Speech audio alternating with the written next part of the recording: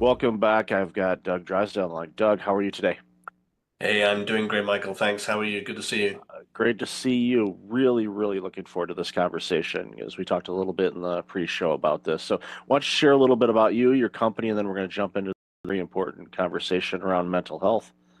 Yeah, happy to do that. And thanks for the opportunity to talk a little bit about what we're doing.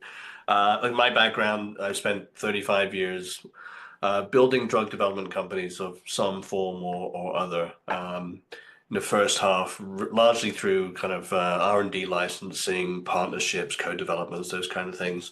And then later through larger transactions, lots of M&A. I've acquired 15, 17 companies, something like that. So building companies organically. But the most rewarding, I think, for the last sort of 16 years or so, I've been the CEO of four different pharma companies, different types of companies, from a generics company I co-founded, a spec pharma company, a CDMO, a contract manufacturer, Cybin, now a biotech company. Two of those were startups and two of those were turnarounds. Two of them were public and two of them were private. So it's a real kind of mix of things. But definitely, I can say that the most rewarding has been the opportunity to grow teams and pull those teams together to deliver things like we're doing at Cybin. And I think that in all of my career in drug development, um, for the most part, it's inevitable that drug development is incremental. We make incremental steps. Science is incremental. We learn a little bit more. Each new product is a little bit better than the one before. But I think for the first time in my career with Cybin, we have something that has the potential to be a real paradigm shift, a massive leap forward, moving away from daily treatment of the signs and symptoms of, say, depression to a more of an interventional treatment that has the potential to rapidly fix depression, remove depressive symptoms. And after just a couple of doses, most patients are seeing benefits lasting at least a year so far in our studies. So a real paradigm shift in the treatment landscape, which is obviously kind of a once in a career type opportunity.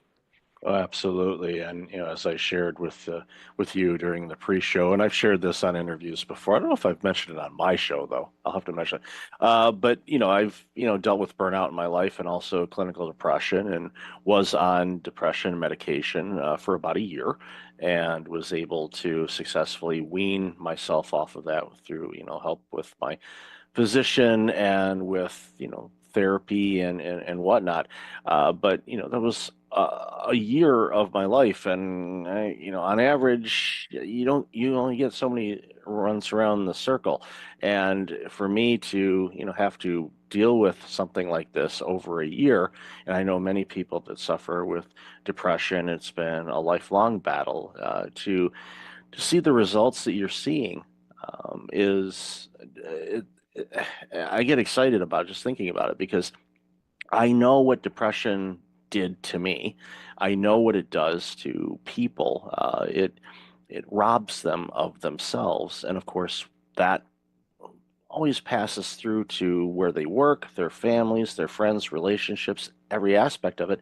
In society suffers from that. When people lose great people because they're depressed and they're not themselves and they're not able to contribute the way that they want to or used to, society suffers from that. So, that's why, it's so important for us to get you on the show because I want to talk about, this. And obviously, I don't want to ignore the fact of your career, and a question that came to mind as you were walking us through what you've done all these years is I don't want to guess that you've seen it all, but you've seen enough. I think as you're navigating through the landscape of getting approvals and investors and all these other things, that you can kind of sense what the next question is going to be, the next step's going to be in order to get things approved or clinical trials or anything like that. So I'd love to hear your thoughts on that. Yeah, first of all, I'm glad you managed to work your way through that challenging time. In some ways, you're lucky that it lasted only a year. Many patients, as you know, find themselves having to turn to antidepressants because the depression needs some help.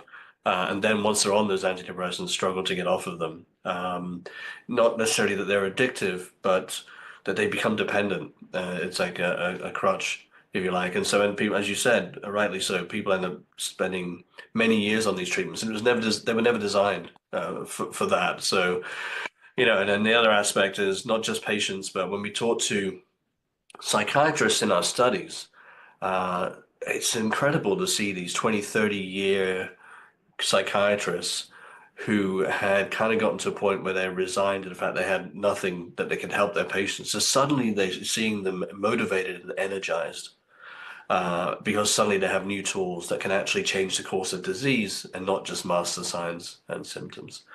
Yeah, look, drug development drug development is challenging. Drug development is complex, more complex than most retail investors appreciate. Clinical trials are complex. Our first phase 3 study, 40 sites in a dozen countries, and that brings a huge amount of complexity, as you can imagine. And all of that goes on behind the scenes, and the public just sees the outcomes of it. So we're very fortunate to have a really strong team that has developed 60 plus INDs with FDA, many mental health treatments. The team's had something like 37 exits between them. So that means, I think that's a good sign. It shows that they're able to create value for themselves and for investors. But more than anything, this is a cause that really motivates people. So I think pretty much everyone on the team is here because of a personal motivation, a friend, a family, a loved one that has dealt with one of these challenges. So there's that personal motivation, but we're also quite competitive people. It's interesting to me, always interesting to me, that drug development seems like it's glacial and really slow, but actually it's kind of like swan management. Smooth on the surface and paddling like hell underneath.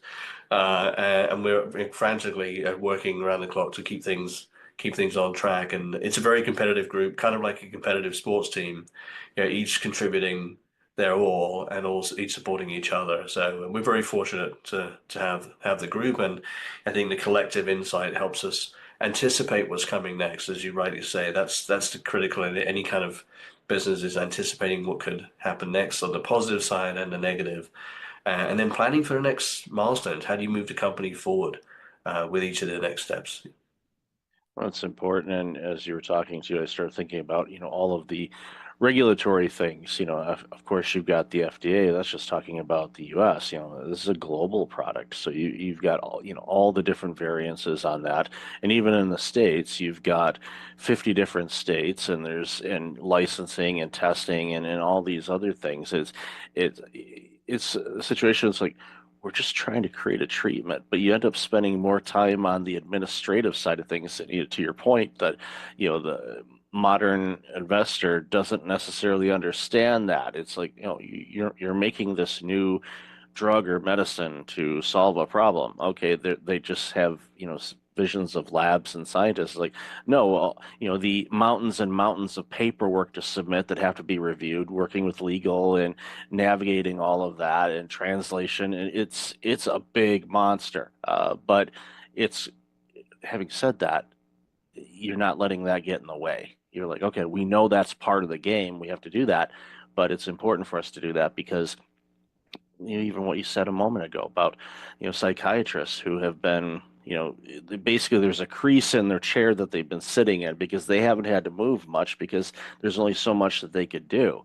Now all of a sudden they're like, we've got this new tool that could actually help people really fast. And what that does, just thinking about this from a billing standpoint for a moment, for a doctor or a psychiatrist, the more people you can see, the more revenue that generates. So if you can build up your practice because you're able to help people and get them in and get them out, you're going to have more opportunities to do that. That's just one little side effect of it. I mean, that's not your primary goal for your organization, but that is one of those positive side effects is Oh we're yeah. helping people.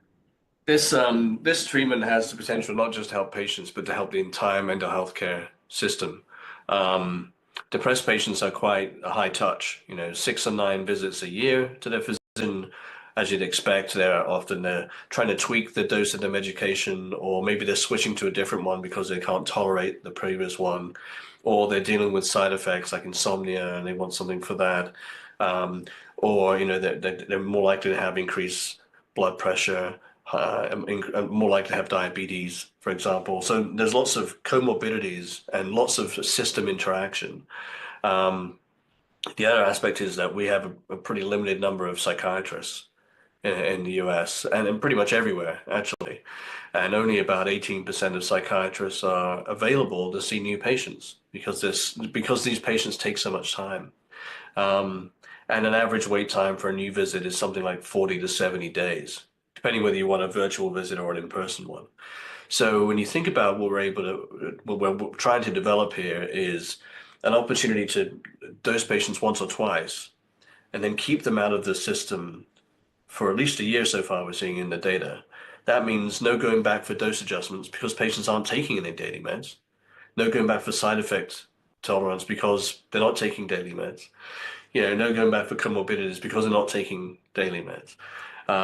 And so keeping them out of the system frees up all these other resources for new patients. I mean, even in the interventional psychiatry space, where we see treatments like ECT, TMS, esketamine, Spravato, in these interventional psychiatry centers, those are high frequency treatments. Esketamine dosed 26 times a year, so patients are coming in every 2 weeks. That's pretty tough on these centers that have very limited space. So if we can reduce 26 visits to two, these sites can see a lot more patients. We can deal with the problem a lot more efficiently. Agreed. And we know the stats of, people that are really struggling, just, case in point, I saw a stat the other day, it's, we're just at the time of this recording, we're just ending, the holiday season. So there's a lot of people that'll be getting their credit card bills in the next week or so. And there's financial stress, and the stress Mm. causes depression because they feel bad about overspending, or they feel bad that they can't, make the payments on time. And of course, that can get you down a rabbit hole of depression and anxiety and self-doubt and all of these things. And a lot of this, I mean, a lot of people, especially when I was going through it, you realize that, a lot of that is just, your brain and chemical challenges and whatever that's, adding fuel to the fire type of situation. And to be able to, take that and not quote unquote mask it with the pills that I was taking for a year, but to actually have something that can adjust things and correct it where, like you said, a visit or two, and all of a sudden I'm good for a year so far. Because it changes things. And again, it opens up the door because, again, I see so many people just in my daily walk of life where I could tell people are having a tough go of it. And I don't know necessarily what the reasons are. I do know that they're having a tough go of it. And I don't, my hope is that they'll be able to get the help that they need.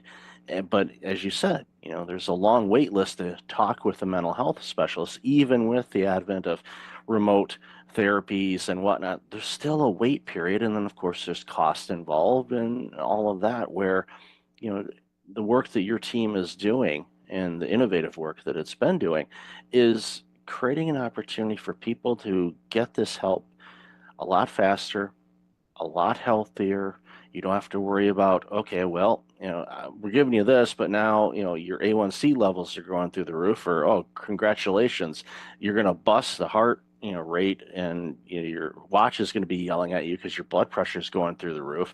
You won't have that. And I used to work in primary care as an executive, so I see the patients coming in, and I know the challenges they're having, and a lot of it is basically playing whack-a-mole. And that's tough on a doctor because they have to figure out, all right, what are all these different combinations of things? And to be able to use, what your team has come up with, again, it excites me. I'm thrilled that, the work that you've done, and obviously you're leveraging all the experience you've had, but I'm thrilled for this because I know what this means for humanity. If we can get people away from being depressed and help reduce anxiety and other mental health challenges, people will be happier and healthier. And what a world will that be when we can get there? Yeah, no question. And obviously there's a big link between metabolic health and mental health.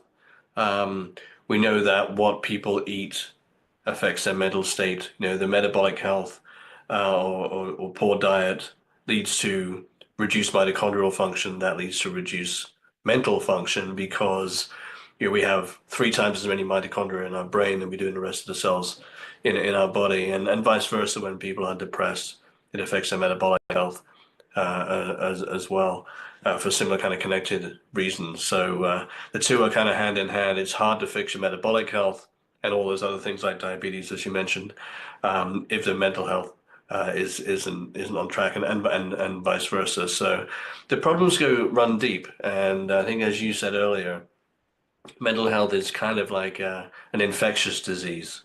It doesn't just affect that individual, but the loved ones, the carers, their colleagues, their friends.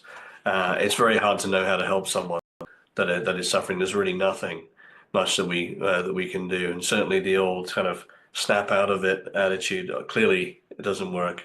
Um, we're very excited about the potential for this, and we're well into our phase 3 program now, focused on executing that.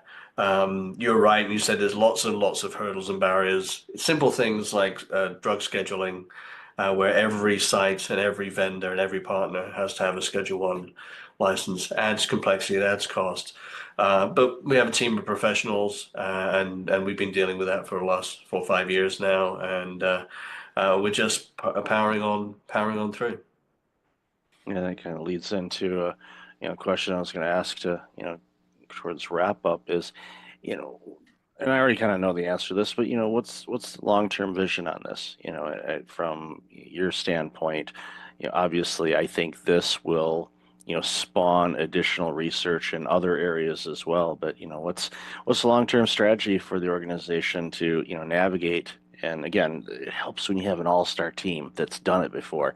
It, Yeah. it, it, it it's not a case where nothing surprises you. It's like, okay, we know how to deal with this, and they do it. And I love seeing organizations that are made up that way because it strengthens the opportunity to quote unquote get things right. So, love to hear your long-term strategy. Look, I mean, we're fortunate in that depression studies can be quite challenging, typically, in that when you're dosing patients every day with a psychiatric condition, and then you're comparing that to a dose of placebo, those placebo patients are getting some kind of positive input, if you like, or, so they're taking this placebo, some reinforcement, if you like, and so the placebo effect can be quite large in these studies, and then you get a failure to separate the active treatment from placebo, typically normally because these treatments have fairly small effects historically. We've got two things working in our favor here. One is we're seeing much, much larger effects, 8 to 10 times larger than with traditional standard of care, and we're not dosing every day in studies, nor with placebo. So the separation risk is gone. We've seen just tremendous results in phase 2, 70+% remission rate, sorry, at 12 months, 100% response rate at 12 months after 2 doses. So going into phase 3, we've removed a lot of the risk. So now it's all about execution. When we think about the long term, this is just the beginning of a platform. So we know that these treatments very likely will be successful in depression, anxiety disorders. There's plenty of anecdotal and academic evidence to show that there are many other conditions that these could be helpful for as well. Bipolar disorder, OCD, postpartum depression, cluster headache, migraine, neuropathic pain, substance use, opioid use, alcohol use. I mean, these are conditions that collectively affect in the US alone maybe a couple of 100 million people. So we're not talking about niche applications here. We're talking about mainstream applications on the scale of, the GLP-1s, Wegovy, et cetera. Ultimately, once we look a few years down the road. So our hope is to focus on this phase 3 approval in depression, and then leverage off of that experience and the impact we can have on the depressed patient community, and leverage that to help many more people with a lot of other conditions. and really try to change the mindset to move away from daily chronic dosing of pills every day to something that's more interventional.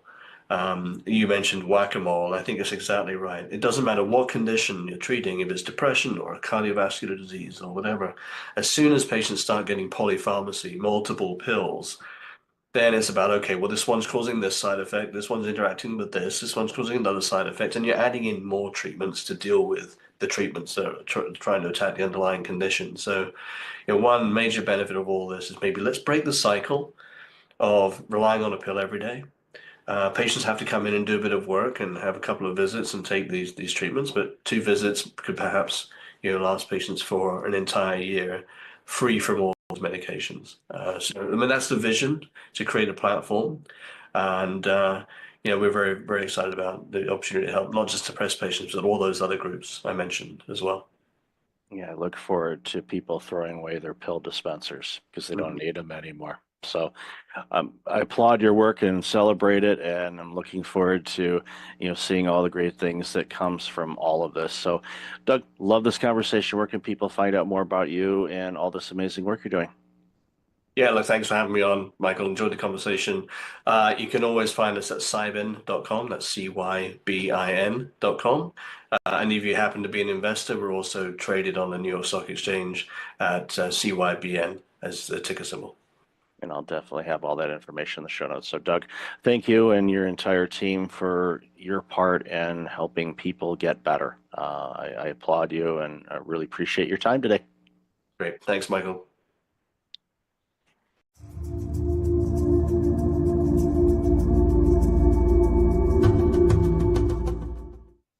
Welcome back. I've got Dr. Kimberly Harms on. Kimberly, how are you? I'm doing great, Michael. Thank you for having me. Really looking forward to this conversation. So, why don't you share a little bit about you, and then we're going to jump into this very important conversation. Well, I've been around the block a lot in life. I've been a commissioned officer in the United States Public Health Service. I'm a dentist, was a first woman president of the Minnesota Dental Association, and I was a national spokesperson for the American Dental Association. But I'm on the other side of that now. I had an injury in my hand, and so I'm not practicing anymore. So I turned to speaking. So I've been an international speaker. I've written a couple books.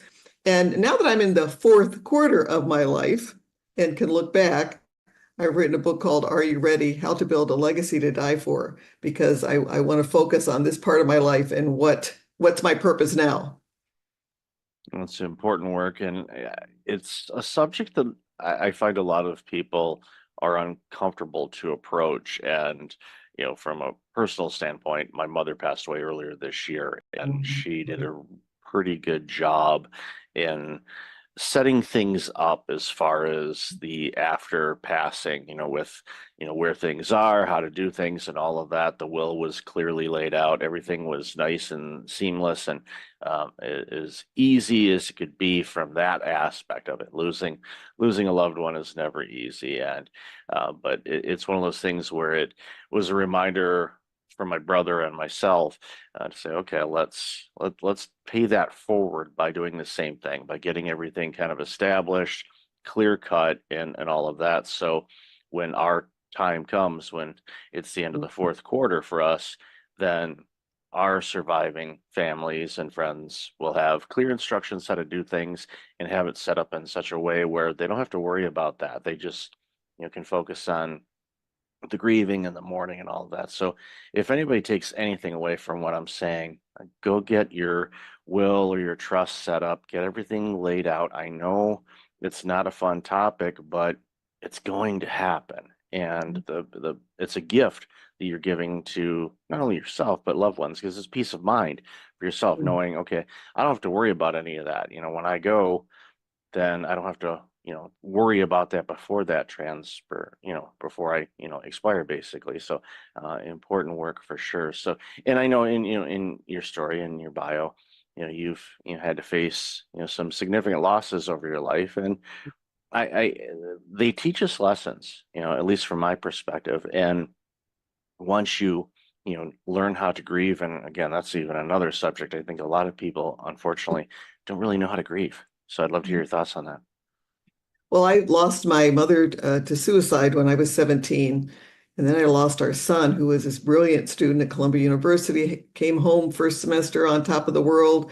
He had been named to the dean's list in engineering. He was in the place. He'd been elected to student government. He was just on top of the world, so happy.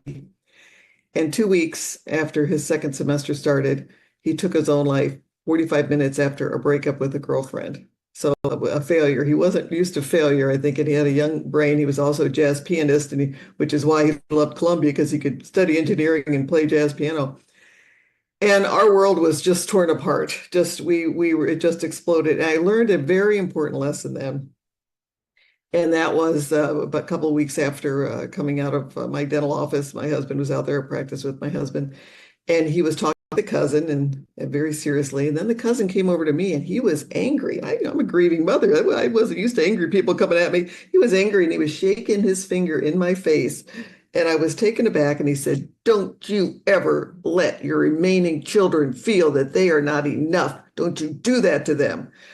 And it caught me by surprise, because I realized that he had lost his brother at the same age that we had lost our son. And he felt that he lost his parents at the same time. He felt that the parents could no longer pay attention to their living children because they were so consumed with grief over the dead one. And I was headed in the same direction. It was such a, I didn't think I'd ever get out of that pit, and so it forced me with that confrontation to realize that my grief affects everyone around me, and especially my family. And it was at that moment that I just decided to fight and kick and scream and crawl my way out of that pit to find happiness in life again. And I could breathe the fresh air now. I live my life full of joy at this point. Took time. It was not easy. It took years to get out. Never was easy, but it's certainly worth it. And that's what I'd like to send to your leaders and your listeners, that your grief as a leader even affects everybody around you. And it's so much better for you and for everybody else to fight tooth and nail to get out of that grief pit, because it takes a fight. If you don't fight, you're just going to stay down there. So don't give up. Keep fighting.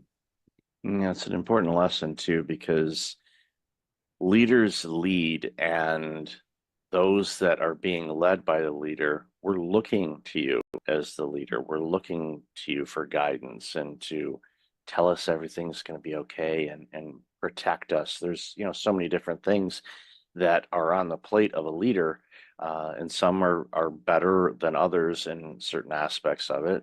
No one is by far perfect, but there are some that, even when they're going through a personal challenge, such as the loss of a loved one, or end of a marriage, or you name it, it's one of those things where it's like, okay, I'm not ignoring that, but my people need me to be the best version of me. And how I do that, and again, it's not easy. This isn't for the weak, but the listeners of this show, you're not weak. You know that you're strong, you're resilient, you're able to accomplish a lot, and you're going to accomplish even more. But there's going to be days that are going to be tough, and sometimes weeks, sometimes months, depending on what's going on in your world. But know that there is another side of this. But yeah, you're going to have to fight through it and get through it. And that confrontation was a blessing to you, quite frankly, from my observation, because I've seen people that have lost loved ones, and they never recovered. I think about my grandmother, when her youngest son died in an auto accident, and he was well into his 40s when this happened, and it spiraled grandma to the point where she didn't recover from that. And then she developed Lewy body dementia, and that was a 7-year fight, and very tragic to view and experience all that gave us. But I often wonder if the situation with my uncle passing away, if that did not happen, what would have transpired? Would she have had that? Because our bodies and grief and our thoughts impact how our body reacts. Our body is like, okay, you're dealing with stress, so I have to do all these other things. And having worked in healthcare before, and you know this obviously in your practice as well, that our brains and our thoughts can manifest diseases, illnesses, gum disease, you name it. I mean, yeah, there's all kinds of other factors, but it's our brains are very powerful and they can be very helpful to us. But if we don't feed it the right things, they can be also very detrimental to us as well. Well, that was a perfect example in my case because I got treated for depression after my son died. It was part of my fighting out of the pit. And, of course, I have a mother and a son who took their own lives. I better get treated. Depression's in my family. But my husband, and I used to call him my stubborn Norwegian, he was a Norwegian farmer, and we were married for 44 years. But he did not get help because, he's a tough guy. He's not going to get help. And he had just had a liver transplant 6 months before my son died. And his heart checked out great before the transplant because they don't give you a liver if your heart's bad, right? And about a year or so after Eric died, he ended up having quadruple bypass surgery and a valve replaced.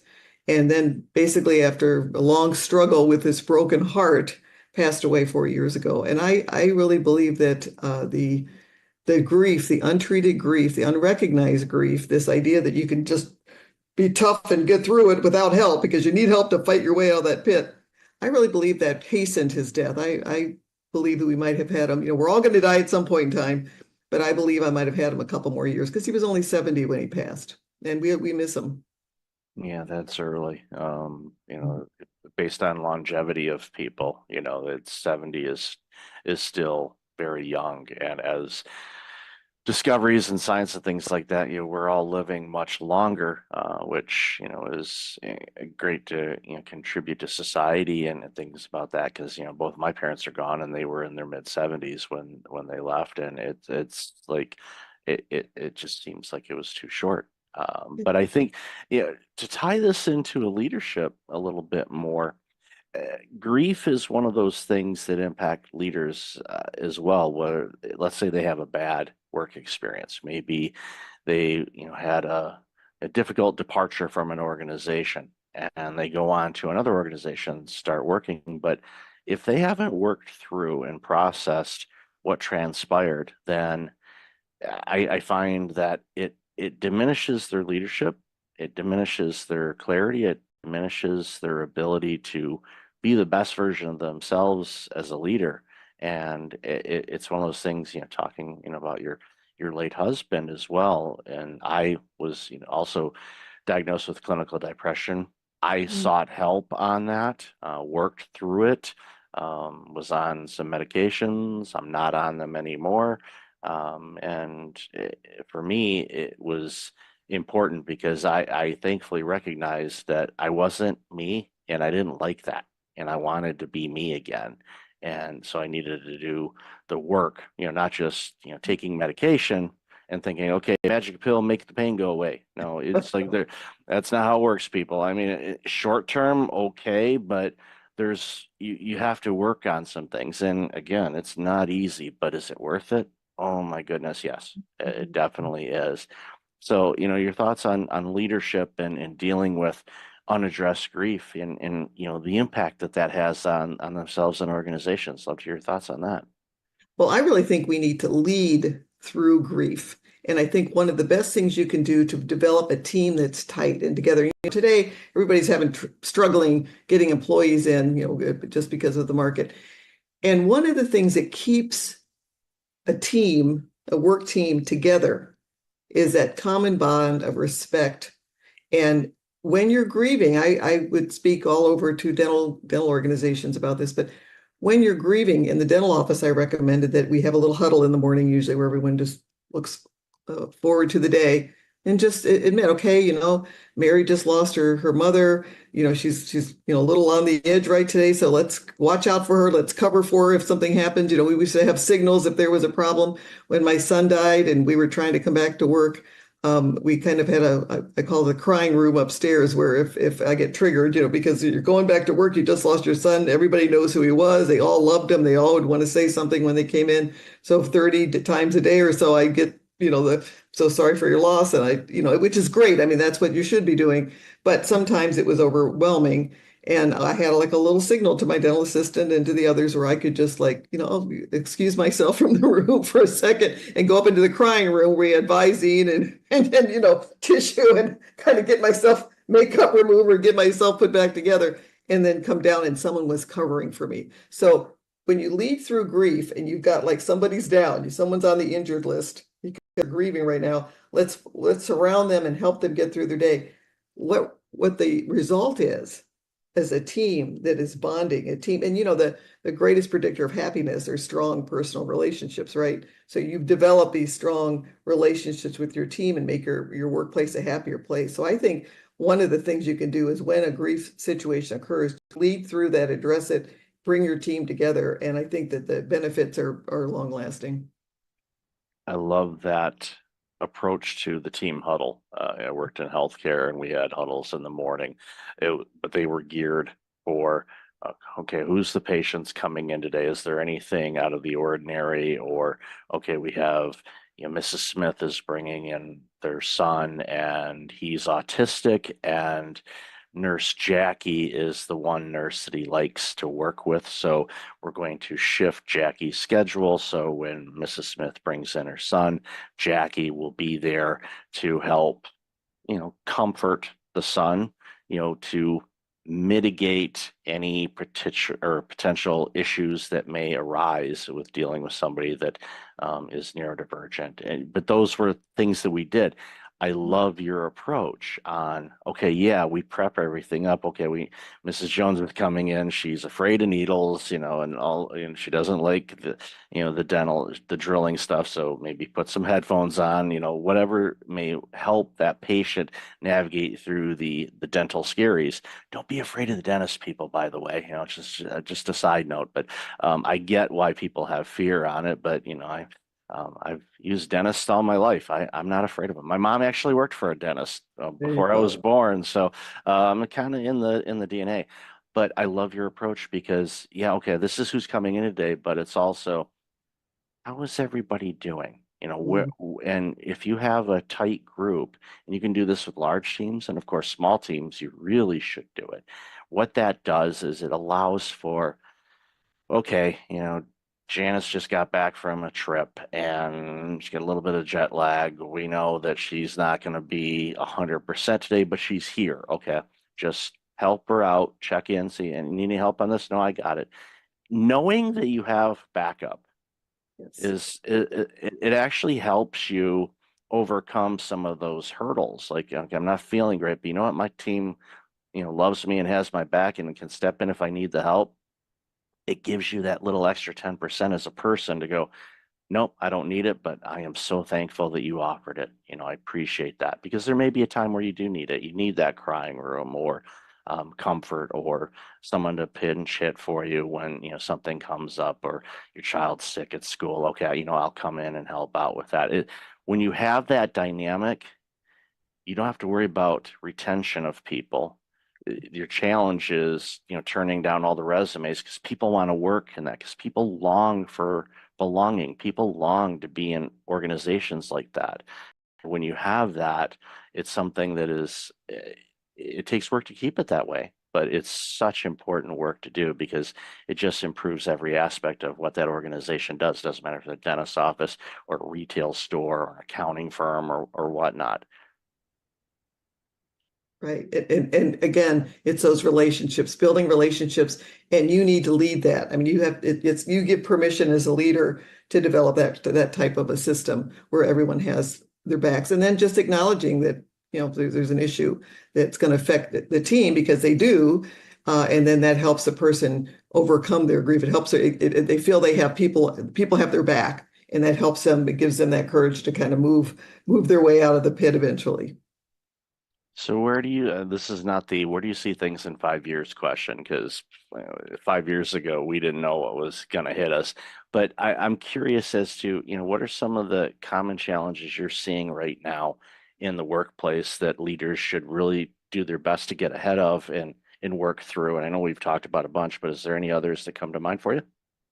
Well, I think the most important one is to make your team feel valued to give them opportunities to work through grief, and building trust. Absolutely, you have to build trust. If you lose trust with your employees, you're going to lose your employees. And I think that working on the emotional issues, I'm as dentists, we typically are not we're very clinical people. We like we work in millimeters. We aren't typically as a group people that focus on emotions. And what for any organization, when you work and you handle the emotional issues and take care of any emotional emergencies, and when you see people in your office that maybe aren't getting along, kind of intervene there and help them get along. And when you do that, what you find is by developing an emotionally safe place where people feel valued, people feel protected, you increase loyalty of the customers because they feel it. They want to come. If people are afraid to go to the dentist, but they loved our office because they'd come in and people are laughing and joking and helping each other out. You build loyalty of your customers. You build retention for your team members. And ultimately, you build production, because if everyone's working together for the same goal and you're all on the same page and you care about each other and you're working together, you increase production. So it's a win-win-win-win-win situation to manage those emotional emergencies well, to take care of conflict, and to build trust. Yeah, trust is one of those things that can take years to build and seconds to lose. And and again, everyone, leaders to the front lines, everyone's a leader wherever they happen to be. But it's one of those things where when you present yourself at work, and I see this a lot, I think a lot of people struggle with, their own internal battles, their mindset, their egos, you name it. There's so many different things that get in the way of us living our best lives. But we have to remember that we are a collective. When we go into work, we're part of an organization that's doing great things, whatever you happen to be doing. And if you present it doesn't mean you have to show up 100% every day. It reminds me of an old joke that I saw a long time ago. It's like, I give 100% at work, 12% on Mondays, 10% on Tuesdays, and it's like, that's not what I mean, but I still, I should have I'm sure I could find that. I could print that out or create one myself, but that's not what it means. There's going to be days you're not going to be 100%. We know that we're just, that's how it's going to be, but give your best that you can at that moment and be there for people. And again, in the environment you mentioned, and with the huddles and all of that, when you're not feeling it, let your people know. And I think that, quite frankly, it shows a little bit of courage and bravery on the individual, but it also shows that the organization is providing a psychologically safe environment for people to say, you know what, I'm just out of it today, and I apologize in advance. And then you just say, okay, what can I do to help? And then those people know, okay, I'm having a bad day, but tomorrow's going to be better. And knowing that you don't have the Sunday scaries, as people call it, or you don't have the, oh, I don't want to go to work kind of thing. Okay, yeah, none of us do. Okay, and some days we just don't want to work.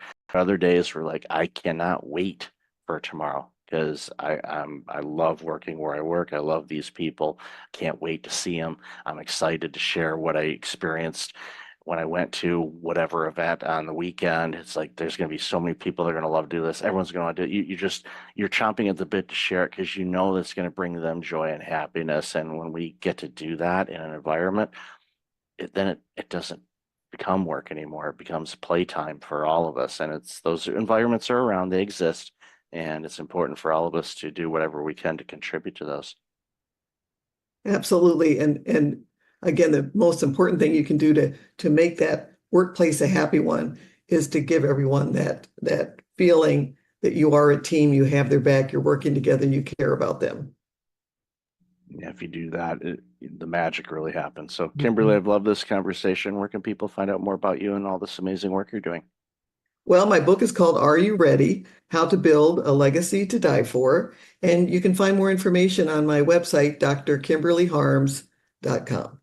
And I'll definitely have that in the show notes. So thank you, Doctor, for your time today. Really appreciate you, and I love the work you're doing. And I've loved our conversation today. Well, thank you very much. This has been a pleasure.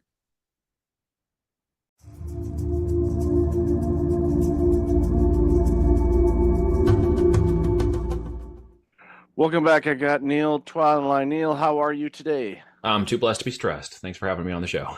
There you go. That's the best way to approach life, no matter if it's full, it's just a challenge to grow and be Yeah. better. So I just look at it that way. And believe me, my life has been a whole lot better since I changed my mindset around It's that. all around the mindset, right? I only tell my kids, and we constantly repeat in our house, it's not that you have to do these things, it's you get to do these things. Therefore, you take a different perception of mindset and authority and accountability over doing them.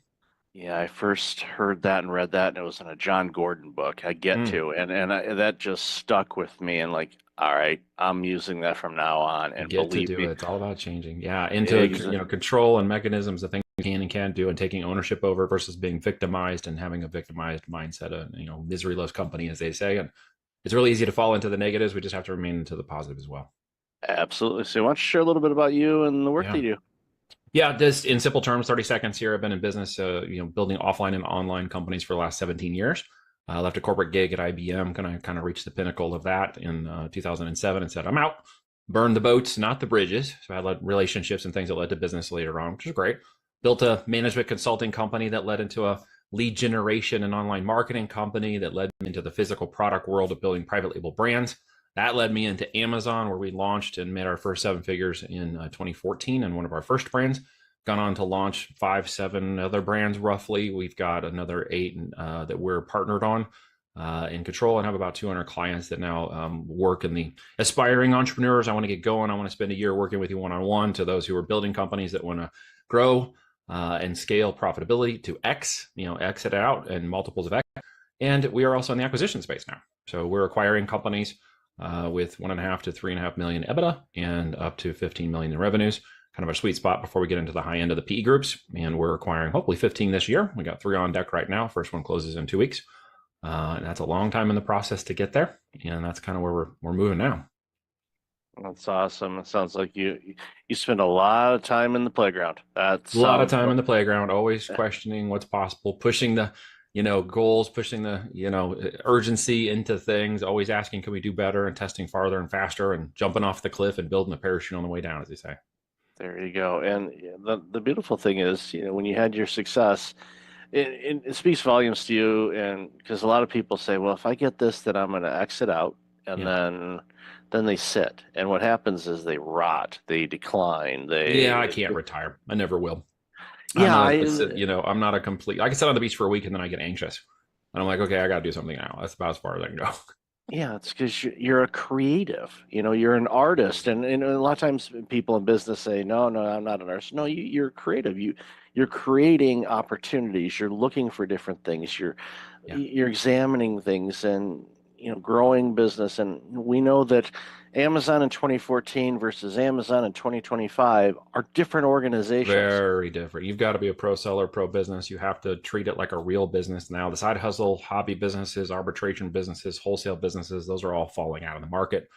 At the end of the day, if you don't build something with tangible assets, private label, equity, intellectual property, etc., you're building vaporware. You're building a job. You're building something nobody wants to buy. And as somebody who's buying things, I don't want to buy any of those. And nobody I know who's buying doesn't want to buy those either.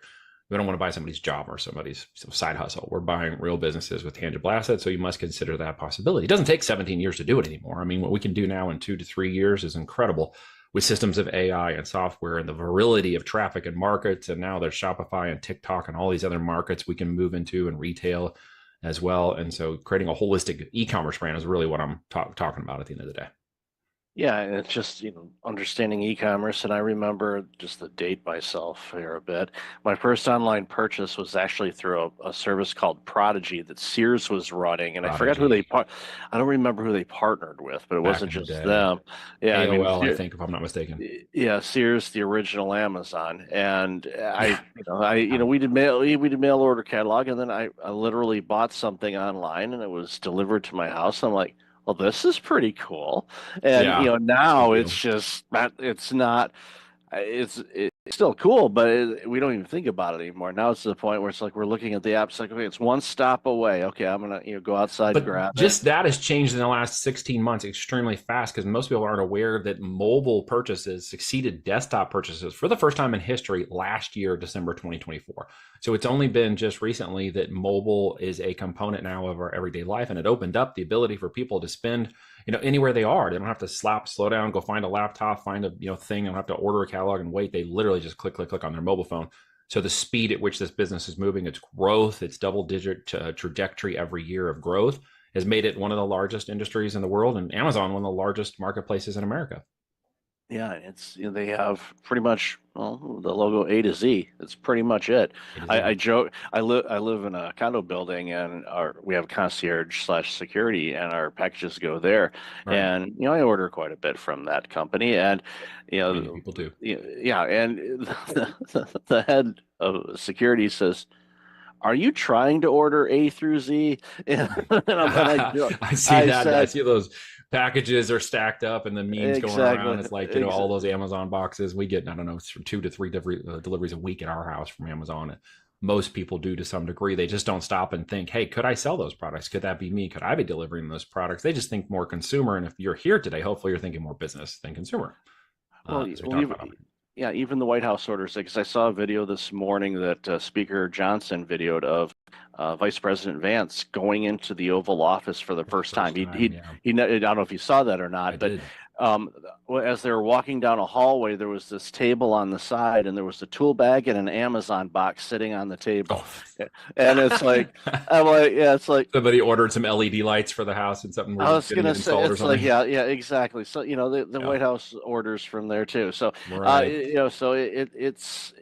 but again, we both remember a time where that didn't exist. Oh no, absolutely. I remember when they ordered the first pizza online and all this stuff. And I've gone back to the internet when we were doing green screen inbox terminals once upon a time and building the first boxes in the computer lab at the school. And something you said earlier really struck me, because I went to college on a full ride music scholarship. So business to me is like music and creativity. It's like Chopin or listening to Miles Davis and jazz. It has creativity and fluctuations. There's not really hard and fast rules. There's guidelines. There's if you've got creativity in your nature and you enjoy technology to some degree and you don't mind working on computers, then e-commerce for you could be an amazing opportunity. It took me out of that whole world and refocused and changed the way I thought about business and business online. And as I watched it grow, I just kept thinking, I got to get a piece of this somehow, somewhere, someday. But it was so soon in my walk that nobody was teaching it. No academia, no credits, no nothing. You had to literally do it yourself or go to the corporations that were spending money. And so I ended up in the corporate world, into Sprint and doing programming first, teaching myself how to program.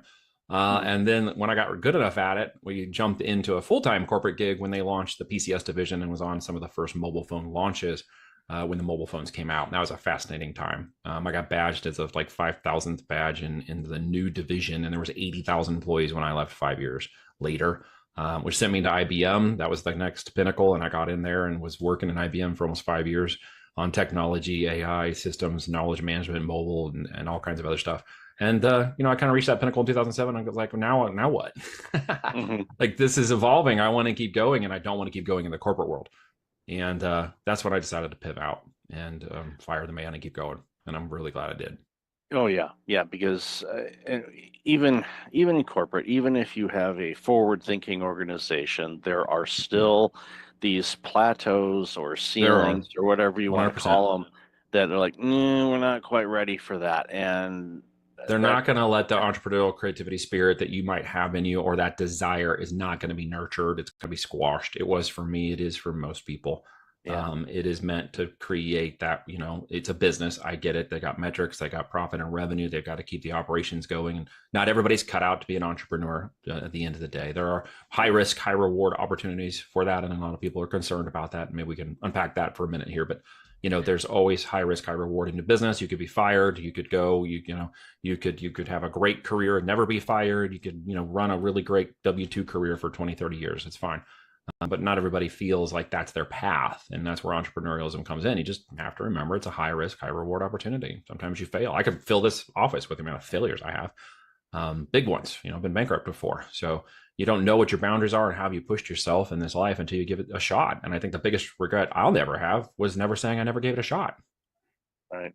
Yeah, it's so important. And what you said about, people, kind of go, oh, I don't want to run my own business. Like, that's scary. There's a lot of risk involved. But a stat that I share all the time is like from the year 2000, 52% of the Fortune 500 companies are either gone or were acquired. So over half of the Fortune 500, people kind of know who those guys are, gone. And so you're telling me that your job working for this smaller mid-sized company that you've put in all this time, that they're safe, quote unquote? No, they're not. No, none It's of like it's safe. one pandemic, you could be wiped out, or one algorithm change on a social media platform Yep. or Your social media badge gets platform. called below a certain point, and the CFO is like, great, all of these people across this organization have to go, and your badge number got called. It's like, well, Yep. that's not fair. You get victimized by the system. And I was a part of that. And so when I got out, I was like, I'm never going back. I burned the boats. That was it. You never go back. I'm Right. going forward no matter what. Yeah. And by the grace of God, I have a life partner, my wife of now 17 years of marriage, who we got married that year I left in March, and I left in June. And so we were, newlywed couple. And I'm like, hey, we're going to do this venture. You want to go on a, business adventure with me? And she's like, absolutely, I'm in for this, because we're young. And she was working as an RN. We, had a little income, and I had the severance from IBM, so we weren't hurting. And then we got pregnant in that first year, which we wanted to do, but didn't expect it to happen that fast. And then by December of that same year, she had to go on full bed rest. So she had to stop working. So we went from high income, two people getting married, all life goals and everything. We're going to start this business. We're going to have this time. And all of a sudden it was like, whoa, everything changed. We got to pivot. We got to pivot. That house we built, the thing we moved into, that's, the one we customized and thought we were going to spend the next 10, 20 years in, we got to sell that. Like everything became about pushing the dream out, is giving us as much time as we could, and compromising the things that we needed to compromise. People are like, well, I wouldn't want to sell my house to do that. Well, maybe you don't feel the opportunity is great enough for you. Well, I don't want to stop driving my car. Well, then maybe you don't want to risk that. Well, what if I have to put my payroll on a credit card? Well, I've been there and done that. The level of risk is going to be, down to the reward. It just is the same balance over and over again. I wanted the reward of what I've now called my 5 Fs. Okay. That is faith, family, friends, finances, and freedom. If I can't have those things in the life, I don't want it. And none of those things really resonated with that corporate career and that stat. And I knew that I had to go off and create it. And I wanted to be a part of my family. I wanted to drive purpose and value into my life and my family's life. Now I have 4 daughters. We homeschool them all. We live on 50 acres in the country. Our lifestyle by design has now been and created and done. It took us a long time to get here. And it could be done a little faster, with experience and the help of experience from other people. But I had to do a lot of it on my own, and I had to figure out a lot of it on my own, and had to, circumvent those sharks in the water from going from my hell island to heaven island. But, I'm in a place now where my lifestyle begets my business, and that becomes the business I have in my life, down to even I'm teaching an entrepreneurial group in our homeschool co-op starting this Friday for 15 weeks. And we're going to be doing an introduction to entrepreneurship and growth. Pick your product, pick your lane, pick your business opportunity, and let's start figuring this out. And there'll be kids 14 to 18-year-olds in range in there. And we're going to get them starting businesses in the next 15 weeks. Beautiful. I mean, all the things you just said in that 5 Fs are critical. And, you use that as a guidepost on anything. It's like, okay, how does the 5 Fs match up with this? If there's anything where it doesn't, and then out because it doesn't align. And yes, it may have taken you longer, but it's all about the journey. It is a journey. Yeah. Well, we're always in a rush, man. Everybody's such in a rush. It's like, well, can I do this in the next 12 months? Well, no. Well, what happens in the next 12? You're going to keep doing it. You're going to keep going. Yeah. Perseverance and tenacity are just part of the game, right? Yeah. 3 to 5 months, 3 to 5 minutes can happen in 3 to 5 minutes. There's a lot of hopium, a lot of fake scarcity, a lot of this, lottery mindset mentality. I refer to it as kicking over in our culture out of desperation. Yeah. And in many ways, I get it. I mean, when I, got over leveraged in a business and went too far down the line and ended up having to declare a business bankruptcy, I've got the screenshot that shows the $267 I have in my bank account. I still keep it there to humble myself and what we have and where we're going now and the kinds of things we're doing. And I don't take it lightly. I have a huge responsibility of stewardship and presentation over that. And I'm not going to compromise that just to gain a few dollars. I've been at the bottom and had to fight my way out of it. So I understand when people are like, well, I don't have all that money to get started. Okay, well, be resourceful, figure it out, do the work, maybe a little more sweat equity, got more time than money. Okay, get out there and figure out something you could do. Put some equity into it. Well, I don't know if it's going to work. Well, if there's a guarantee it's going to work, everybody be doing it. So first you got to get out there and start walking the freaking process. Well, what am I going to do when it's successful? There's always that fear of success that kicks in too. And a lot of times that one's unrecognized. Well, what happens if it's successful? What if I got to get more money? What if I have to hire employees? You'll cross those bridges when you come to them. The what if scenario for aspiring entrepreneurs who want to get going, they can build a list 15 miles long, and you have to kick that to the curb because guys like I I'm not going to take and have any patience with that thought process. You're going to have to go off on your own and do a little walkabout and get that figured out and come back to the table with a much stronger mindset. Absolutely. And the question I always ask people is like, okay, how bad do you want it? Because if Apparently you're not as coming up, bad as they want it. yeah, because if they're asking, well, what about, and it's all fear-based or 100%. All victim-based, fear and scarcity based, limiting mindset. yeah, Yep. Limiting it's belief like, systems. And yeah, I get it, dude. I grew up in a house where money, I jokingly say money in our house was a 4-letter word. Dad worked, man, 30, 40, 50 hours a week. He was a hard guy. He didn't graduate school, but went in and did a couple tours in Vietnam. He was a Navy veteran. He was, suck it up, buttercup. We got into the cars, we changed our oil, we did everything ourselves, as we had the time and the skill set and energy. So we learned, but we couldn't complain. And we certainly couldn't talk about money, although we had the things we needed. And there was food and I got clothes. Anything I wanted, I had to go figure out. So by the time I was 12, I'm out hustling in the lawns to make extra money so that I could even borrow his truck to go do things to pay for the gas. That was just part of the requirement. And didn't get my own car, of course, because we couldn't afford that. And so I just really learned the value of hard work and perseverance and dedication and tenacity. What I didn't understand was the time that I was trading for that money could be worth a lot more when I changed my mindset and perceived differently. And I actually had an uncle, and it turns out this was kind of a rich dad, poor dad scenario. I didn't understand that till much later on when I read the book. But my uncle was an entrepreneur, was a go-getter, was a guy who thought very differently. He started a boat company in San Diego and got to go down there and see his operation and talk to him and just started picking his brain and, asked him if I could call him more if I had questions. And for the better part of a decade, he was my mentor. He died in an ultralight aircraft accident in 2005. And that was one of the catalysts for my move out of IBM in 2007. It took me 2 more years to kind of refocus my brain and understand that this had to happen. But he had always encouraged me to get my own thing going. One way or another, buy a franchise, do something. He's like, you got to do something. Introduced me to a lot of wonderful people and really expanded my mind into the abundance thinking that I had been locked out of because I simply didn't have access to it. yeah. And going back to what you said a few moments ago, which I really want to commend you on, is the workshop that you're going to be doing with 14 to 18-year-olds, teaching them how to be an entrepreneur. That is so lacking. We think about it because the small business is the heart of our country, It is. and people, I vaguely remember some things in school, in high school anyway. I went to business college, so I was taught business, so that you got it there. But teaching that age where they're still able to learn and retain things a lot easier sparks ideas, because they always ask what you want to do when you grow up, and you're like 14, and you're like, it's going to change, right? Yeah. It's going to pivot. It's okay. Yeah. Like I'm not running a lawn business. Yeah. I ran for a while a game server company called Killer Game Servers, and I had to handle zero density. And before Twitch and YouTube and all this stuff was cool, I was out running the gaming forums and tournaments, raising up a business and getting people to subscribe to a $24.95 a month service where we could do a Zoom style call without the just audio only. So while they were playing the games, they could multi-channel conversation. And it was really cool. And I was setting up thousands of people playing these games, just leading the game board and telling everybody that I was from killergameservers.com. And they went and checked it out. And I raised up, 10,000 people into that service and had 20 game servers running out of Texas. So there's so many ways to make money that I think people acquiesce the idea that it could happen for them when the bar is so low now. I mean, we didn't have the technology. When I was running mobile campaigns in 2008, 9, and 10, we had barely any interfaces to run the campaigns. Just the systems were not there. They were coming online. Companies were putting on, the advertising campaign dashboards and stuff, and we were running them on spreadsheets. So we didn't even have the campaign dashboards yet. It wasn't until like 2010 that the dashboards were actually coming online and we could actually start seeing it digitally and track it digitally, which was a game changer, of course, as well. You have all that in front of you right now. And see, people just, because there's so many things, I don't think they know what to do. And so I would encourage anybody who's thinking about the long term, which in my world is 3 to 5 years, by the way, for a business to growth, trajectory, scale, and exit, okay, it can happen in 3 to 5 years, and it can happen at large scale, okay, because the internet, the virality, the traffic. I mean, Amazon does over 8,000 units a minute, okay? The first $1 million sales hour just happened last July, 2024 on TikTok.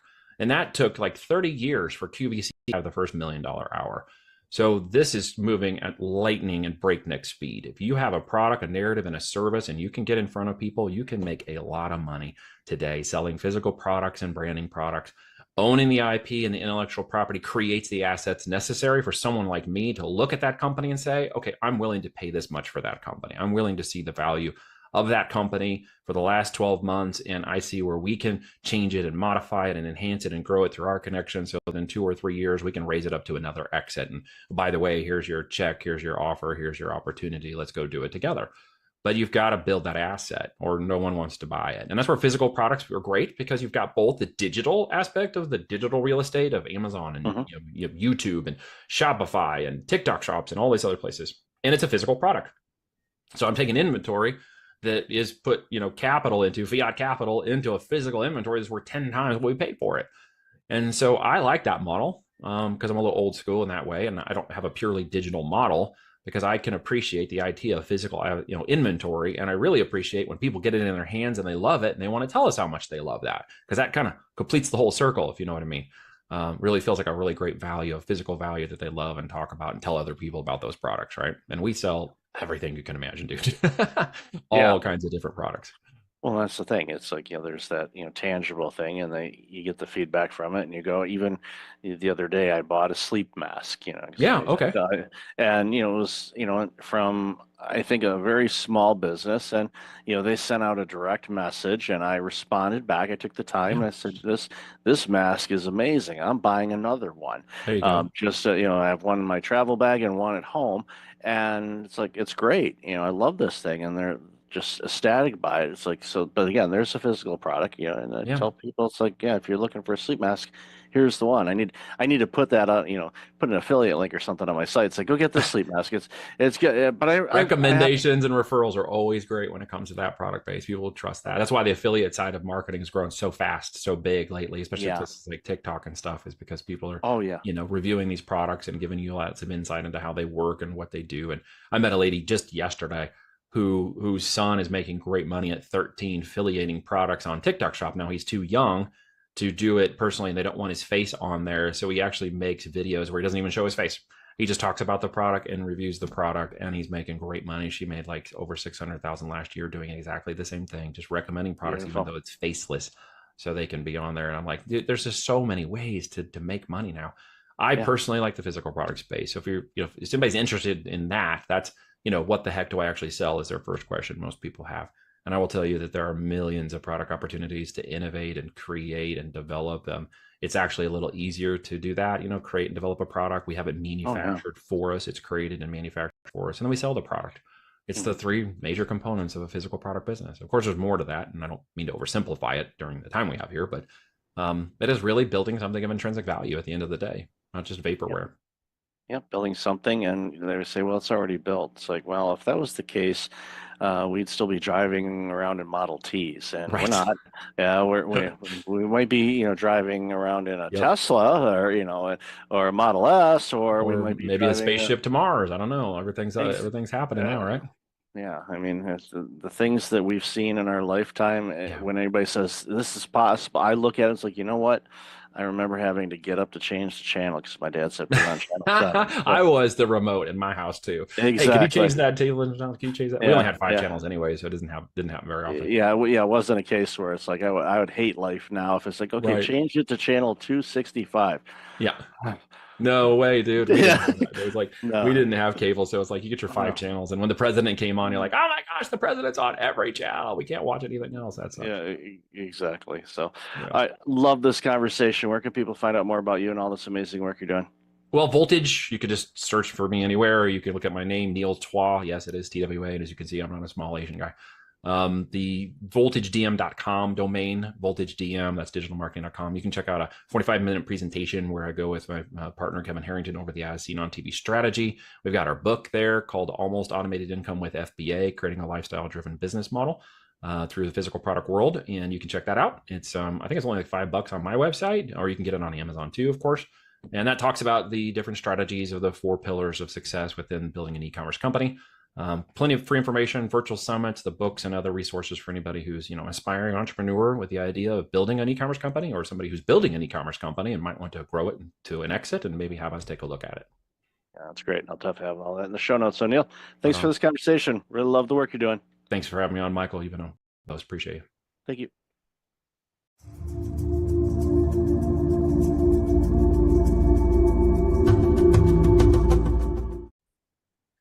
Welcome back. I've got Clifford Stephan online. Clifford, how are you? Great. How about yourself? Thanks so much I'm for having doing, me. oh, my pleasure. Really good topic that we're going to talk about today. Important one too. So why don't you share a little bit about you and then we'll jump into the conversation. Sure. Yeah. So I am 51-year-old male, grew up in the Bay Area, and I've had a human resources compensation consulting firm designing employee and executive pay plans for pre-IPO tech and private companies in the Bay Area for the last 20 years. And got a degree in nutritional science, pretty active in sports, kind of a health nut. And yeah, kind of by my late 30s, early 40s, kind of starting to look and feel my age, and was pretty heavy social drinker, and it was in corporate America, and so I kind of wound up taking a break from alcohol and just kind of got a lot of epiphanies and a lot of just benefits. I think you hit on a lot of these things around stress management and, kind of just looking and feeling and trying to perform at your best and be grateful and all those things. And so I that was kind of my epiphany. And so, yeah, I'm super excited. So I started this men's health and wellness movement called Booze Vacation to kind of encourage my peers to consider taking an extended break from alcohol to as kind of a reset and kind of a opportunity to, kind of tap the brakes with our health and wellness, and because it is one of those kind of predictive models that can cause a lot of issues and a lot of ongoing stress. And so, yeah, I'm doing that officially full time starting in June. So I'm super pumped, kind of my life's passion, and it's been a lot of fun. And yeah, so that's what I'm kind of up to.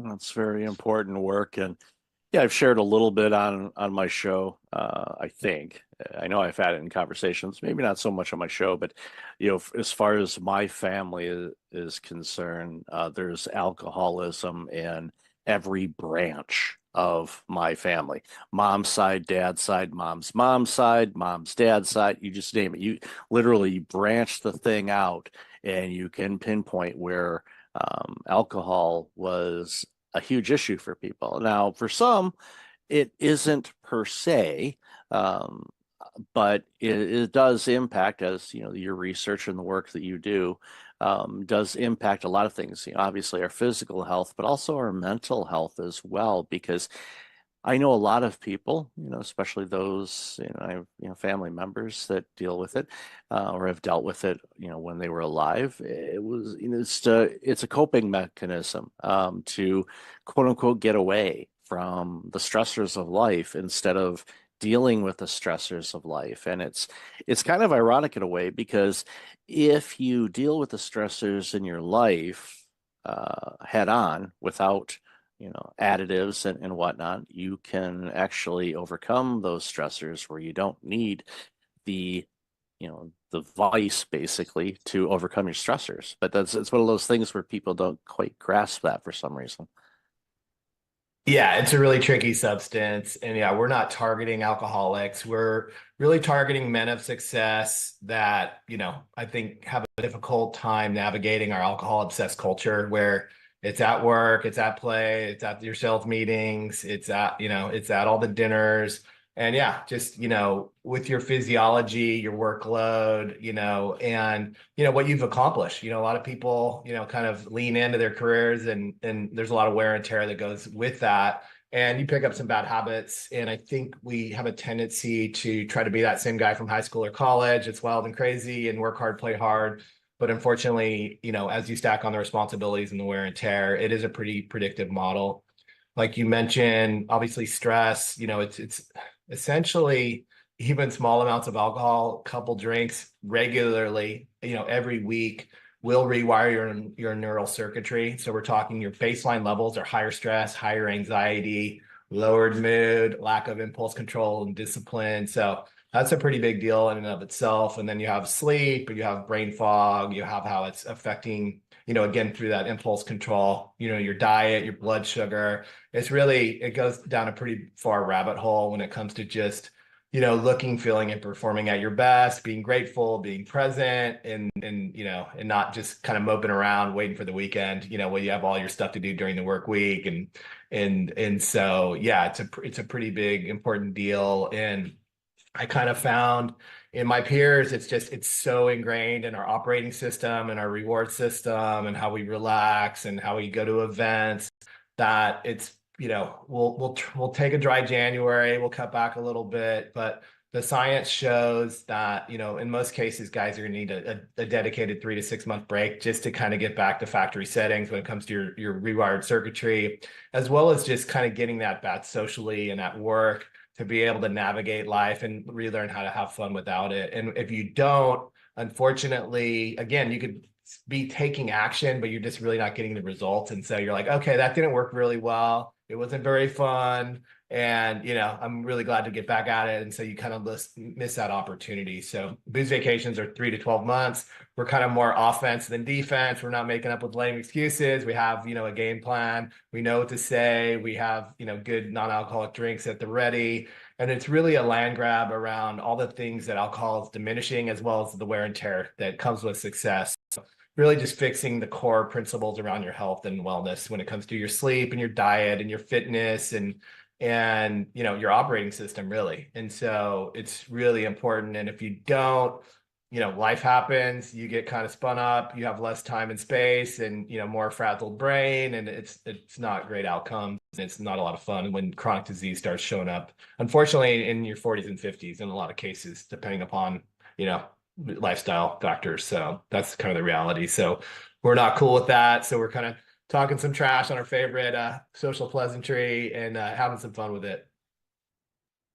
It's important work. And, for somebody like myself that deals with, individuals and teams that are burned out and stressed and fatigued and all of that, it's a common denominator. Like you said, it's very difficult to go anywhere where it's not front and center, promoted, marketed, from commercials, watching sporting events, at the sporting events, you name it, concerts, at dinners, servers are saying, hey, would you like, here's our latest wine collection or whatever they happen to be pushing that day. It's front and center and everywhere. And it's a cultural norm.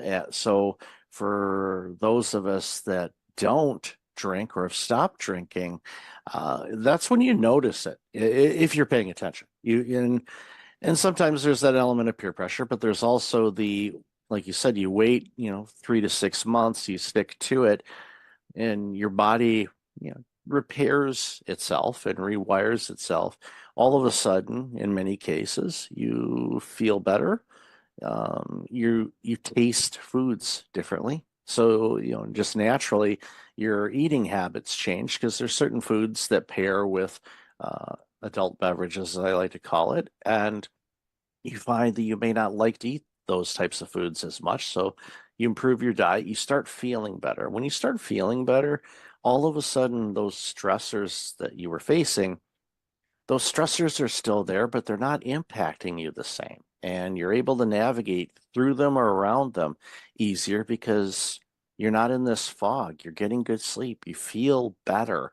You start looking better in many cases. And if you're in your 40s and 50s and you're successful, it will become noticeable for a lot of people. Like, Cliff, what are you doing differently these days? And like, well, I just, taking care of myself and doing this, and I've cut back on this, or I've stopped, drinking alcohol for a while, and I'm seeing some amazing results, and I'm enjoying life without having to have an adult beverage all the time. Yeah, and that's exactly it. And again, we're not targeting alcoholics. It's a purposeful break to essentially get you up to 100%. A lot of these guys are dragging ass. They're at 50, 60%. They take a month off, they get to 70%. Oh, I feel great. I'm ready to have another drink. And so they don't really ever get that momentum. They don't they're not able to address all these issues that honestly are overwhelming, because again, you could work out, you could eat a kale salad, but with regular alcohol use, you're just down regulating so many different systems that you're pissing up wind with your physiology. And so we want to ultimately, it's not about pointing fingers or pushing sobriety, but it's really about getting guys to 100%, seeing what it's like, and really giving them a choice, because it seems like the current system is like, what's your favorite brand? You want beer or wine? But it's not like you don't get that choice to really get out of that, social construct. Because again, I'm not drinking tonight. That's kind of an awkward conversation. When you're doing these short breaks, they're defensive, you're on your heels, and they're not very effective, and you're not getting back to 100%. And so there's really no way out. And it sounds kind of dire, but again, just the typical male,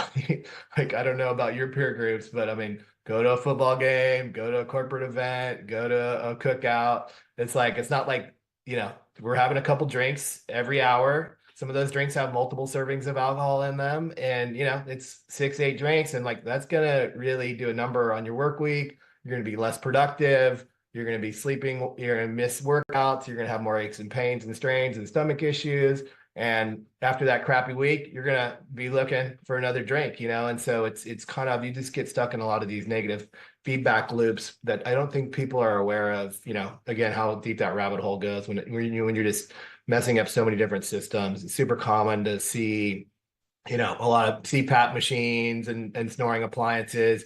You're dysregulating your autonomic nervous system, your respiratory rate, your heart rate, your stomach. You're creating a leaky gut, chronic inflammation. So there's a lot of Advil and Tylenol, in the gym bags. And ultimately, again, when you're crushing testosterone as males. So, when you stop getting results at the gym and stuff like that, you're like, whatever, I'm kind of a sore shoulder. I'll just, stick with work. And it's like, you wind up, you have plenty of money. And then once you lose your health, then you're pretty screwed, because things can kind of go sideways pretty quickly. And you realize you haven't been spinning the right plates. And so I think it's just really imperative as guys, we kind of target guys in their 30s or 50s. We were talking offline about how I think some of these younger generations, they have dating apps, they have, they have weed, they have all kinds of different stuff that, back in the day, I think we were more indoctrinated into the alcohol type stuff. And that, it's a very predictive model. You use it and it works really well. And then when you stop using it for a period of time, it doesn't work well. So you kind of break that system. And again,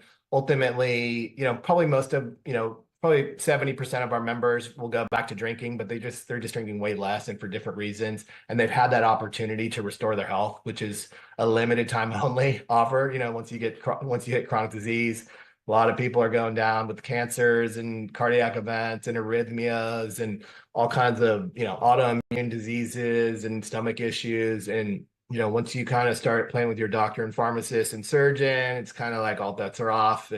But we really want to give guys a lifeline and an opportunity. And again, I'm kind of sounding like a nervous Nelly, but the reality is that, success, wear and tear, age, and regular alcohol use is a very predictive model.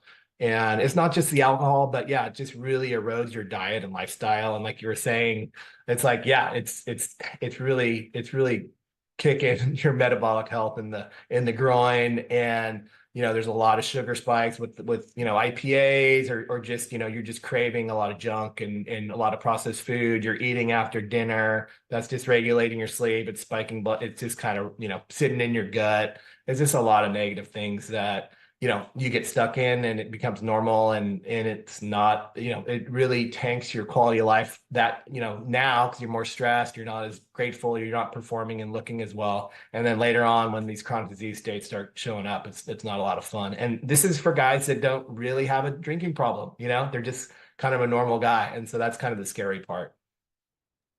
Yeah, having worked in healthcare for over a decade, I saw, as time was going on, younger and younger people dealing with chronic diseases. And it scares me, because assuming that they do live a longer life, if they hit the average lifespan of what we do today, that's a long life to be dealing with taking medications and all of the side effects and everything else that comes from it. And even a public disclosure, which I have not shared this with anyone. There's only a handful of people that know this. Next month, at the time of this recording, we're recording in the middle of April. Next month, I will have been dry for 1 year. I have not had any alcohol in almost a year. And the things you've talked about, I noticed, right away. But then as time went on, I just noticed just improvements without necessarily making any other adjustments. But the adjustments kind of came naturally because I was feeling better all the time and not waking up kind of lethargic and groggy and things like that. So I was able to say, you know what, I'm gonna go for a longer walk, or I'm gonna do this, or I'm gonna, work on this, or clarity. It's like, I'm gonna tackle that today, or I'm gonna do this. I just found it easier to do it. And it was, a choice of saying, you know what, I'm gonna take a little of a pause on this. And it got to the point where, pardon the pun, I got addicted to feeling better. And I was like, okay, well, I'm gonna stay dry. And I've got family and friends that drink, and I shared with them. I said, look, I'm not going to be that reformed smoker to you and say you shouldn't. I mean, I'll point them to this interview and say, hey, watch and listen to this. But, for me, it's like you're going to do what you want to do, and that's you. I'm not going to tell you not to do this or not to do that. But for me, I know everything that you mentioned is absolutely true. What I've experienced over this last 11 plus months is just feeling better, more clarity, digestive system's better, blood sugars and all that kind of stuff. Blood work comes back clean. I just feel and perform better, which has allowed me to do different things and take on additional things that I probably wouldn't have had the necessarily capability or discipline or motivation to want to try. So it's just, I'm a real life example of what you're talking about. And I'm not a client. I'm just full disclosure here. I'm not a client. I'm just, have you on the show. But what you said is truth, because I have experienced it myself. And that's, I was so glad to hear, because it was like, oh yep, I was nodding in my head. Yep, you're right. Yep. So again, it's just, we I want people to feel better. Especially when people are stressed and they have a difficult job, and your clients, they're high performing executives, senior leaders, the prime of their work life. Well, if that window is short, we think it's long, but it's not. It's really short. So it's a great opportunity for people to crush it and do really well to set themselves up for the rest of their lives. And just like any athlete or anybody that's doing a performance, you want to be your best so you can be the best. And of course, the rewards come from that. So just, making an adjustment like this, yes, I know it might be challenging for some people, but you're not alone. There's people that can support you. And obviously your team and the resources that your team provides will help people with that.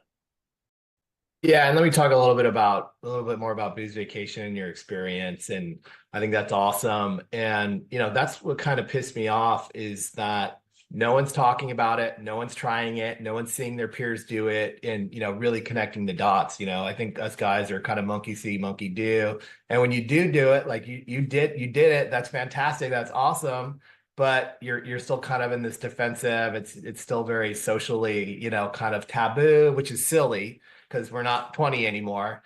And so that's really why I created Booze Vacation. And a guy doesn't have to sign up for our program to, take a break from alcohol. But, we do have a lot of, cool free tools and resources just to kind of help guys, kind of navigate that. And that's why I created Booze Vacation. I want to make it kind of fun and aspirational. And, you kind of say Booze Vacation and they'll be like, oh, that sounds like fun. And then you're like, oh, it's this. They'll be like, oh, I don't like that. And then you're like, well, why don't you like that? Oh, so it's just kind of a way to kind of, kind of trigger the conversation. But for me, it made my buddies laugh, and it kind of got me off their back. And so, but I think it's just really important that guys share that experience, because the reality is there's a million guys that could use it. And there's a lot of pent up demand for this type of need, not for alcoholics that don't want to go to AA, but like, what the hell, is everyone else supposed to do? And every guy is trying to have more testosterone, try to build muscle, trying to sleep better, trying to have better relationships, have better sex, better performance,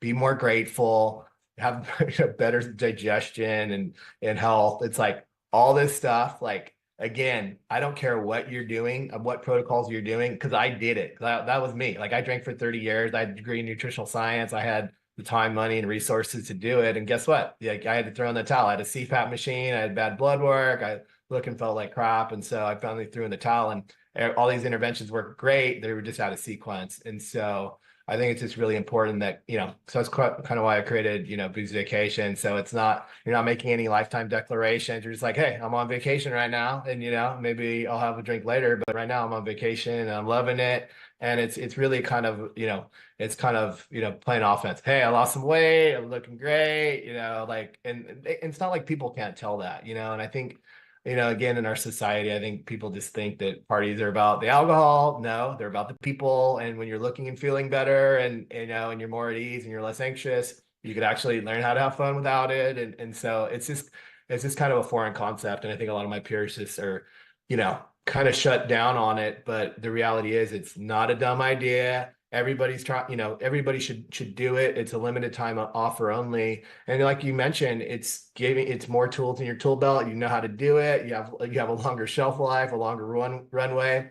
You might, say, hey, I still want to drink, or, I might, kind of mix and match and do other things, but it's giving you that option that you don't currently have. And no self-respecting man is going to want the big bag of predictive problems that they're signing up for with regular alcohol use, whether it's a CPAP machine, whether it's erectile dysfunction, it's rusting and clogging your cardiovascular system. I could go on and on what it does, but again, there's so many direct and indirect effects to all your organs and functions and systems in your body that it's just a matter of if, not, when, not if. And so that's kind of what we're up against. And so that's why it's so important to us. And yeah, we have a ton of free tools and resources, and then we're going to have like more of a mastermind group and more kind of paid stuff. But at the end of the day, anybody can do it. You're not an alcoholic. But I think the critical piece, one tip I'll tell people is the most critical piece is like, don't try to cut back. Don't take this 1 month stuff. That's defensive. It's not going to work. It's not going to get you to 100%. You really need to, the hardest part about taking a break is not the taking a break. It's the deciding to take a break, and then just make sure you take it, get 3-6 months, and ideally even longer. And it is kind of dose dependent. If you've been drinking for, 20 plus years, 3 months probably isn't long enough, but just start with more of a dedicated break to give yourself that runway and that opportunity to really heal, and then take that extra time, money, and energy like you did to work on all these other things. And so that's where it's at. So it's not about sitting around, moping around, waiting for the clock, but it's really about getting after it and using all that extra time, money, and energy to really, stack as many wins as possible. So you're going to want to keep them, and that's going to change how you drink long term, no matter how you choose. Yeah, it's amazing advice, and I'm really thrilled to have had you on the show and talk about this, because I know what it's like to feel better, and I want people to feel better and perform better, because when leaders perform better, guess what? Those companies perform better, which means their employees perform better, which means society gets better products and services. So I'm selfish in this. It makes things better for all of us. So it's a win-win for everybody. So Clifford, I've loved this conversation. Where can people find out more about you and all this amazing work you're doing? Yeah, check us out at boozevacation.com. We got a bunch of tools and resources for free, and a bunch of other stuff, a community that we're working on. So yeah, totally appreciate it and agree. I think, yeah, just kind of, being present, being grateful, being engaged, and, being real, because like I said, I think alcohol can kind of dumb us down and have us in these lowered states, and we're just more us when we're, at full capacity. So I agree. And that really helps teams as well. Agreed. And I'll have all that information in the show notes. So Clifford, then again, thank you so much for your time and this very, very important conversation. Appreciate it. Hey, thank you so much. Take care.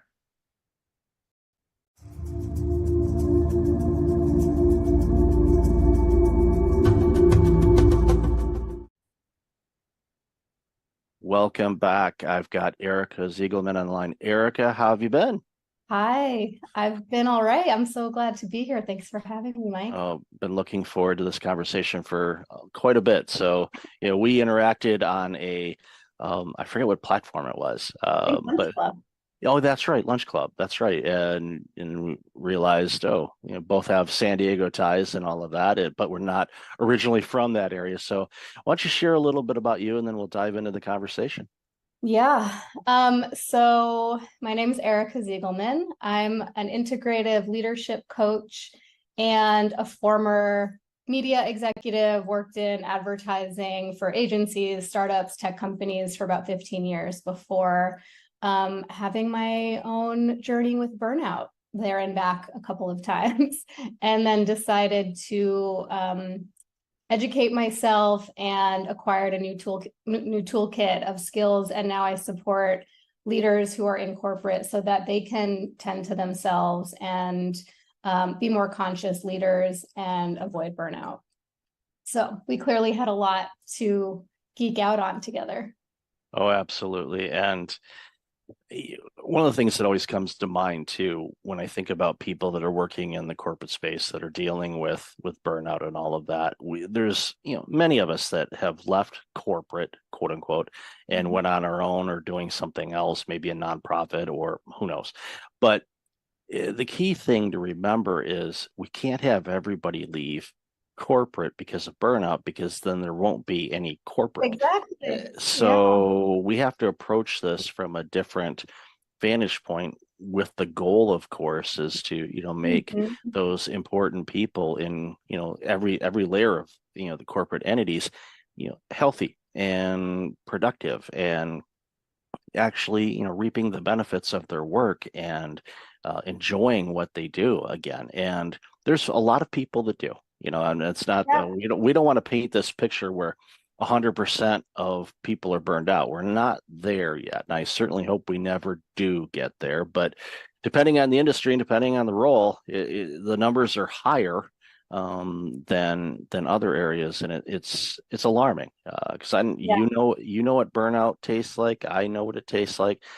It's not fun. I don't like seeing people go through it. I don't want them to go through it. I know you don't either. So it's that's why it's so important for the work that we're doing, is to show people there's a way out of this, and you can still stay in the type of role that you're in right now. Maybe not at that company, maybe you will stay at that company, hard to say, but at least you got to have the tools and figure out why you're burning out, what you're doing, what are the external factors that are contributing to it, and sort through it that way, and ultimately hopefully end up being wiser and healthier and just a better employee and a better person after doing all the work. Yeah, couldn't agree more. And I think with my personal experience and my journey, I had to go through my own personal healing and like really acknowledging what was happening. It took someone else to tell me like these feelings that you're having and this pure fatigue and exhaustion, all these things are symptoms of burnout. And I didn't even realize. So it was like my own aha moment and then my own journey. And then at this time, I was still in corporate, managing client services function at a very large tech company. And I realized I had an opportunity from within to shift how I was showing up and to give permission and model for my team, how to work and take care of myself in a different way that was more sustainable. And I started to notice the ripple effect of that. And ultimately, I decided to remove myself from the corporate environment, but I reach back in now from, with an outside perspective to help educate and uplift and transform those leaders so that they can have a ripple effect. And that's really where I see the impact. When we start with the leaders, they are modeling it for the generations, the rising leaders that will follow them. And we can have that be a toxic model, or we can have it be a healthy, sustainable model. We just need to teach them and guide them how. And that's the key thing, is just teaching them, because the way that they learned was probably a combination of the leaders or executives that they've worked with in the past, and they kind of borrowed some habits, some good, some maybe not so good, and that's just how they do it, and they can't approach things in a different way. And having somebody like yourself that has obviously the corporate background, they'll listen to you because you've been in the trenches. You know what it's like, and you can say, yeah, there's this and this, and here's a different way to approach it. And if you do this, then you will get better performance out of yourself, and you'll get better performance out of your team because they're mimicking you. And that's the thing that a lot of executives don't really notice, is that their team is behaving the way that their executive is. So if they're working 18-hour days, sending emails, 11 p.m. on a Saturday night and doing all this work, your employees are thinking, well, that's what's expected of me. And many executives would say, if you ask them, do you expect your employees to work at Saturday night, 11 o'clock on a non-urgent matter? And they'd say no. So, well, you're sending them emails, and Right. they think that you need to respond that. Now, they're out, they might be at the club or out to dinner or a concert or something like that. And all of a sudden they get this Slack message of need to update this presentation. And all of a sudden that's the only thing that's on that employee's mind right now. To be completely removed from wherever they're at. And it's like, I always tell people, it's as hard as it is, like, just put your phone on do not disturb. I know it does have an off button. I found that on my iBinky not too long ago. I'm like, this thing turns off? Wow, I didn't know that. I knew it'd die if it ran out of battery, but you could actually choose to shut this thing off. Wow. That must have been a new feature. I don't remember that before, but I'm kidding. But most people won't. Exactly. And the percentage of time, depends on the industry and the field that you're in. If you're in healthcare, this might be very different than you work in media, but it's very rarely a true emergency, right? A true business emergency that needs to be attended to in that minute. But like you said, it hijacks your attention. So even if there's nothing you can do about it, or it's not necessary for you to take an action, you're now taken out of the present moment and having a parallel experience to what you're actually doing, and which also means that we don't have that time to recover. So I think staying in that constant state of vigilance and like always waiting for that next Slack to come in or email to come in, or urgent request from your boss or your client, like keeps us in this elevated, activated state with adrenaline and cortisol constantly running. And then when you have time off, you can't really unplug. We're like addicted to that. So I know I'm preaching to the choir, but that's what happens. And if leaders aren't aware that they're contributing to that, that's a huge opportunity to inform them and to shift these behaviors from the top down. Yeah, I'll give you an example of that. I called it, I actually published an article not too long ago on my blog about addiction to email, basically. And what I purposely did, not with your email, but with most of the emails that I get, I set up a separate email account if it's a newsletter or it's a lead magnet or something like that. So I have everything driven to that email address. That way it kind of keeps my business email account relatively clean, other than just business inquiries and client work and things like that. So the other day I went to log in at the other email, and there were 60 new emails that came in that morning. And I thought, okay, this is way too much. It's like, and I'm not saying that those emails, I signed up for them. They weren't just like spam, they showed up. No, these are separate emails that I had signed up for with all great content. But the problem is, if you spend all your time looking at those 60 emails and all the messages, and again, all of them were rock solid good, it takes you away from what you should be working on. Pick 2 or 3 things that are your most important things to do that's going to move your business, your career, whatever, forward. If it meets the criteria of those 3, then by all means, sign up for it, read the email, but apply it. Do something with it, make a note of it or apply it. Otherwise, you're basically reading the newspaper. And it's, again, not knocking anybody that has, sent out emails to, but what I ended up doing is like, you know what, this is too distracting to me. So I had a choice, either delete the email account or just unsubscribe. And I went through and just unsubscribed pretty much all of them. And if anybody's listening and I'm, you got my unsubscribe, it's nothing personal. It's just it was taking too much time away. So now my inbox, it's a lot, a lot less emails are coming in. It's business specific mostly and all of that. So I'm finding that, thing you just talked about. It's like, wait a minute, I didn't get a message. Oh, gotta go check my message. Gotta go check my. So it's something that I found myself guilty of, and I talk about it too. It's like, come on, my brother gave me the phone nickname of iBinky because I was always on it like a baby with a pacifier. Yeah. I'm sure Apple has that trademarked. If they don't, they should.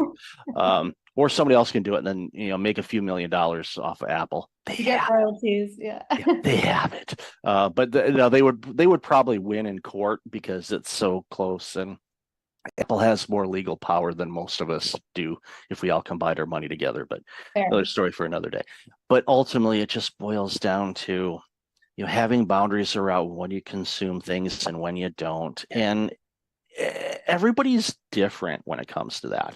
And I'm not about to say you should only check your emails at this, and this time. No, everybody's different, but I think we're both in agreement on, and we talked about this a little bit in the pre-show, where you have to really have boundaries on what kind of information you're consuming and how much of it, especially during times like we face right now with what's going on in the world and with the situation in the Ukraine, and of course, the recent developments and in Israel, in the Middle East, and all the players, and we are in a very combustive state right now, in my opinion, and I'm very, very concerned about what could come of all of this, because it's one rocket or one bomb away from a full-blown across the planet kind of thing. And I don't want to even use the words, but there's been 2 of them in our history, and it wouldn't shock me to see a third one. I just certainly hope I don't see it in my lifetime or for generations or quite frankly ever. But it's a very frightening situation that we're facing in a lot of pockets of this world. And we talked about it again in the pre-show on how heavy it is for us and for people around the globe, and and even all sides of it. I'm not going to isolate one group versus another. It's heavy for everybody, and I really just it's hard on us, and it's hard on everybody, and I really wish it wasn't that way, because it doesn't need to be that way, but it is. And love to hear your thoughts on that. Yeah, I mean, even as you're just shifted to that topic, I noticed my heart rate increase, because it is such an activating time that we're in. And there are so many global events and so many things that are overstimulating, that, whether it's visuals of horrific violence or climate disaster, like all of these things that like we're seeing happen in real time. And we talked about this in the pre-show too. I think the difference now is that with social media and just being globally connected, we see everything happening in real time. And it's so much for our systems to take in. And when we're already carrying chronic stress from our work and from our family obligations and financial stress and all of these things just piled on, it's so imperative that we are defining our own boundaries with how much we're willing to take in, and then how we are proactively giving ourselves space to rest and recover. And really, like let us down regulate our nervous system response, because staying in this constantly activated state is a surefire, like fast track to burnout. And so I'm, noticing for myself what those boundaries need to be. And I was talking about just taking social media off my phone, because the thing with social media is I might go because I want to like soothe myself with like a kitten video, but you don't get to choose what you're served. So you might see something that you do not want to see, and you're kind of bombarded by that image. And before you even have a chance to scroll past it, like it's too late. You've already seen it and you can't unsee it. So yeah, I think this is a really important time for us to be turning inward and regulating, for ourselves, but also co-regulating with the people around us.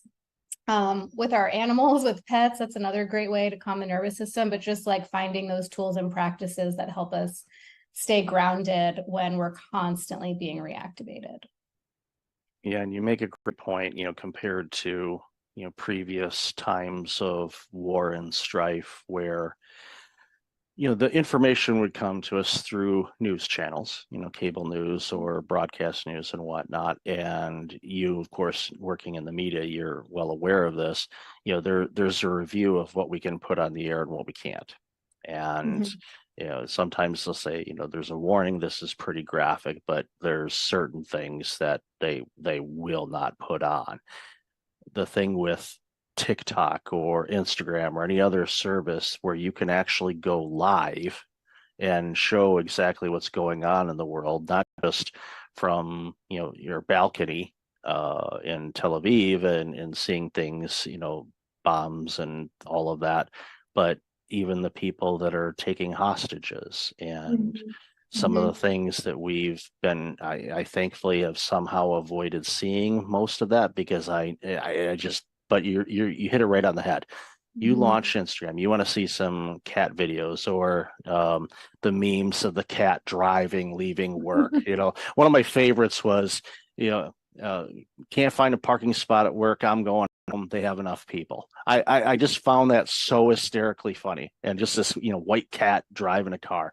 It's comical, and we need that type of silly humor in these really heavy times. But unfortunately, you launch it, it's kind of like a social media roulette. You're like, what am I going to get here? And it could be something, again, depending on who you follow, and it gets to the point where it's like, okay, do I unfollow everything? But you have to understand, the algorithms on these things, they will feed you content that you may have liked or looked at before. So even though you may not be following, let's say, a news agency, it's like, you've liked something from a similar organization before. Would you like to see this? And you're like, no, I don't want to see that right now. And there's a lot of work that needs to be done around that from the social media standpoint. I am not one for censorship. But there has to be some humanity and we're not going to show graphic things that are going to be harming to the psyche of people that could consume it. I mean, you could traumatize somebody from that's what it is. It's vicarious traumatization, where we are being traumatized by seeing these visuals and hearing stories, especially when it's like, I'm considering almost like non-consensual when it happens in social media. And I realize it's my choice to open an app, but we can be traumatized. We are being traumatized by seeing this and hearing the sounds and the stories. And I'm not advocating for putting our heads in the sand either and not being informed, because I think it's really important to be educated and to understand the situations that are happening. Just from a political perspective, we are like all connected, a humanitarian perspective more than anything, but to do it in a way where like it's at a time where we choose, where we feel resourced to do it, where it's not, going to just like take you out of your day when it's just a lot. It's been very, to me, it's been very kind of all consuming this week. So trying to figure this, how to walk this line for myself.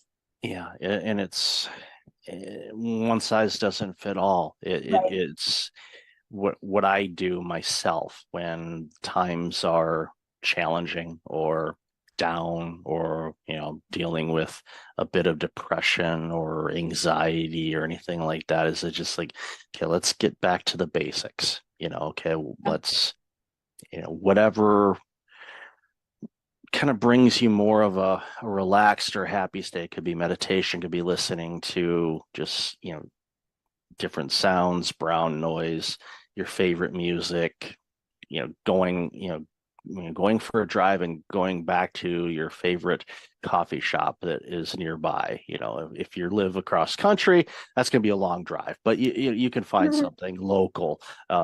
Apparently there's coffee and tea shops in San Diego. I've heard a rumor.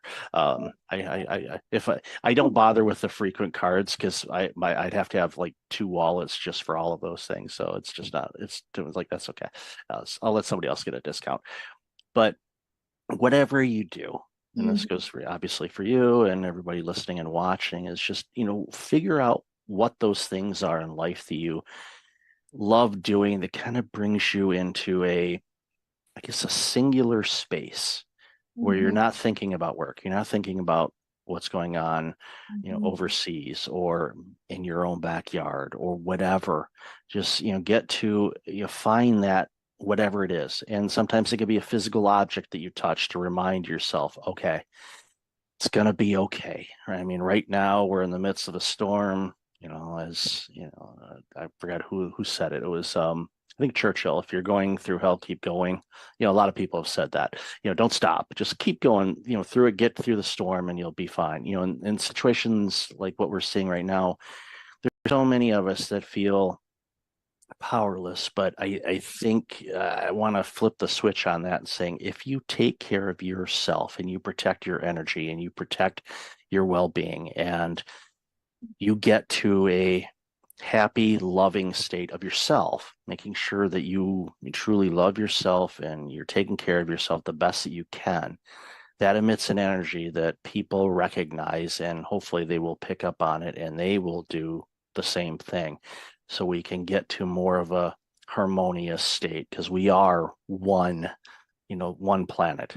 Yes, there's these borders that were man-made, and a variety of other factors involved. I don't want to simplify things. It's complex, especially, since, some of these battles and things like that have been going on for a very, very long time. And it's to the point where I often say, do they even remember what they're fighting about?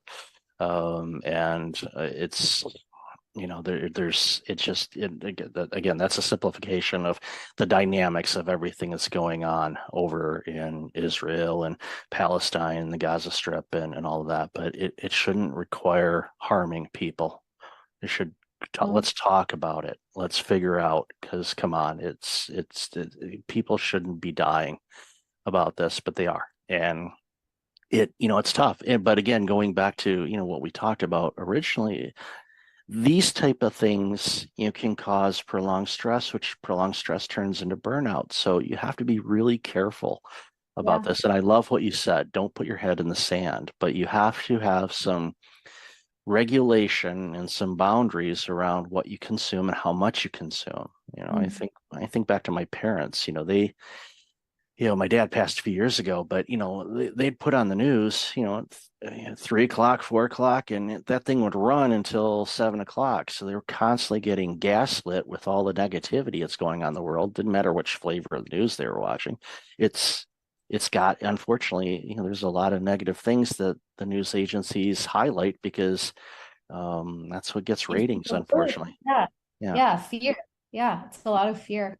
And I mean, rightly justified right now, but I wanted to just go back to something that you said about like finding those resourcing activities, meditation or being out in nature or taking a walk or talking to a friend. I think it's really important that we identify where these sources of safety are that really calm our systems, that help us come back to a sense of connection to ourselves, but also, I think most importantly, to other people. It's really important that we're checking in with each other, with our friends, our family, our loved ones, our colleagues, because everyone's experiencing this time in a different way, but it's pretty hard to not be affected by it. And so I think, just being really mindful of like, we're having our own personal experiences, but the people around us are as well. And so we have an opportunity to, as we've been talking about, like set an example of how to stay connected and how to stay present and how to take care of ourselves and each other. And that can look differently for everyone, but it's really whatever makes you feel safe and calm and connected, I would say, are like really the three main things. And that applies to working in corporate as well. Yes. Yeah. We talked about a lot of, real life, real heavy stuff here, but it's kind of going back to what I said a moment ago. It's like sometimes you just go back to the basics, start at okay, let's start clean slate. Don't throw everything out, but just like, okay, we're gonna go in a different room that isn't used. Okay, let's kind of map this out. Let's start here and add the things we need to. It's kind of like the junk drawer in a way. And it's probably not a great analogy, but we all have those, where there's a box or a drawer that's just filled with, I'll save this for later kind of thing. And you look at it and it's just like, what in the world? I don't even know what this thing is.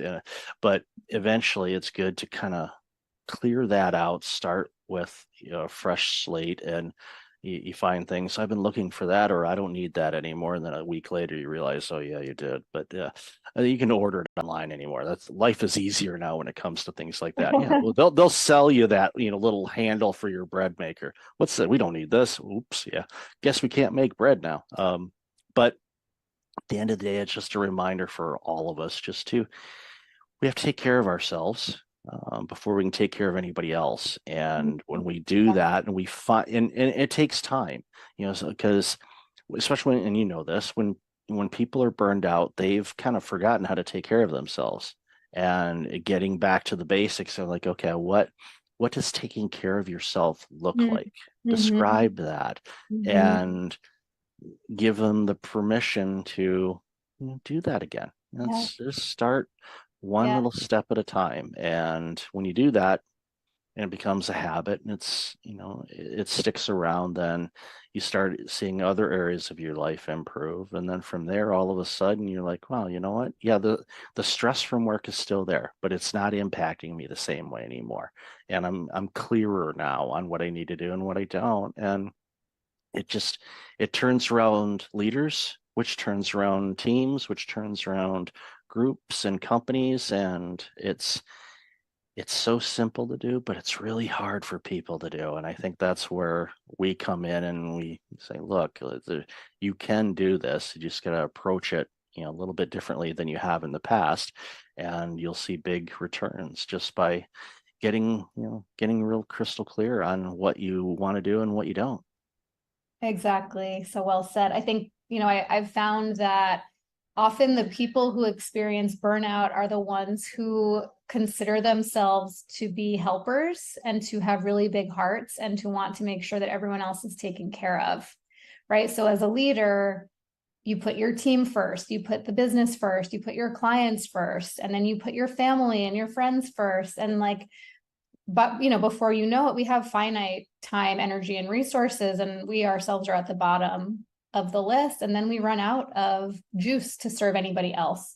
So yeah, this isn't about like us doing anything wrong, but it's about turning some of that love and care and tending towards ourselves first, so that we can then continue to serve, right? To do it in a sustainable way, and continue to take care of our people. You identify as a reformed people pleaser. Yeah, same. There's a book, you're probably familiar with it. If not, definitely pick it up. It's called Disease to Please. It was by Harriet Breaker. It came out in 2000, I believe. And every couple years, it's my holiday present to myself to read that book again. It's got 21 days of exercises in it. It identifies all types of people pleasing. I thought I was a certain type of people pleaser, but after reading the book, I realized I was something else. And it was an aha moment for me when I finished that book, and it alarmed me and it also gave me insights as to why, one of the components why I burned out, because I was putting everybody else before me. I was like, I wouldn't delegate because they got too much work to do. I'll just go ahead and do it. And yeah. So if you don't take care of yourself first, you're not going to take care of anybody. So, and when you do take care of people, they're getting a much better version of you. And that's one of those hurdles that a lot of people have to get over. Once they figure that out, they go, wow, I'm actually the best I can be. So I can be the best when I do give. So it's I think it's also modeling how to take care of ourselves. Like when we sometimes we think, oh, I need to I need to demonstrate to my team how to work hard and how to deliver results. And of course, that's important, but there's one of the most impactful things that I saw an old manager of mine do, and this was probably 12 years into my career and was the first time I saw a manager take all of her paid time off during the year. Didn't roll over days. She used all of her time. She went to every one of her kids' recitals and school conferences, and she showed up for her personal life in a way I had never seen modeled before. And then it gave me permission to use my paid time off, and to recharge. That's why we have it. But I hadn't seen it before because I had only had the example of managers who are like, oh, I work through my vacations and I only take 2 weekends off a year. And like, there was some badge of honor in that. And I had to see it modeled in my own leader to realize like, oh, wow, that empowers me to do the same. And when I do it, it empowers my team to do the same. And this is how we prevent burnout. So, yeah. Yeah, I had that badge of honor. Then it was turned into a badge of stents in my left anterior descending artery. So I don't want to do that again. Oh. That was not fun. Oh. But at the end of the day, it's important for us to take care of ourselves, because when we do that, we're actually taking care of others as well. So, Erica, I've loved this conversation. We could talk for hours, you know that. But where can people find out more about you and all this amazing work you're doing? Yeah. Well, you can follow me on LinkedIn or Instagram once I go back on there. I am on LinkedIn regularly at Erica Ziegelman, or my website, ericaziegelman.com. I would love to connect with any listeners or viewers of the show. I offer one-on-one coaching and group coaching and work with corporate teams on conscious leadership, burnout prevention, all the topics we talked about. And yeah, it's been such a pleasure, and love, being able to share our experience and empower others with this knowledge. No, thank you. And I'll definitely have all that information in the show notes. So, Erica, always good to talk with you. Thank you so much for your time today. Really appreciate it. Likewise. Thank you so much.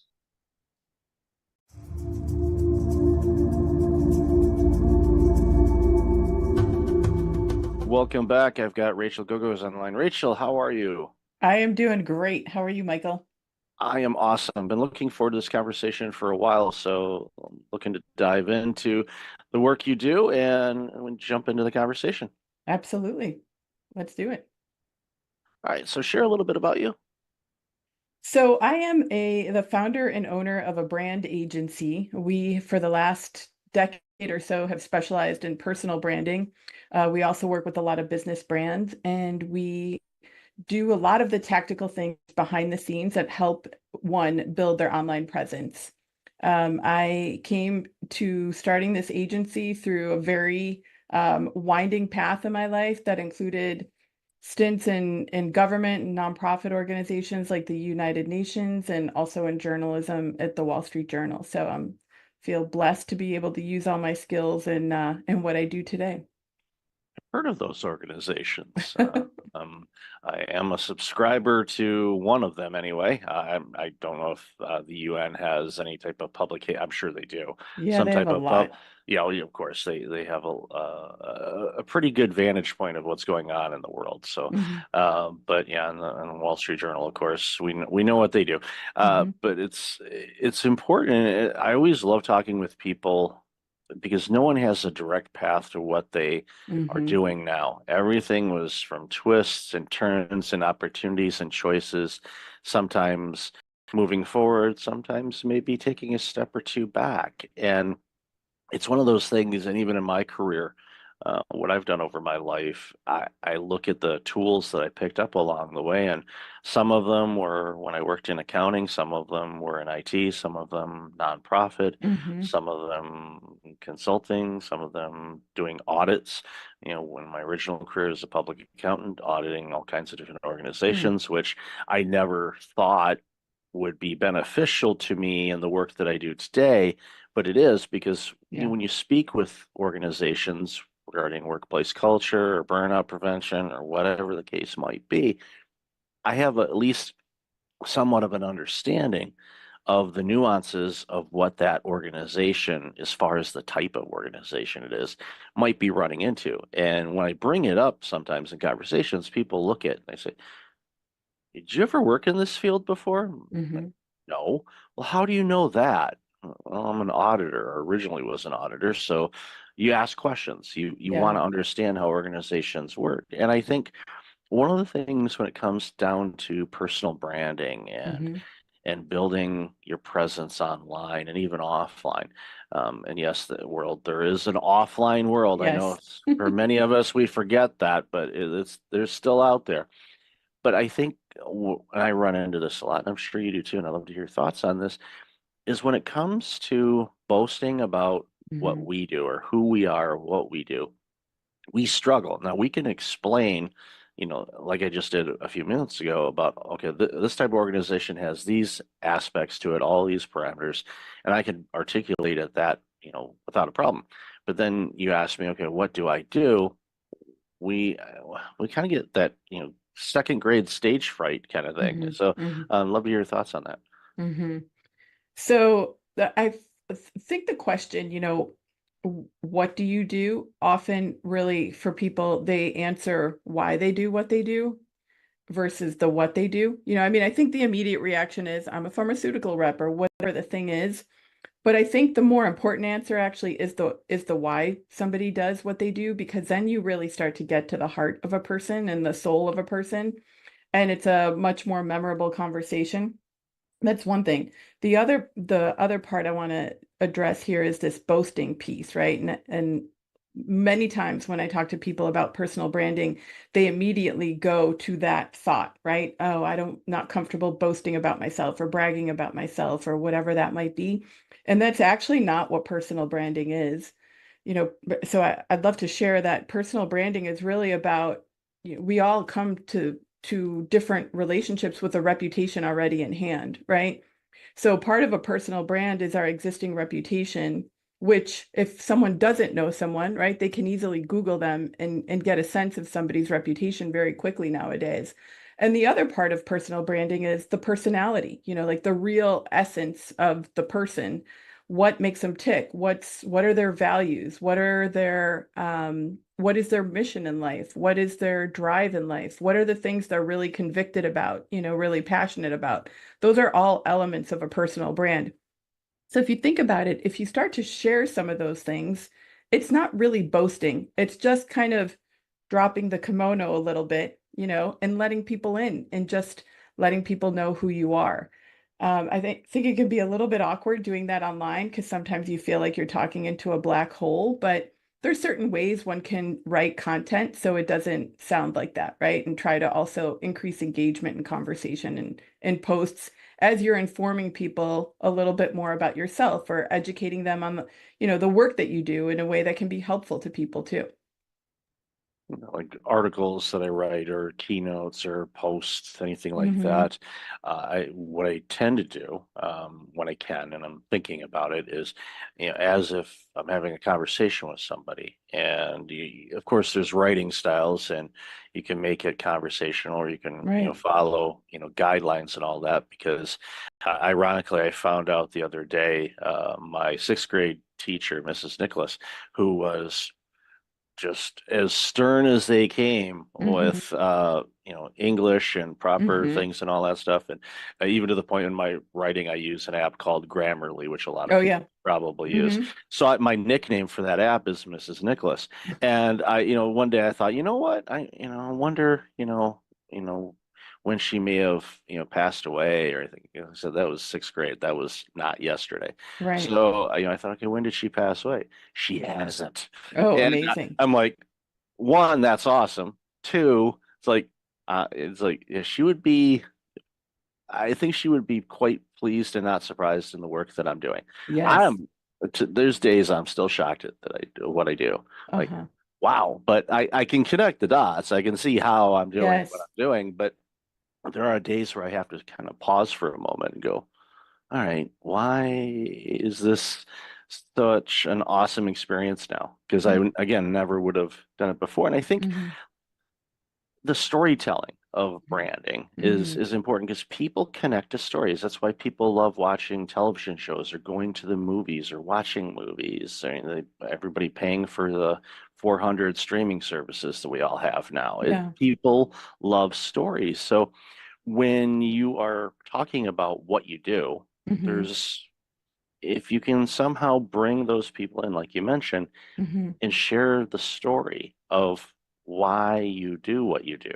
And Mhm. yes, okay, compensation, money, we all get that, but Sure. there's a reason for why you do. There's something that resonates within you that you chose this path instead of doing something completely different. And I think the more people that do that, the more connected people start feeling, and the whole know, like, and trust factor comes Yes. into play because you can look at, a website or you can read a bio and you Mhm. can go, wow, it's as if I know this person.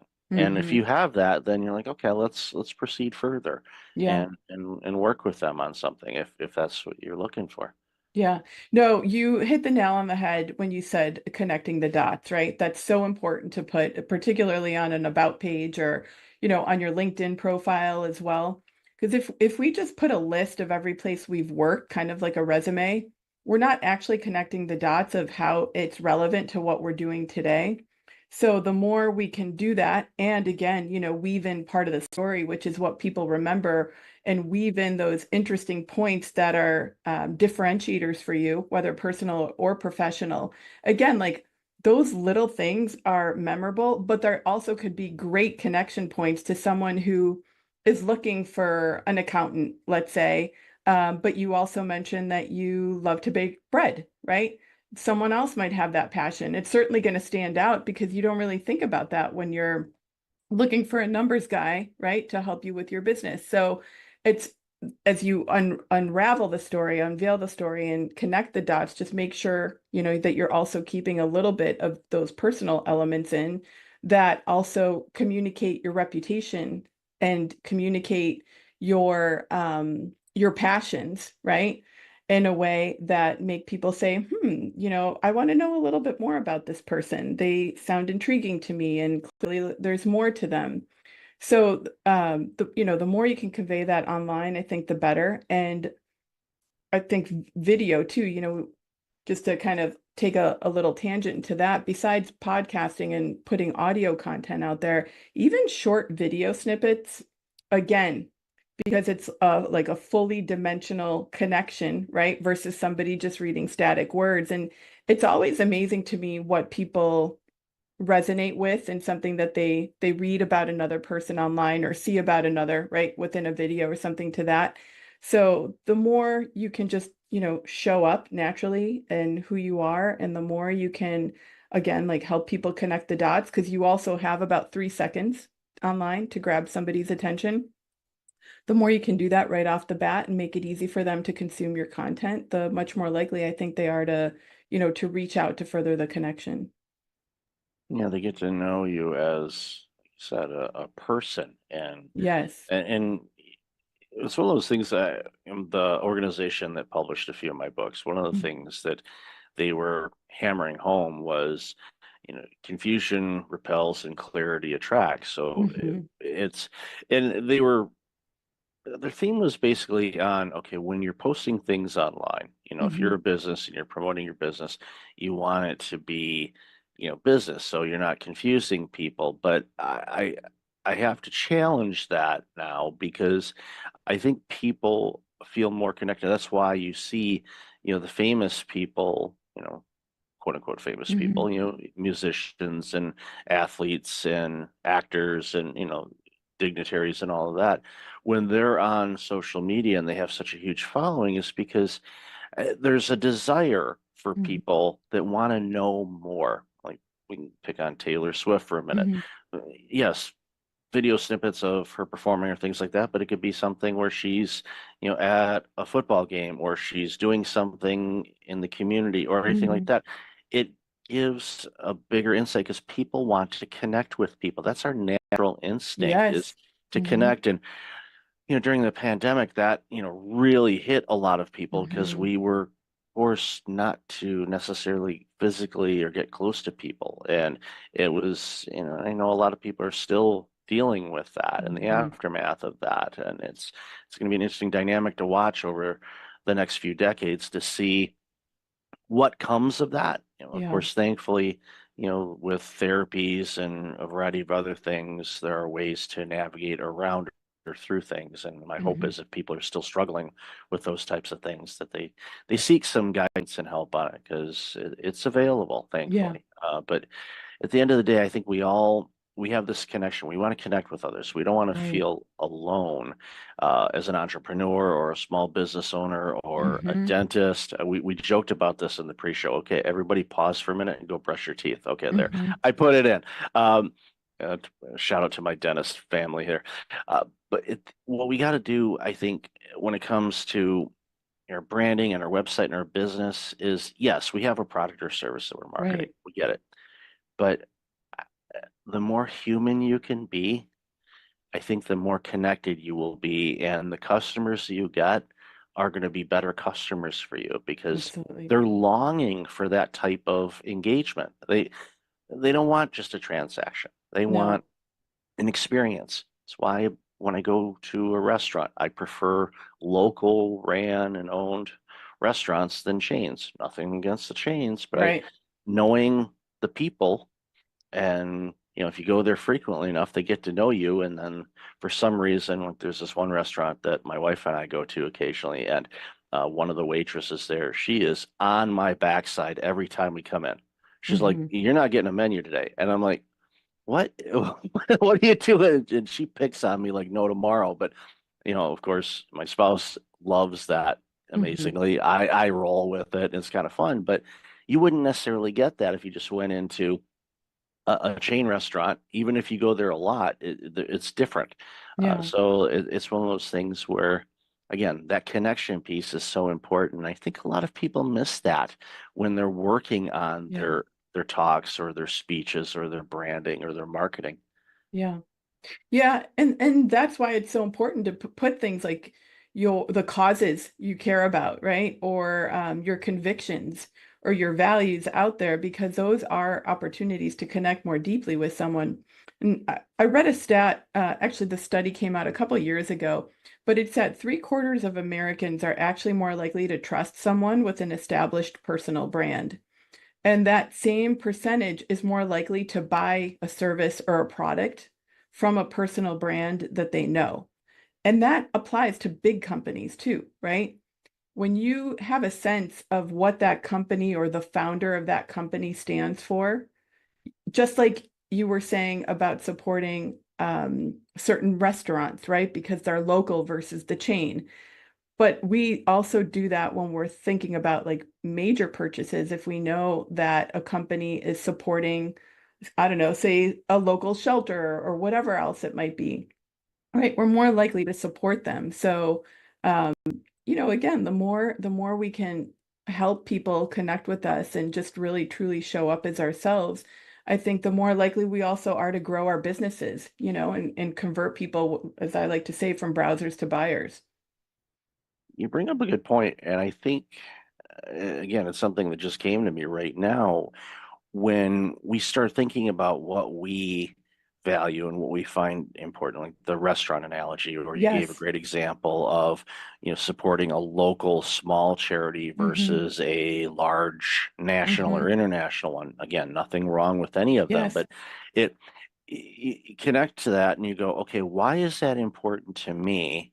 Okay, now what would be important to my potential customers, clients, friends? What would be important to them? What can I do to Hmm. help create that type of environment where people recognize that and feel that, where they Hmm. feel, again, going back to what I said earlier, it's more of a connection instead of just a transaction. And Yeah.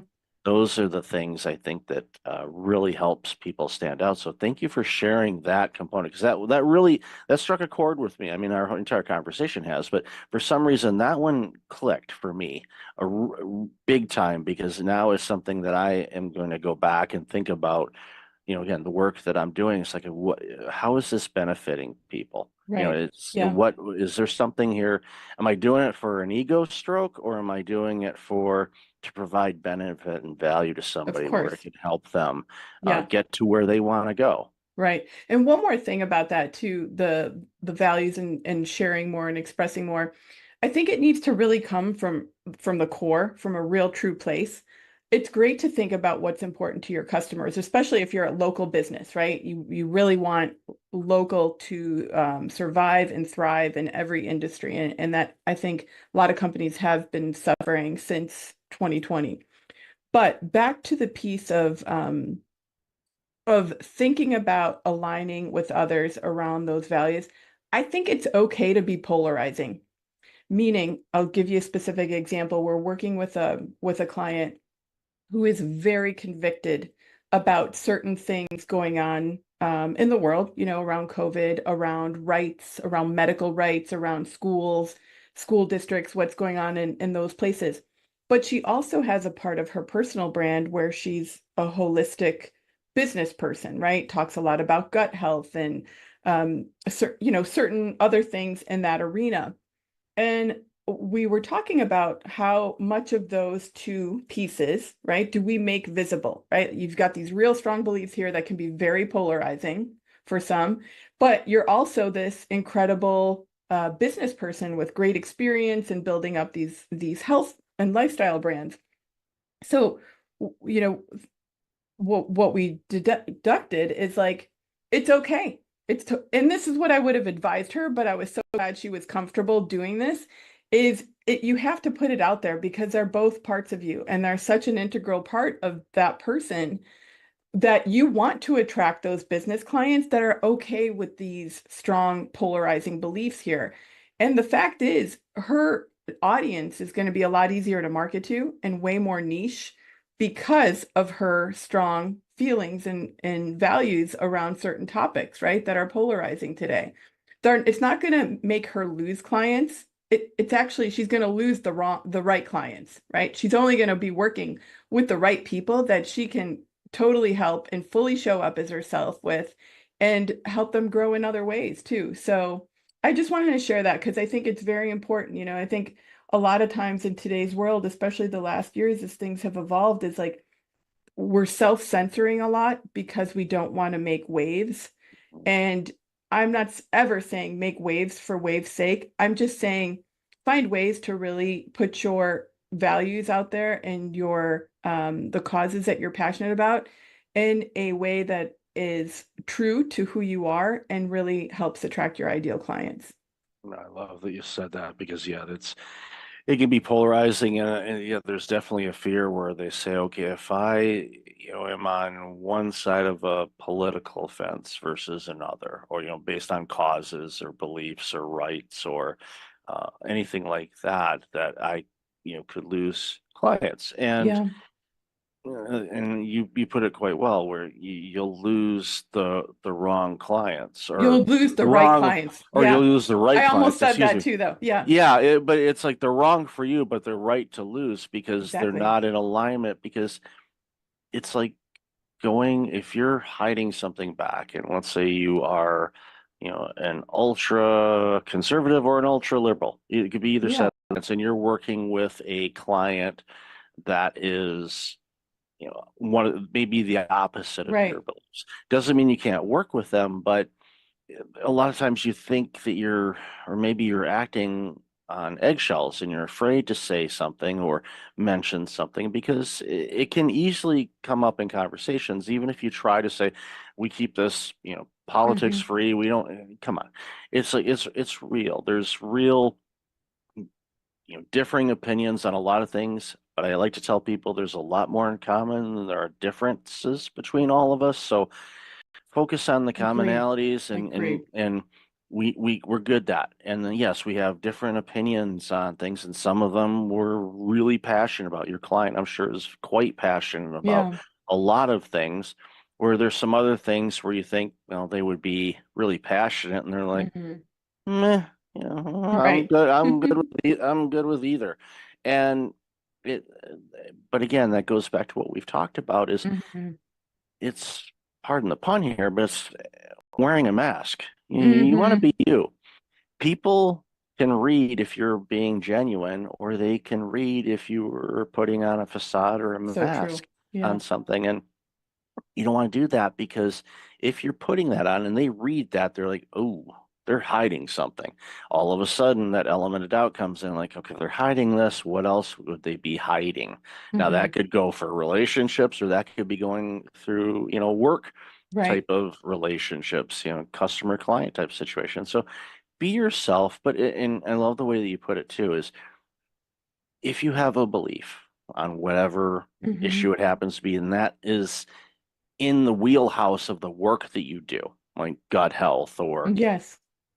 anti-vax versus vaccines or anti-medication versus holistic care, Mhm. share that, but share it in a way with compassion and love and Exactly. understanding, instead of saying, I'm right, you're wrong. Well, who's right and who's wrong, and who determines who's right or who's wrong? Exactly. It could vary. There used to be ads of physicians that were promoting the benefits of smoking. Mm. Yeah, good luck getting that ad out now. It's not going to happen. Right. The things change, information changes. We revolve, or some people say we Mhm. regress too. It's like, Mhm. well, it's this human thing is not easy. We're Yeah. still trying to figure it out. I don't think we ever will, but that's part of the challenge of life. It Exactly. gives us some creativity and opportunity to be fun. But I think it boils down to, and what we've talked about a lot this morning, is just, I think the more you can be you, I think the Mhm. better you're gonna be, because then you don't have to pretend. You Yeah. just you show up every day being you. Yeah. And that goes a long way, and it comes through in your messaging, your branding, everything that you do. Yeah. Yeah. And I think what happens, Michael, to people over time is they kind of lose who they really are, right? It's like we're in different work environments or different relationships. And bef after many years or months, you're kind of going along with whatever the thing is. And you kind of lose track of what really makes you tick and what is really driving you. And I love to just share with people, take some time every now and then, like have a coffee date with yourself and really just kind of set your own GPS and figure out, where do you want to be in 5 years and how are you going to get there? And that's not just like numbers driven goals, but it's really like take a look at the people you're surrounding yourself with, take a look at the environments that you're in. Where do you want to make changes? And I think the more proactive and thoughtful and intentional we could be about the life that we're living, the easier it is for us to build our personal brand, because we're just taking a little time every now and again, reconnect with who we truly are. It's an exercise that I do at least a couple of times a year. Oh, that's great. And it's That's rare, by the way. Yeah, I know. I found that out there. I was like, what do you mean you haven't done that? And it's Mhm. literally and Ram Tran, advisor, leadership individual, served on presidential commissions. I saw him speak at a conference several years ago. Mhm. And it's an exercise that he does. He Really? does it, but he does a deep dive at least twice a year, where his theme of what he does is, first he starts off, he's like, okay, I'm going to list all the things that I'm doing right Mhm. now, and I'm going to decide what I am no longer going to do. And he just like chops it off. It might be something successful. So Right. we'll be wild here, and we'll say, okay, in December I decide I'm shutting the podcast down. No, I'm Right. not. Mhm. But that would be the extreme of it. But there's some things like, okay, I'm not going to do that anymore. I'm going to focus on this. And a lot of it has to do, and this is something that I know a lot of people have a really hard time with, is that looking within. Mhm. And they start beating themselves up. I should have done that. They start shooting all over Yeah. themselves. Yep. Stop that, people, please. Approach it. And this is something I learned years ago, and I originally did it when I was a kid, and then Mm. you lose it as an adult. But approach things with childlike curiosity, Mhm. and wonder why. What do I want to do? What would I like to do? There's Mhm. something that I've been wanting to do that I've been putting off for a long time. Why don't we let's schedule that? Let's start focusing on that. Is there something I want to do differently? What am I feeling when and this is something, once you get better in tune with yourself, you write down, okay, I'm going to work on this in Q1 of Mhm. 2025. sit with it for a minute. It's like, okay, how am I feeling with Mhm. thinking about that? Do I feel excited? Do I feel, "Ooh." Do I feel, what do you know, Right. What's what do you coming up? feel? Yeah, Hmm. because if you feel, oof, there's a good chance you're going to postpone that or procrastinate or just simply not do it. And then Right. that's when you need to dig in and go, why don't I want to do this? And Hmm. just might not be in alignment. It might be something that, well, I saw this on a social media post or somebody Right. said that I need to do this and Gary V's doing this. Nothing Hmm. against Gary. He's a great dude. He's been very successful. It's like what works for Gary may not work for you. Right. So figure out what works for you. And when you do that and you get more in tune with what works for you and what Hmm. lightens you up and gives you the excitement to come in to work, whether you go somewhere or you walk into a different room in your condo, whatever. Find those things, but check in with yourself and list all the Exactly. things you're going to do.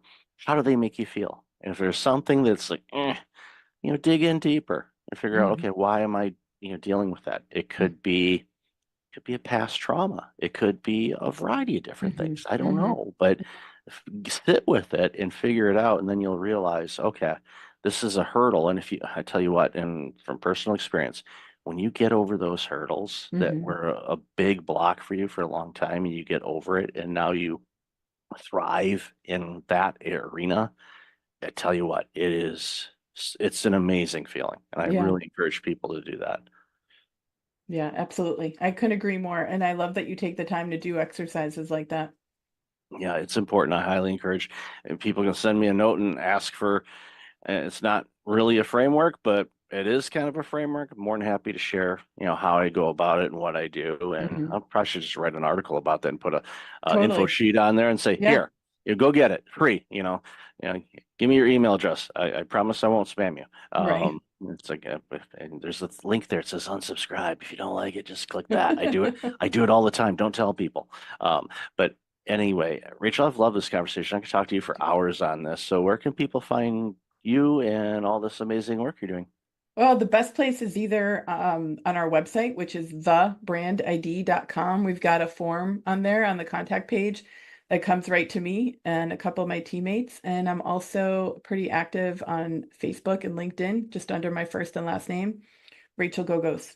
And we also, back to the soul searching piece, actually, we've got a personal brand guide that outlines our framework for your audience if they want to take a little time with themselves, have a coffee besides your amazing methodology, which I'm sure will be great when you share it.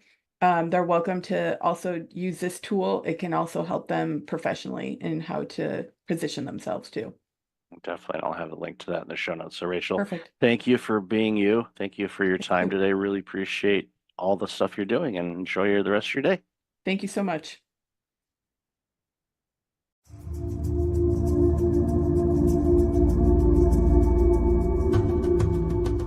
Welcome back. I've got Felina Hermans on the line. Felina, how are you?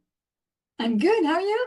I am awesome. I've been looking forward to this conversation for quite a bit because the work you do is very, very important for our future. So, why don't you share a little bit about you and the work you do, and then we'll jump into the conversation.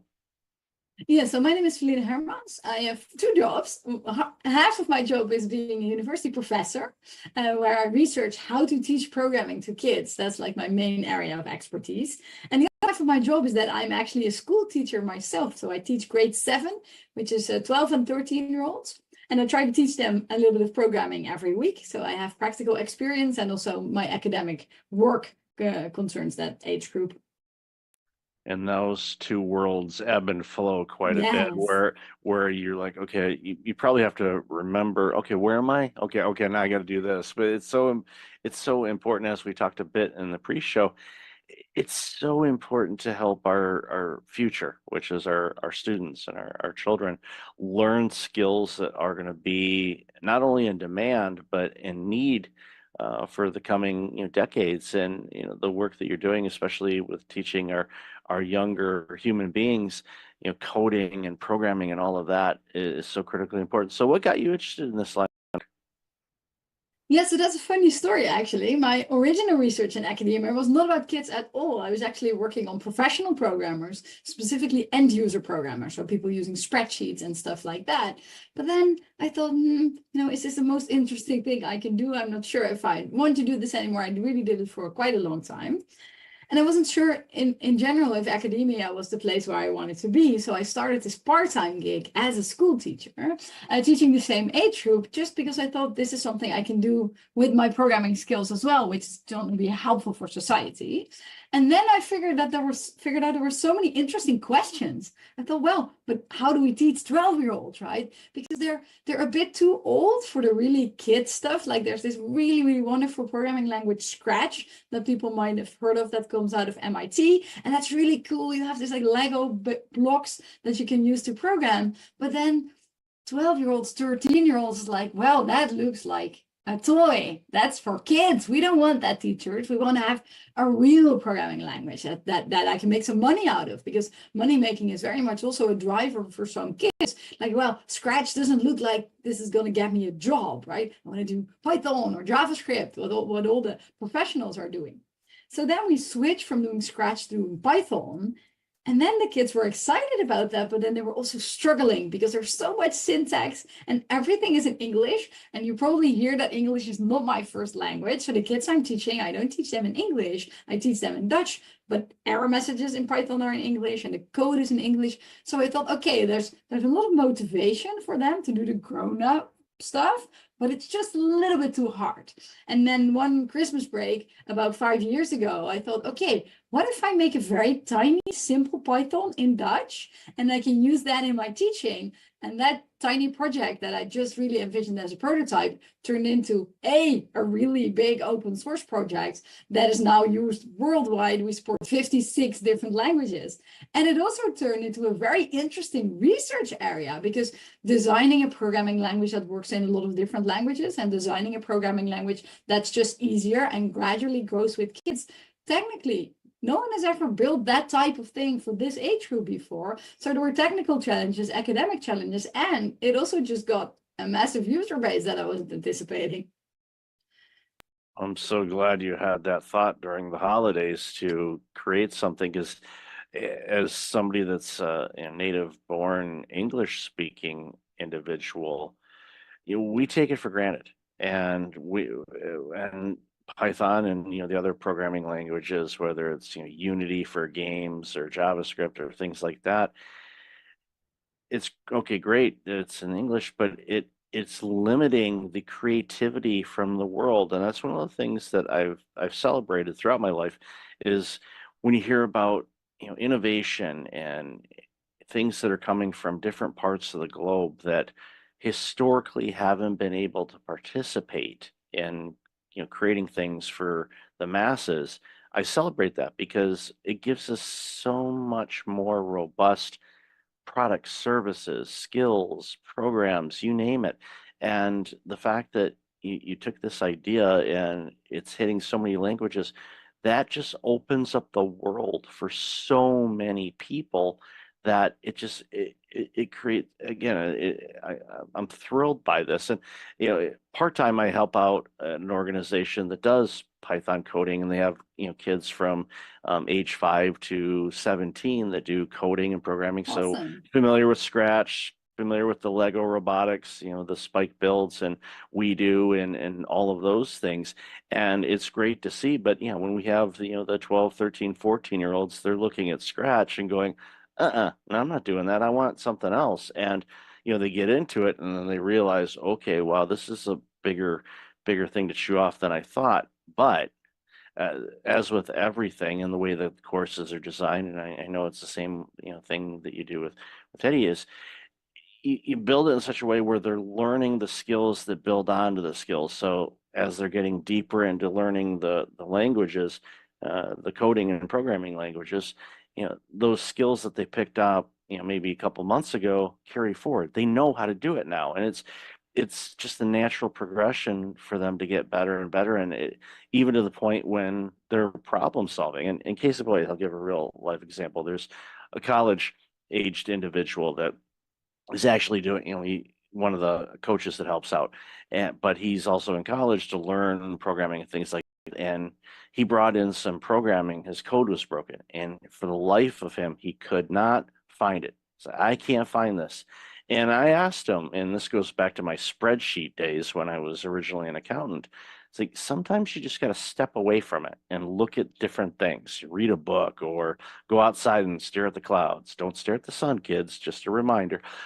Even if you have the solar glasses, don't stare at the sun. But you get step away from it and you get back to it. And usually, more times than not, it's as if someone took a yellow highlighter and highlighted the broken code. Oh, there it is. It's just you step away from it. But it was funny to see a coach that's coaching on it was really frustrated by his own code because he couldn't figure out where the error was. And again, that goes back to the teachings that you do. And and I want to obviously hear your thoughts on this, but I don't want to diminish your school teacher component of things because that helps with all the work that you're doing. Because again, those worlds kind of mesh together, and I think those skills as a school teacher really help you out in this organization that you had launched and the open source things and all that. So definitely want to give the platform back to you to share some of your thoughts on this. Yeah, absolutely. Because even after all those years, I'm still teaching 7th grade using my own product, right? And there's no better way to improve the thing you're working on is to work with it. So I was just we have this meeting with other open source contributors every week, and I was just telling them the other day, like, you need to work on this part because I will use it as a teacher. And next week, I have my different cap on, and I will say, this is not clear and this is not clear. You have to improve this because as a teacher, these and these and these things are really annoying for me. So it's really very nice to combine using the product with building and designing the product. And it's also, as you were saying, the things that kids are learning are not just about programming. It's also about being like more resilient to stress or frustration or unclarity. They also create these big programs like, teacher, it is broken. How? Why? It's like, I don't know, right? And sometimes I'm lying, sometimes I see it straight away, but sometimes I also don't see it. I'm like, I don't know this 100-line program that you created last week, what it's supposed to do.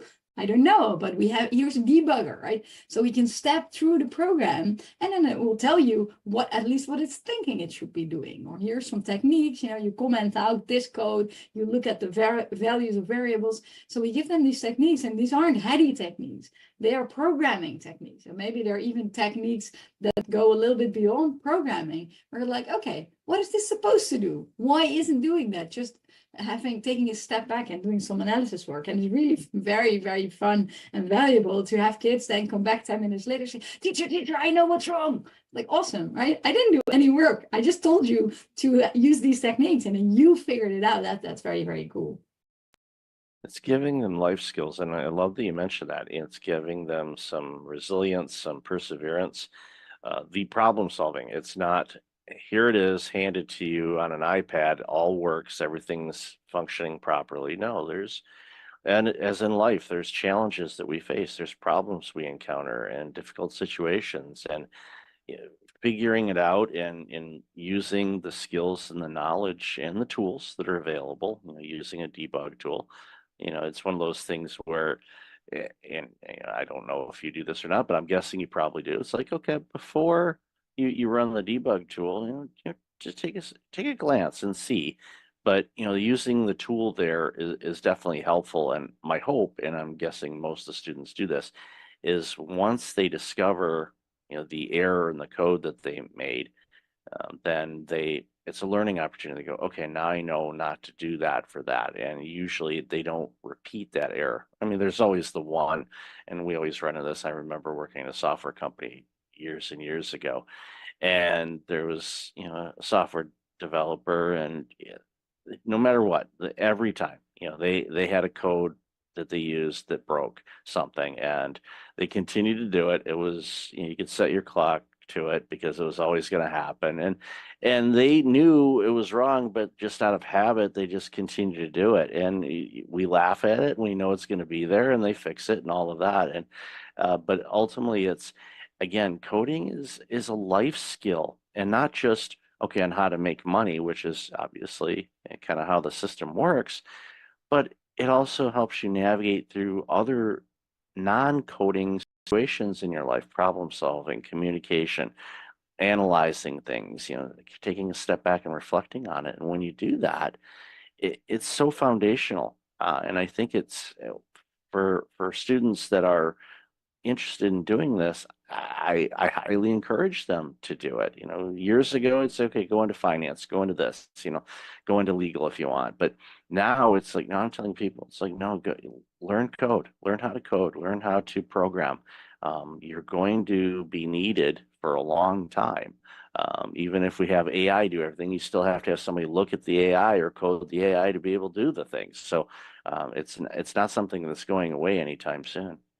No, and it's also an awareness about what technology is, right? What I'm seeing with young people, but actually also with adults that don't know any programming, is that they think that technology, software, the internet is just something that exists like oxygen in the air, right? But once you've done a little bit of programming yourself, you're like, hey, wait a minute, someone created this website with a goal, right? Get to scrolling Instagram and they're like, wait a minute, someone created Instagram and then they created it in such a way to keep me addicted. Like this is the goal. It's not an accident that I want to keep scrolling. It's actually something that someone programmed in. So that awareness that all technology is human made and that decisions went into the internet and Instagram and Facebook and WhatsApp and whatever, that too is something that they're learning from a programming class that isn't necessarily, oh, now I know how to program. It's also, aha, everything on the internet is programmed by someone, which also I think is a very, very valuable lesson in terms of, for example, AI, that they don't buy all the hype that some adults are peddling, like, oh, AI can think, it's going to take over the world. They're like, wait a minute, someone made the AI. It isn't something that just exists out of the air. It's important to remember that. And some people say, are you afraid of AI taking over the world? It's like, well, if it can do my work without me having to do the work and I can relax, I'm okay with that, I guess. But as long as I continue to get to create, that's what's important. But Yeah. it's as with everything. And we remember when the internet first was launched to the public and all that, oh, this is going to take care of this and eliminate these jobs. And no, it ended up creating a lot more jobs. And I think AI is going to do the same thing because it's going to open up some creativity for opportunities to do different things and free up people to create other things that they can't because especially in the administrative side of things, where it's like, okay, research or building up websites or things like that, but again, it boils down to this. It's like, yeah, if you give it a simple instruction, it's going to give you a simple output. If you want it to do additional things, it's just like anything, you have to give it the right amount of instructions to do what you want it to do. And sometimes even that, it doesn't do that. We see it with image generation, for example. It's like, okay, create an image of two people sitting at a cafe. Well, it'll probably get that right, but you never know. It might come up with something like, okay, that doesn't look like a cafe. It's and again, there's coding behind that. It's just not this mystical thing in the sky that goes, okay, we're just going to create an image. There was actually coding behind that. Exactly, yeah.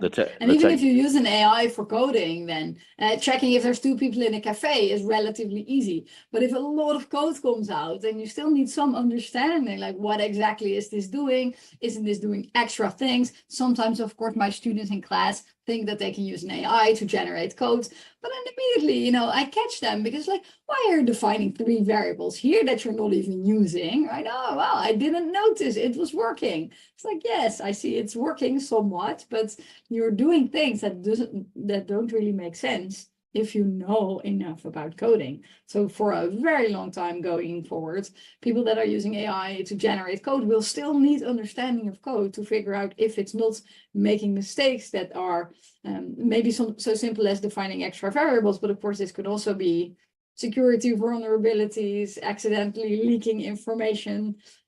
So you will still need this knowledge, even if you're using an AI for coding, to evaluate the code.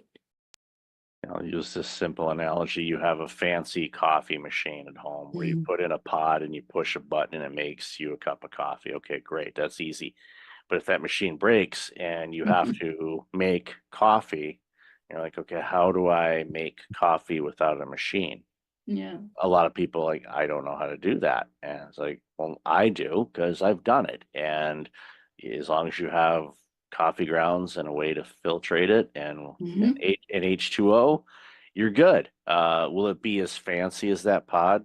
No, but it's still going to be coffee. And it's a simple analogy, but it's Yeah. important for you to understand if you have AI do something, you should be able to do it without AI. And that's what's really Yeah. important for people. I don't want people to forget how to do things, because if things happen, internet goes down or things like that, it floors people and they're like, what do I do? Well, we're both of the age that we remember a time in life where we didn't have a smartphone to look something up, or Yes. Or the maps, internet in or general. we how do you know how to do this? Like, we learned how to do it before technology made it simpler to do, but I still want to know how to do it in case the internet's out or anything else that happens. Ultimately, that's important. And it goes back to the coding. Yeah, you want to understand it. Yeah, oh, it does this, but why does it do that?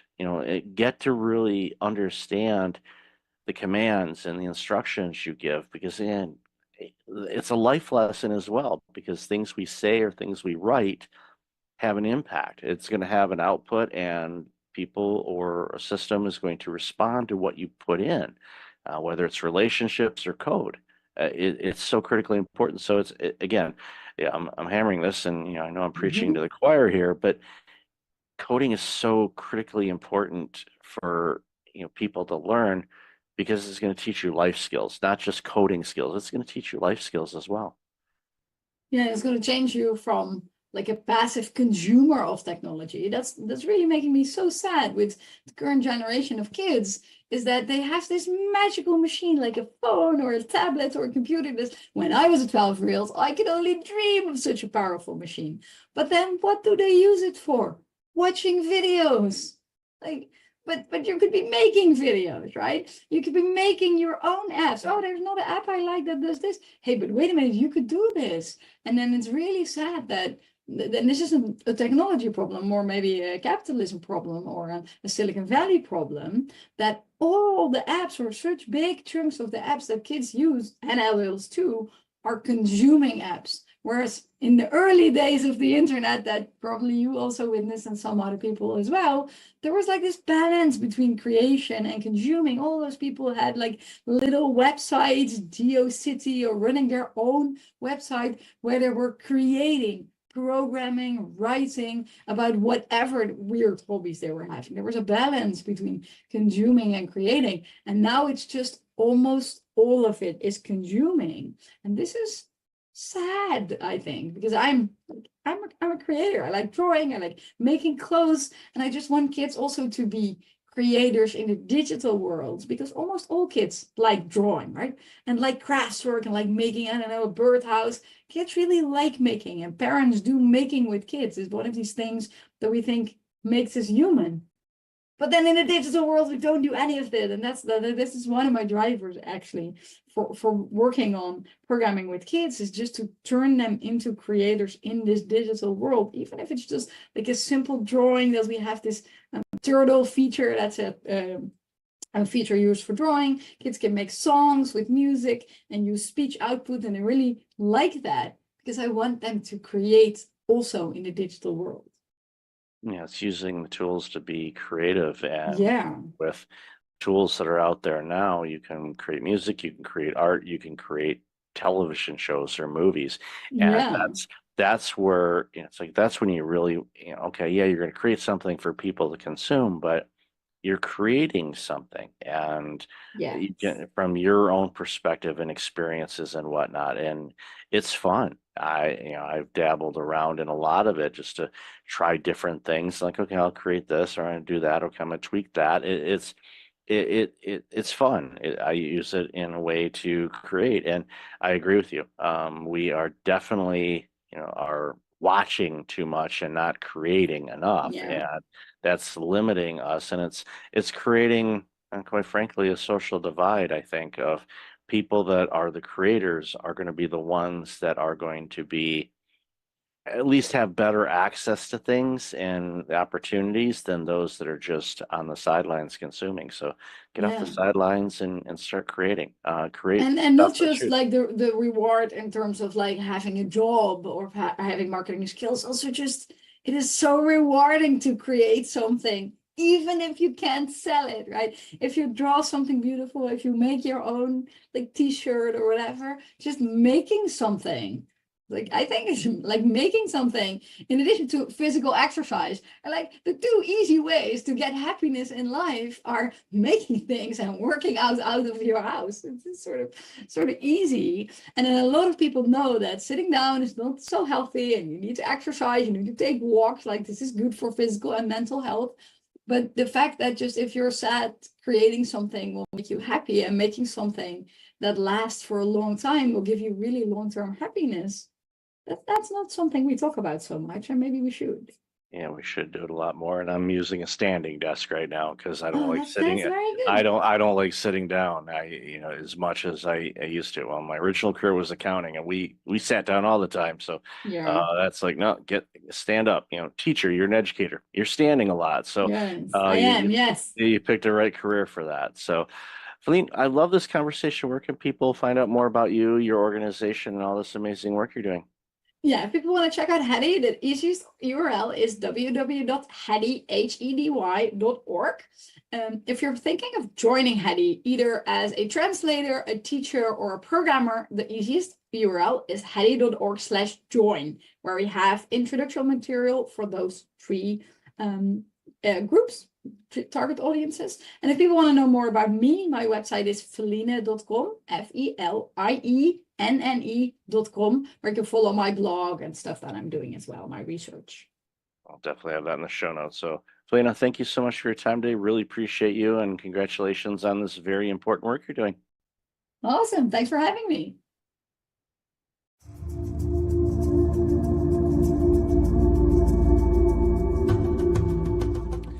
Welcome back. I've got Scott and Tammy on the line. How are you two? Oh, doing great. Nice to be here, Michael. Yeah, pretty fantastic. Thank you. Awesome. Great to have you. Really looking forward to this conversation. So why don't you share a little bit about yourselves and the organization, and then we'll jump into this really important conversation. Scott, do you want to go first? You go first. All right. I'm Tammy Rogers. Age before beauty. Oh, thanks so much. I am the co-founder and co-CEO of a company called Become More Group. And what we really do is we help individuals, teams, and organizations start here and say, where do you want to go? How do you want to get there? And we work with them to kind of step in, become more in any way that really makes sense to them. It's important. Yeah, and I'm Scott Bergmeyer. I'm the other and most important CEO of Become More Group. Smart Alec. That's why it's awesome to go second.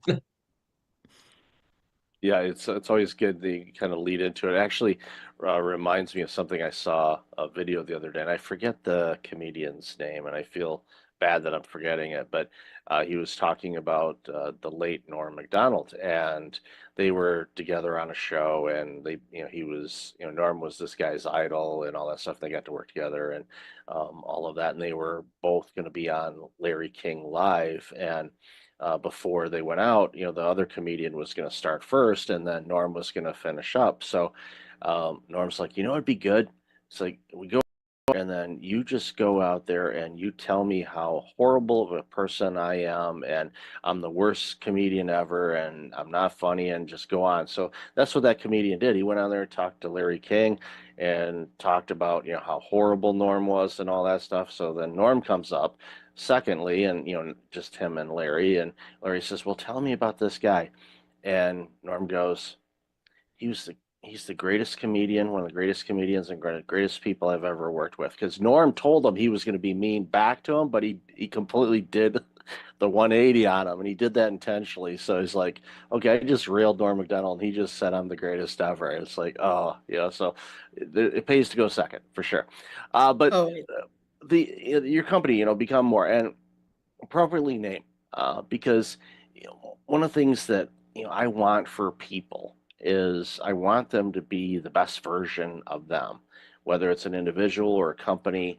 There's always room for growth and improvement because life always throws us opportunities to become more and be better. And I from a society standpoint, we deserve better companies and better individuals we do. because and we see too often, companies just they don't do that.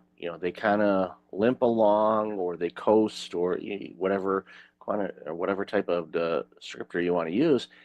And it saddens me because we lose out on great stuff because companies are doing that, and there's a myriad of reasons why. So, love to hear your approach on that and how you reach out to clients and how they find you. And I'm sure it's a combination thereof. But my hunch is if they're reaching out to you, they're either wanting to be better or they're doing it because they realize if they don't, they're going to go by the wayside. So, hand it over to you guys to share what you think about that. Yeah, Michael, I love this because part of what you're talking about is what we would call the status quo. We accept some level, which might be a good level or a mediocre level or a bad level. We accept that and we just kind of ease into it and just allow that to happen. And the reality is when we allow that to happen, even when we're doing great things, someone is going to pass you. And so if you're not always looking at how can we evolve, mature, move forward, at some point, even if you're currently making dust, you will be eating dust at some point. It's true. And the side of that, if you think about it, is people traditionally shift off of the status quo because they are inspired or because they're in dire trouble, right? Inspiration or desperation. And when you're desperate, there is this piece where it's like you'll do almost anything. And it's hard to work with an organization that is in that spot because time and fear are kind of knocking on the door and it gets louder and louder and louder, and they're freaking out in that spot. Inspiration is a much better place to be. And yet many of us don't make those changes because we're inspired. Many of us make those changes until we can, we wait until we can hear that knock on the door. And that is, that's not, it's unfortunate in that particular space. So one of the things that we actually work with people on is we talk with them and say, all right, we can talk about pain. What's the stuff that's not working for your organization? But let's also talk about gain. What is it that you want to be? What is that? If you could dream for a little bit, what would that look like? And what would be the things that you would like to see and experience, and the way that you would like to interact with customers, and the way that your staff interacts with one another, and the products that you would want to bring out, or the production, and how would that flow? And when we ask them about dreaming, and sometimes I can't use that word, it depends on the CEO and whether that word is comfortable for them or not. But when they can like vision out or dream into that future, that's a way that we get people to be inspired instead of waiting for that time period where something's knocking on the door and they have to do something. When the water's coming in, a lot of times, like, so, what do you think about this? All they're thinking about is that water, and they're not going to have the clarity to be able to dream or imagine a different future because all they see is the water rising, and they're like, okay, this is problematic. It's like, so you end up becoming a disaster recovery type of place, like those companies that come in after floods or fires and do a restoration, get you back to the state, and then it's like, okay, and I see this all the time. They're like, okay, you're recovered, and they're like, okay, we're good. No, you're not. You're back to where you were before that happened. And unless you do something, that's going to happen again. It's like if you have a foundation, your house that always leaks, and the rainstorms come in during rainy season and floods your basement out, and you dry it all up. It's like, okay, we're all good. No, you're not. You just cleaned up. It's the situation is still there. You're going to have to do the foundation work on that, and too often, like, nah, I'll deal with it later, and then later shows up, and well, guess what? They're grabbing the mop buckets again. And I see that time and time again because we're creatures of habit, and status quo, or comfort avenue, as I like to call it, is a very, very dangerous place to hang out in.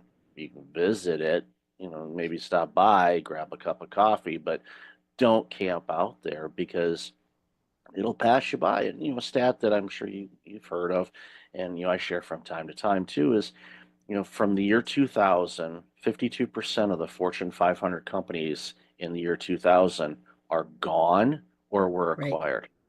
So Yep. 500 of the most biggest companies on the planet, from a public traded standpoint anyway, are gone. So, and what happened to those? You could look at them and you could pretty much say, yep, they went this way because of this or this or this or this. But I would all but guarantee that every one of them was in status quo mode or was not as good as they could have been, and they could have prevented that. And eh, I just think about, the impact of organization of those sizes leaving town or closing up shop or whatnot. But that could be small businesses too. Small business that has 40 employees, they close down in a local community. What does that do to the community? All of a sudden, those are 40 families that aren't going to your restaurants or buying from your local shops or things like that. And it just has a huge ripple effect. And again, a lot of it could be prevented if, they work with individuals like yourselves that can say, okay, what can we do to get better, grow, be a better version of ourselves? Because what works today, in all likelihood, is not going to work tomorrow as well as it could. So, and it's one of those things where, again, you see it all the time. I do too. It's like these companies are like, no, we're good. No, you're not. You're not. I'm sorry. I'm not. One of my favorite quotes is from the late Chuck Daly, former coach of the Detroit Pistons, Team USA, that won the gold medal way back when. And this was after the Pistons. I forget who they beat, but they beat them one game like 30 something points. It was an absolute blowout. And at the post game, Chuck's just mouthing off on all the missed plays the Pistons had and how they screwed this up and that up. And the reporter finally said, Chuck, you guys won by 30. You were up like 45 at one point. Why are you so pessimistic? And he said, a pessimist is an optimist with experience. And he knew that the players that were screwing up and missing plays, that could come back and bite them down the road. He didn't want to see it.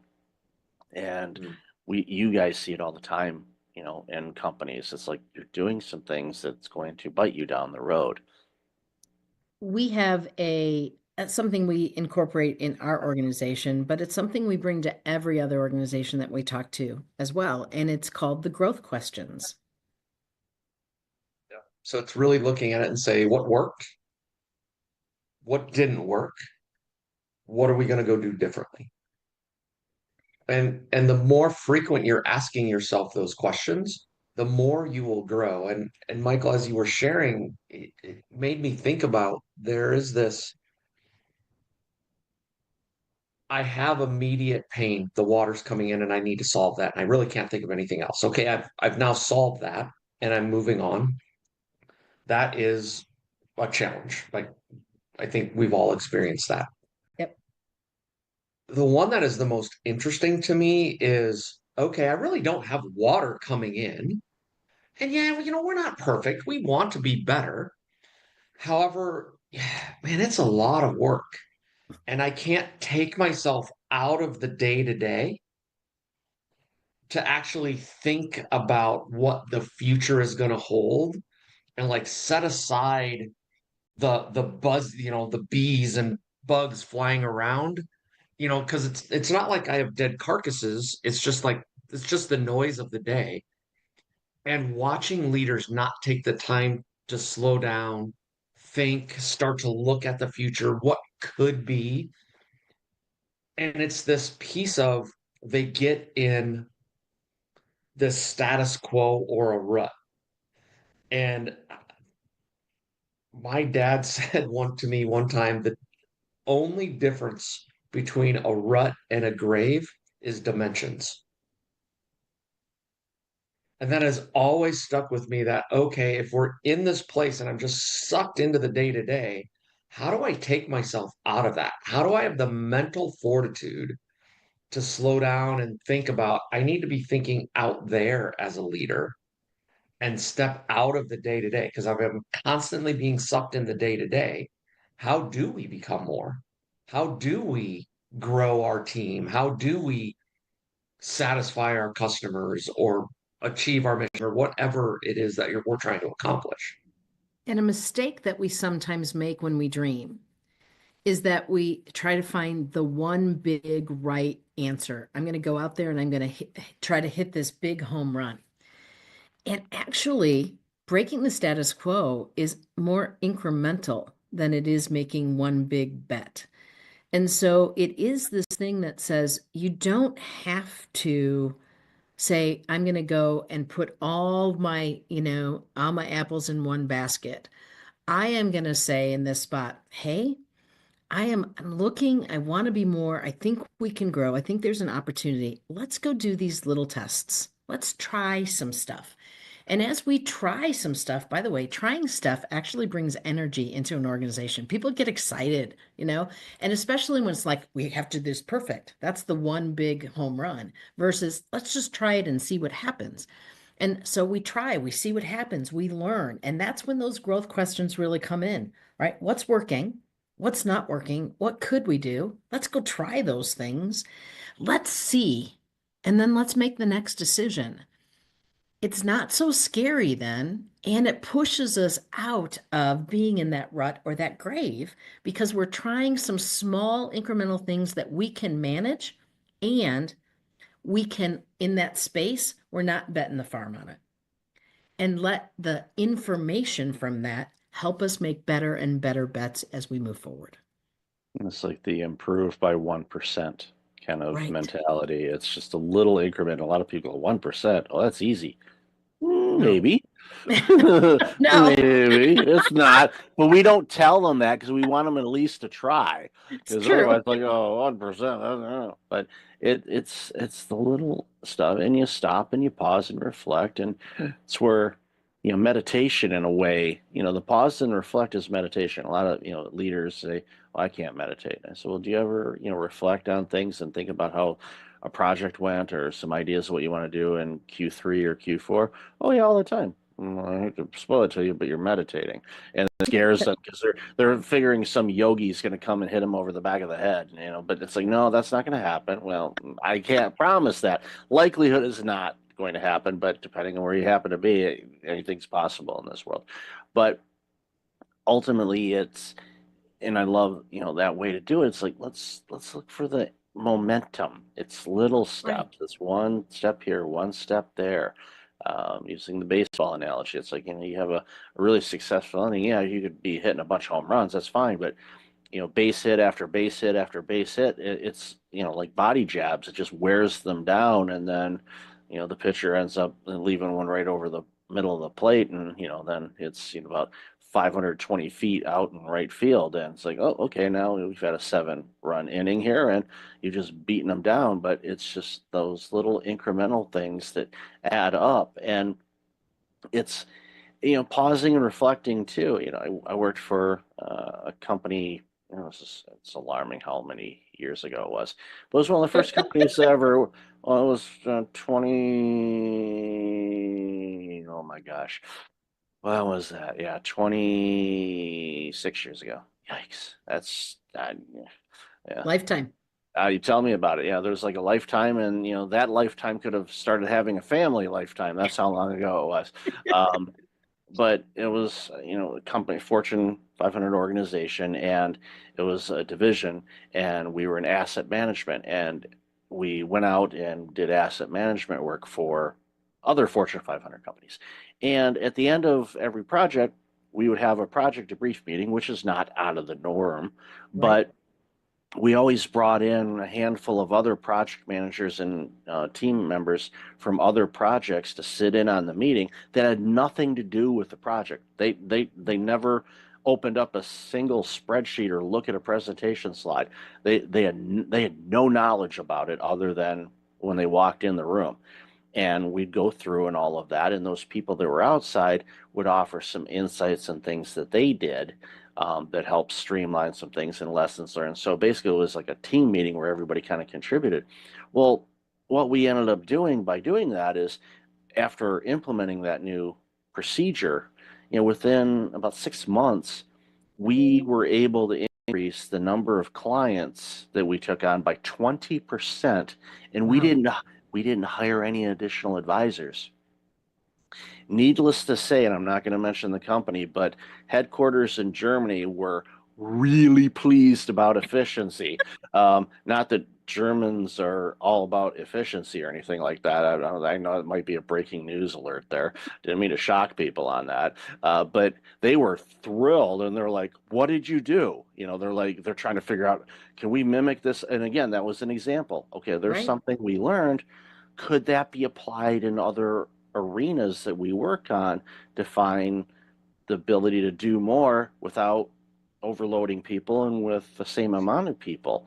And it was one of those things where I was obviously much younger then, didn't pay much attention to it, but upon reflecting, looking back, thinking about ideas, it's like, that was great. So anywhere that I was a leader, didn't matter what role I was in, I did that. I would bring in some outsiders and say, okay, what's your thoughts on this? What do you see?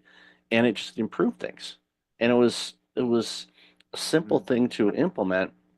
A lot of people thought I was crazy at first. Like, well, they weren't on the project. Why are they here? Like, you'll see, just work with me on this. And then they realized, and then all of a sudden they wanted to be part of other meetings, probably because they didn't want to work and they just want to sit in the meeting. But oh yeah, because people love meetings, Michael. Yeah. My brother, and this was years ago too, worked for an auto sector company, and you'll get this, they actually had a meeting to determine why they had so many meetings. And they didn't come up with a solution. So because it was an ineffective meeting. There you go. Yeah. Is there an agenda? Could this be an email? Do I need to be there? Yeah. Yeah. I do like that methodology that you're talking about, outside eyes. I mean, it's great, especially if you have enough internal staff to be able to have an outside perspective. That's phenomenal. If you don't, that's what you kind of need consultants about, right? Because an outside perspective says, I don't have any skin in the game. Here's just something to think about and consider. It's not like you did this wrong and you did this wrong. It's not like an audit. It's this thing that says, here's something that you might want to consider. Here's something that we've done. This is what our experience says. And that's how you get better incrementally, but you do it very quickly. And so that's what's really interesting about that. That is growth, very specific, a growth plan to help us see what we can do differently and not just get stuck in, well, this is the way we do it. Well, it worked last time, we'll do it this time. And having the outside in, whether that's a consultant or whether that's someone from the next department over, right? Ideally, like, they have the ability to ask the quote dumb questions that we just make the assumptions on. We assume we do it this way because it's the best way, but having someone say, well, why? I was with a financial organization and they were talking about, oh yeah, when we do mortgage work, they, like, if you pay, you have the ability, you could pay every 2 weeks, and actually that reduces your overall interest, etc. Well, when someone chooses to do that, they have to take that money and put it in an account and then wait until they have a full payment. And I'm like, so they're like double, triple work that they're having to do. And I'm like, help me understand why. And they all look at me like, what do you mean why? It's what we're supposed to do. I'm like, yeah, I understand that's what you're supposed to do. Help me understand. You have made the decision to do that, or there's a legal regulatory reason to do that. And there is actually a legal regulatory reason to do that, to make it compliant if they want to sell it on the outside market, versus a car, a consumer loan, a car loan or something. You could make $1 payment every day and that will be applied. And it's so interesting, like the process hoops they have to do. However, they have never thought of, like, in their mind, it's just, well, we just do this. And it's just normal. Like, why are you even asking? Well, because number one, I don't know, because it sounds really stupid. And Michael, you don't know about us, but we have an acronym that we use. It's SLL, stay stupid. Sorry, I did that totally wrong. It's SSL, stay stupid longer.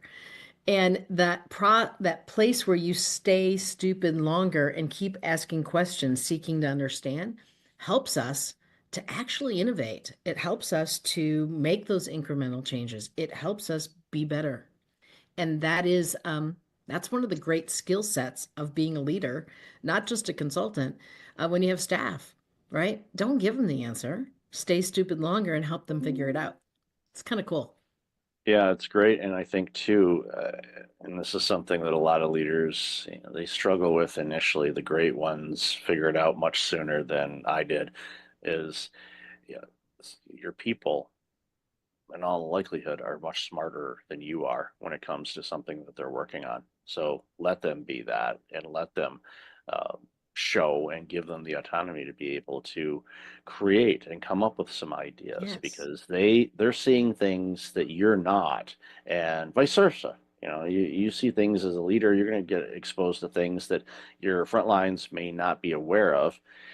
What you share, obviously share as much as you can so everybody can kind of be rowing in the same direction. But there's opportunities where it's like, okay, I'm not seeing this. What am I not seeing here? And especially if you're going through, it doesn't matter if you're going through a growth stage or a retraction stage. Like, what am I not seeing here? What do you think? What's going on? And this is one of those things that's like, I know you talked about this with your spouse or your partner back home.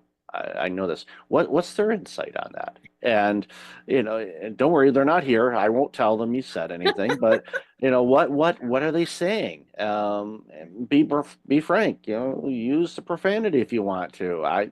I'm from Detroit. We've heard bad words before. Don't worry about it.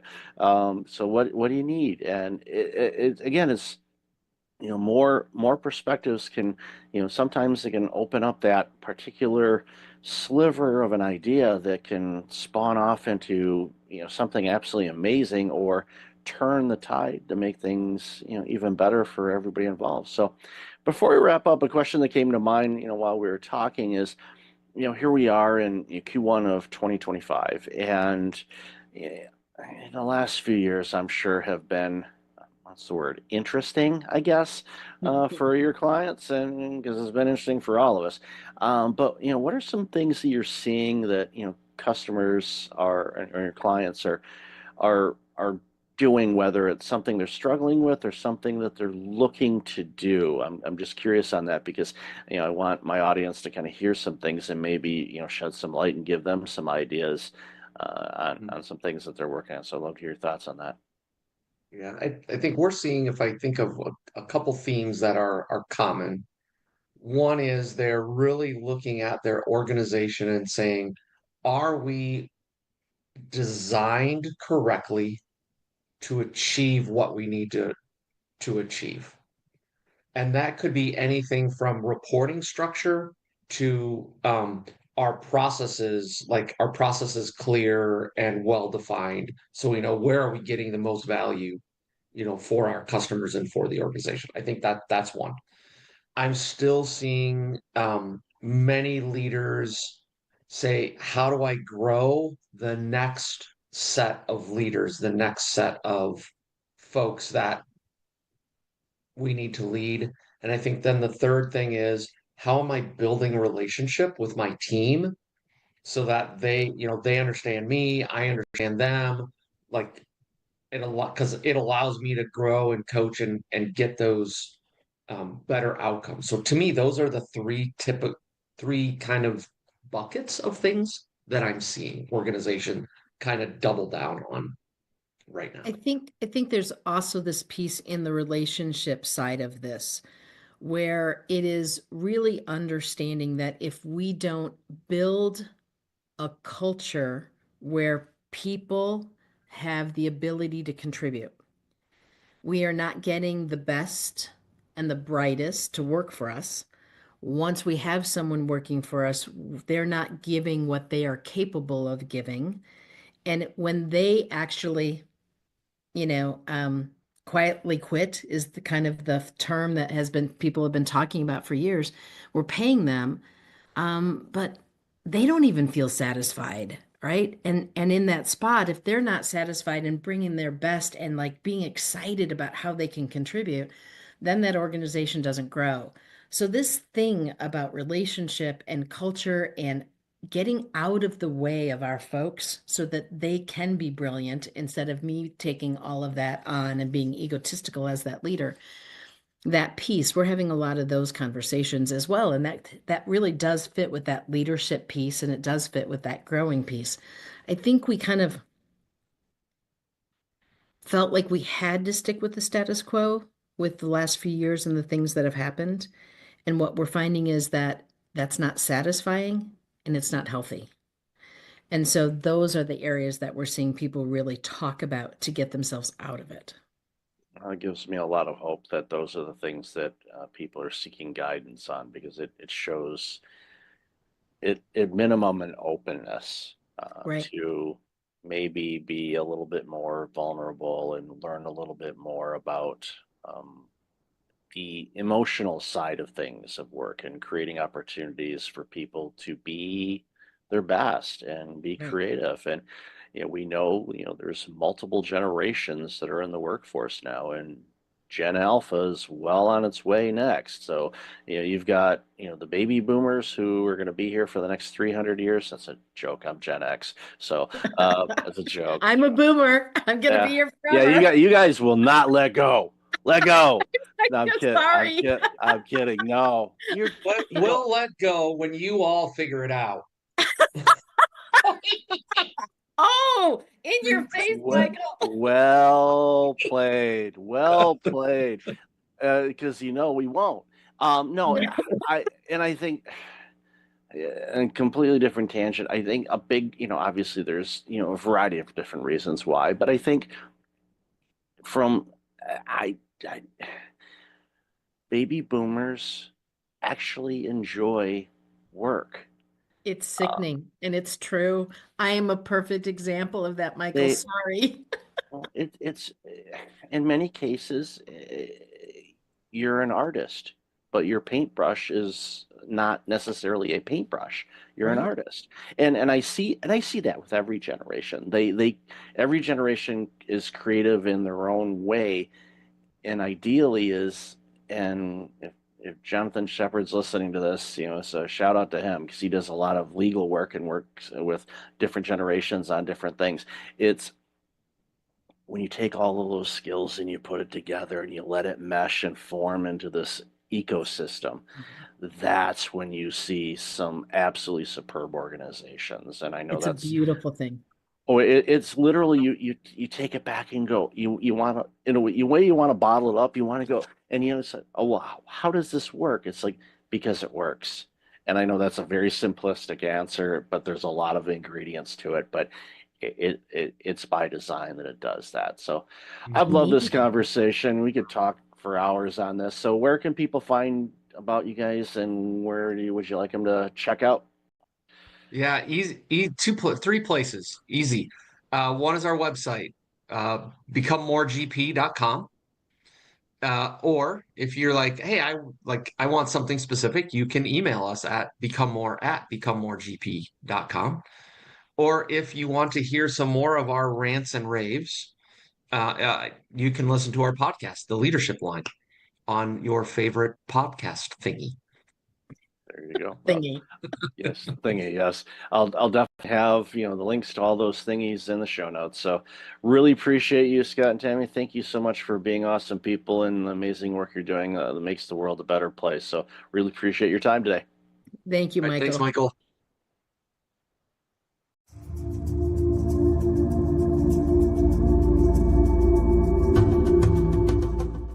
Welcome back. I've got Jonathan Shepard on the line. John, how are you? How are you? How's it going, Michael? I am awesome. Really looking forward to this conversation because, as we talked about a bit in the pre-show and our conversation we had earlier, this is some important work that you're doing, and it's bringing awareness to an issue that I think every organization is facing. So, why don't you share a little bit about you, and then we'll jump into this important conversation. Sure. I live in the recruiting space. I'm the president and CEO of J. Shepard Associates, a full-service attorney search firm in New York City. And I own a support staff company called Daybreak Staffing. And our perch is mid and large-size law firms. Kind of built my entire career in that space. Started recruiting when I was 19 and had kind of seen a lot. But about 5 years ago, I started to notice that generationally, everybody was kind of pulling apart. And I've always recruited from the space of like, get the biggest, best group of people together. And what I kind of stumbled on was this conversation about the generationality of work. 4 generations working together for the first time in American business. And everybody has a different need set, as I refer to it. And everybody is generationally judgmental. You know, I joke with candidates like this pops up on screen and the cartoon bubble pops up and says old guy. But then you get to talking to me and you realize I have this generational lens to what I do. And you're like, where'd you come from? People your age don't talk like you. And I found it to be really, really interesting. So I started weaving it into my recruiting. And the more I did, I found that there was an appetite for it. I found that it was a message that was resonating. I contend if you have boomers with vision, Gen Xers with ability, or high revenue producing people, 42 to 58. If you have millennials with potential and Gen Zers with drive, then you have the best of all 4 generations. And no matter what business you're running, you owe it to yourself to get the best people in the right spots. So it's been a really interesting ride. And I'm having conversations with people closer to my age, right down to people just coming out of law school. And they all have something to add to the conversation. So when you and I connected, I was like, this is a great platform for me to talk about this with you, you know, you being in the corporate burnout space, you know, and trying to get people to kind of not get burnt out, or what to do and recover from getting burnt out. I think it really does tie in very much.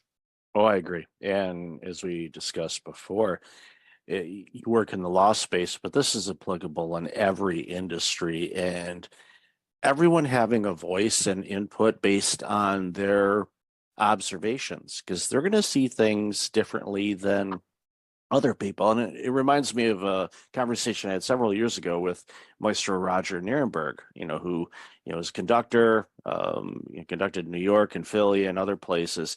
And he's a leadership consultant now. And one of the things he does is he goes to organizations and he brings a small orchestra with him. And what he does is he sets up an orchestra pit wherever they happen to be. And then, of course, he goes up on the podium and they first start to practice, and they kind of sound like a second grade band at the beginning, you know, no rhythm whatsoever. And then they start harmonizing and everything sounds amazing. And they have the employees of the organization in management sitting in with the pit. So they're hearing that music.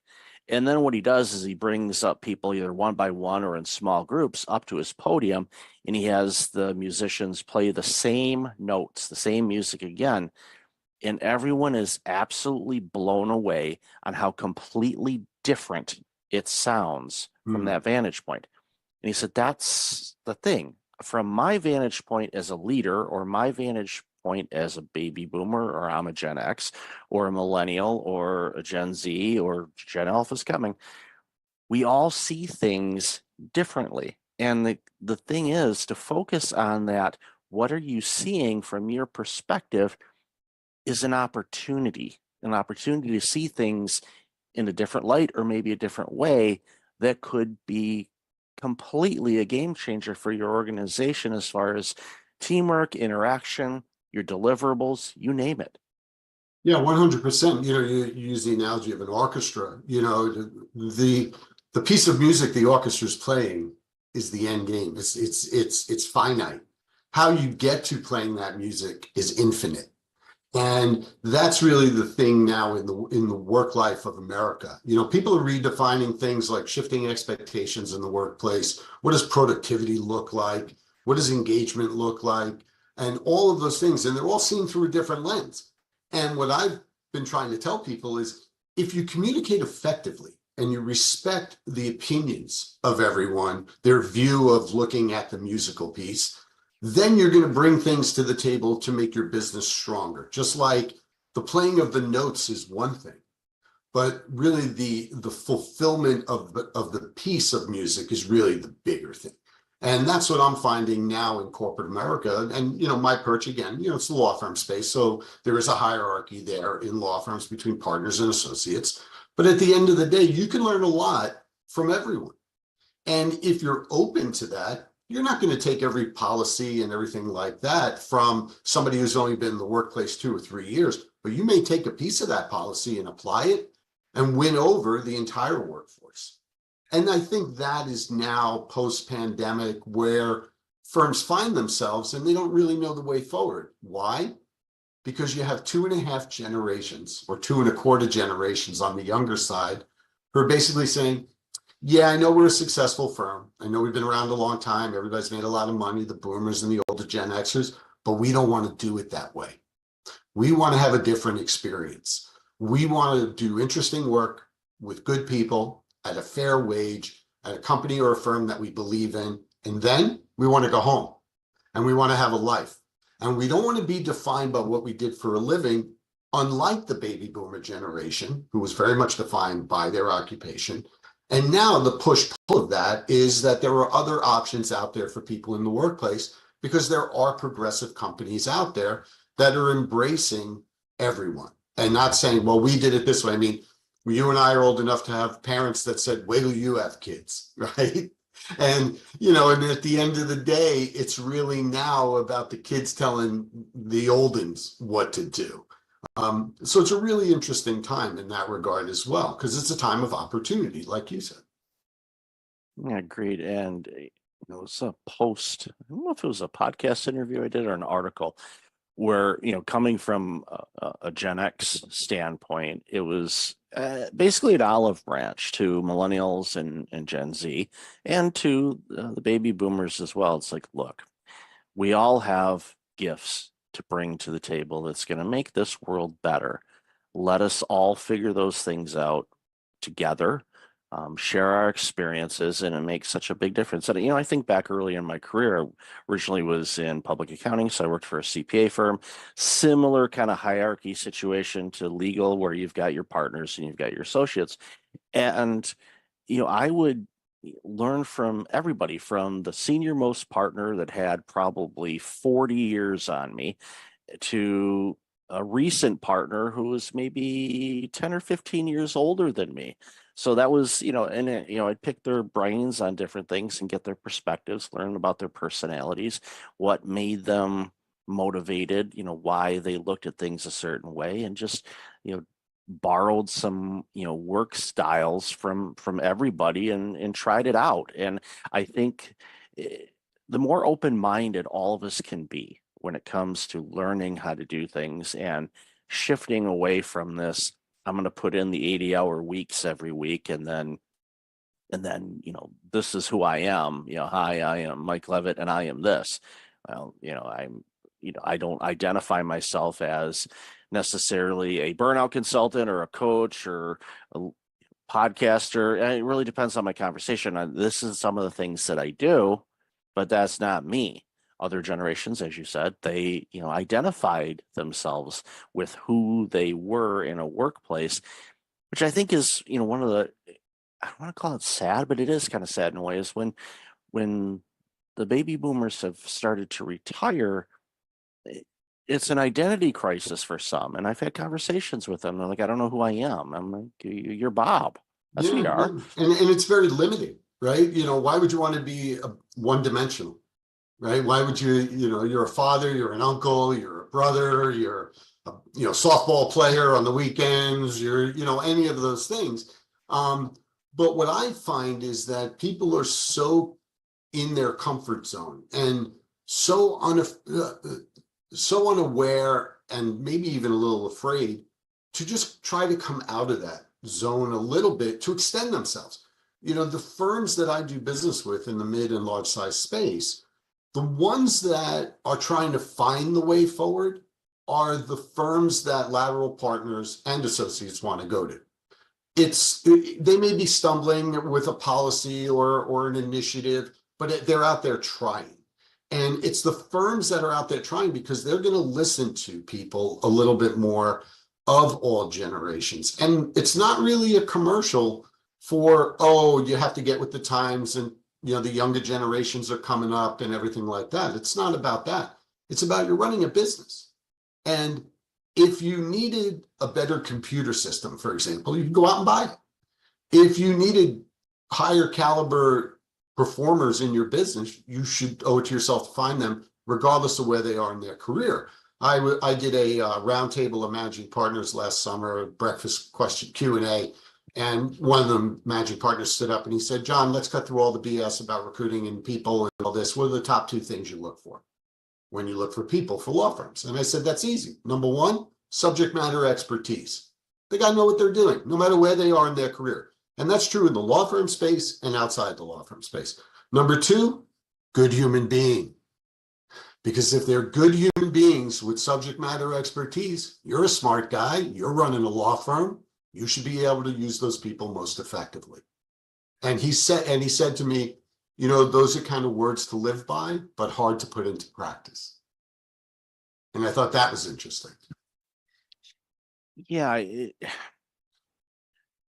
and I can see where you're from, and I think about, you know, my experiences in hiring when I worked in healthcare and hiring, you know, people that may, excluding clinicians, again, they have to be a subject matter expert. They have to have their licenses.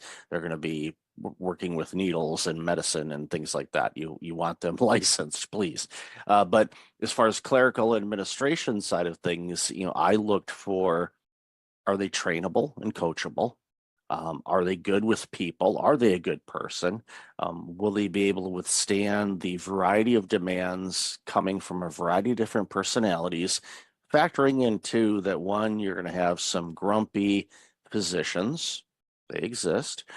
You're also going to have some really grumpy patients, because typically when people are going to the doctor's office, they're not well. They're not feeling good. So they may not be putting their best foot forward when they're interacting with people because they just don't feel good. Yeah. So you have to be able to navigate through all of that, do your best not to take it personally, understand the big picture of all of it, and give the best customer service, quite frankly, as you can to all the stakeholders involved. Yeah. And I remember hiring, and I've shared this story before, I hired a receptionist for one of my clinics, and she didn't have any healthcare experience, but she worked for one of the major cell phone companies in their retail department. And the doctors, the board, everybody's asking me, are you out of your mind? They don't have any healthcare experience. And I said, neither did I when I started this organization, and now I'm running yours. So who's the idiot now? And you know, so basically they went, okay. I said, she's trainable. She's going to pick it up quick. Number 2, she's great with people. So long story short, she is now running a clinic herself, a healthcare clinic, when she started in a cell phone company, and now she's running a clinic. Why? Because we gave her the opportunity. We created the environment where she could thrive. She did. She took advantage of it and made it, you know, her career. Yeah. And that was an opportunity I gave because I saw the person. I'm like, you can train people on things, you know, that's not a problem. It's like, how are they with people in all these different aspects of things that get thrown at us on a daily basis? And it's a fine line to walk. You know, it is a fine line to walk. You know, and one of the biggest complaints I hear from younger workers across all industries is there's nobody there to coach and train me up. And, you know, you and I had the conversation when we spoke at first about my stepson is a mechanical engineering guy. He's 29. And he was working for his first job out of school.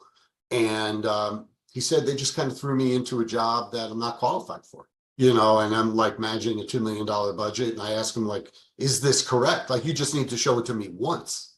And they were like, well, kind of figure it out. And I told them, I hear the same complaints from young attorneys whose law firms want them to come sit in the office 5 days a week, but the partners that they're reporting to aren't there. And more, as we've bled from the millennial generation to the Gen Z generation, younger people want to be in the office with mentors, with trainers, so they can have the opportunity that receptionist had, right? Maybe they're not all the way there in their education and experience so far, but if you can start with that and then get them to where you need them to be, then you're ahead of the game. Now, people that are clinicians or technicians, it's a different story. Just like in certain law firms, it's practice area expertise. But if some young associate comes along and has that practice area expertise, why wouldn't you want the one that wants to come in and get instruction from you, as opposed to the one that you think is sitting in their living room, in their sweatpants, thumbing their nose at you, and only working when they want, not when you want, if you're a partner in a law firm? The reality is that if you embrace that younger employee that wants to come in and get there yourself, you'll be able to have a better team over time. And that's some of the conversation that I'm having with my law firm clients now. It's like, the problem is not your associates. The problem is the partners, because they want to sit in the Hamptons or Martha's Vineyard or the Jersey Shore 3 days a week, all year long, or mostly in the summer. And they're like, well, I get everything done. Well, you need to come in and recommit to the firm that you're going to bring the next generation of attorneys along, just like you were brought along at one point in time. The way in which that occurs is now different because of the way the generations communicate. The boomers a little more in person and through email. The younger Gen Xers, millennials, and Gen Zers more via instant message or text, or something like that. If you're a boomer, you just have to make the effort with the Gen Xer or the millennial or the Gen Zer to communicate the way they want, and then they'll eventually come to you too. It's not you acquiescing everything to train up good people. But if you train up good people, you'll get a better team together and you run a better business, you'll be more successful, and guess what? You'll make more money. Yeah, and it's just utilizing all the tools at the time that makes sense for everybody involved. Because sometimes a quick text message works. Sometimes it's okay, let's jump on a quick Teams or Zoom call. That's great. Sometimes it's like, why don't we carve out some time and we'll spend an hour in the office and we're going to go over this. And you're not distracted by anything else because you're in a room, doors closed, you're flushing it all out and all of that, and you get to have the human interaction and read body language and all of that. There's all these things that are available, and we should utilize all of them. And that goes to all generations. Doesn't matter. And every business. It's in every business. There's no substitute for, hey kid, come sit in my office with me, listen in on this call, and then we'll talk about it. Mm-hmm. Yeah, there's no substitute for that FaceTime. Now we live in a work time where that specific type of event is less frequent and shorter in duration. But that doesn't mean it shouldn't be part of it. And that's what the workforce is having issue with at the moment. I hear the same complaints from my mechanical engineering stepson as I do from young attorneys, as I do from young people in trades who are doing things like, electrician work or carpentry. It is a universal issue cutting across 4 generations. And those people, I was preparing some notes, for this podcast. And, one of the things I made a note here is navigating the landscape, right? Everybody's like, how do I do it? Well, you have to read, and you have to get good at reading the 3 generations that you're not a part of. Because then if you extend yourself into those generations, you'll get better feedback, more open communication. And I use the example I heard the phrase boots the house down.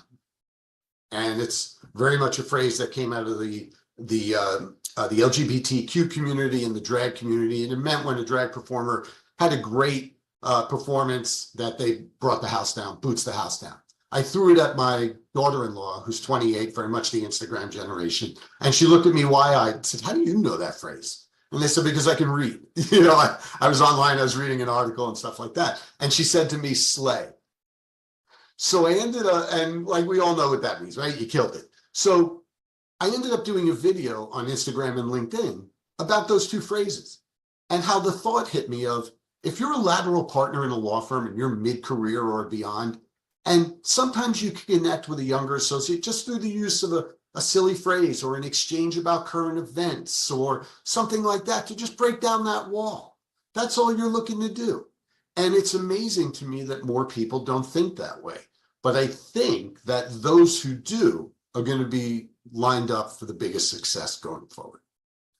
Yeah, it humanizes people and Right. it breaks down those silos. And for those that are a little reluctant to do it, you kind of have to ask yourself, okay, why is my ego fighting this?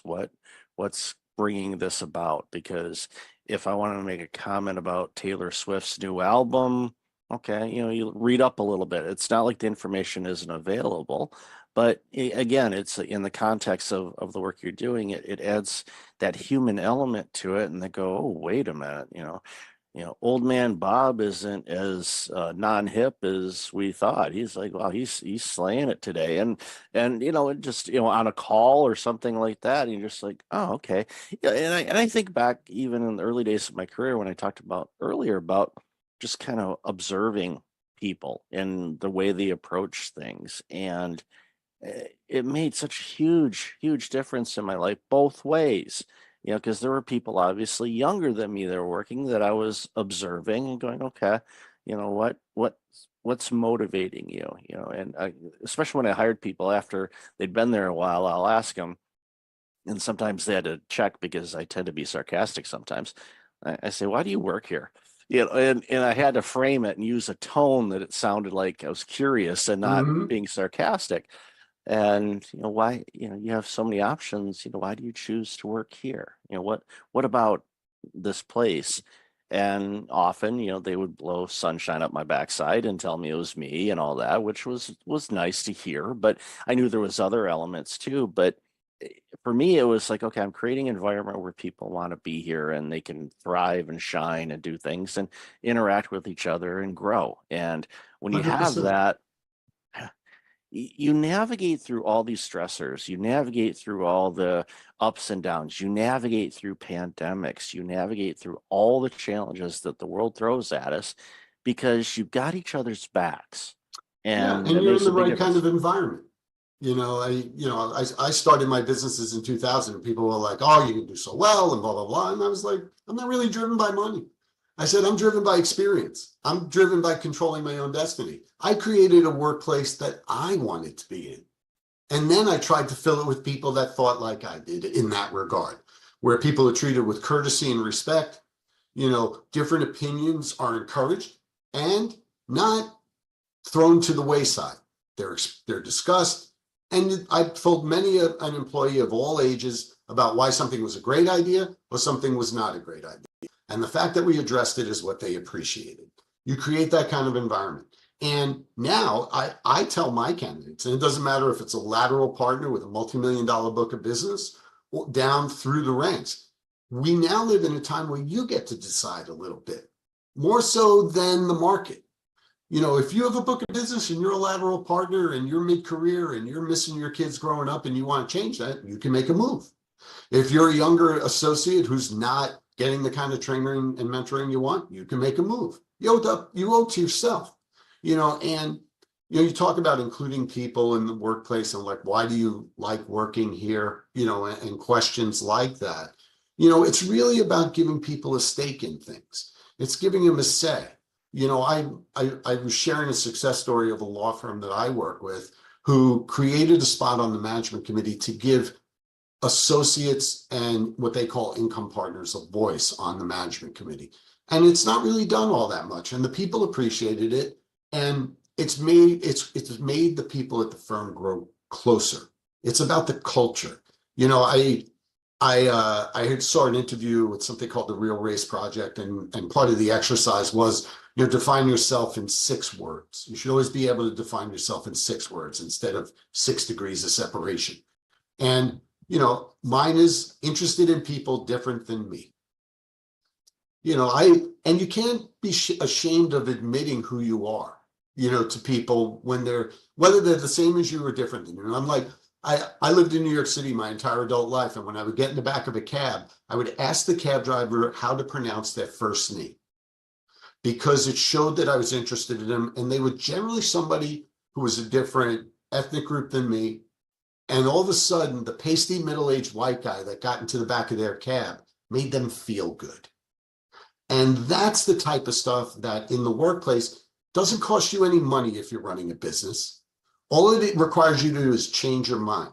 And if you are bringing in people at all levels, if you're a senior partner that I'm working with and you're only interested in a money jump, it's probably not going to be a successful engagement.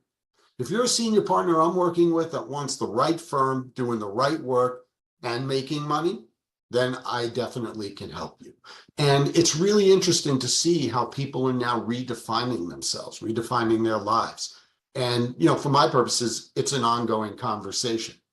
It requires two things, and it's very simple: communication and accountability.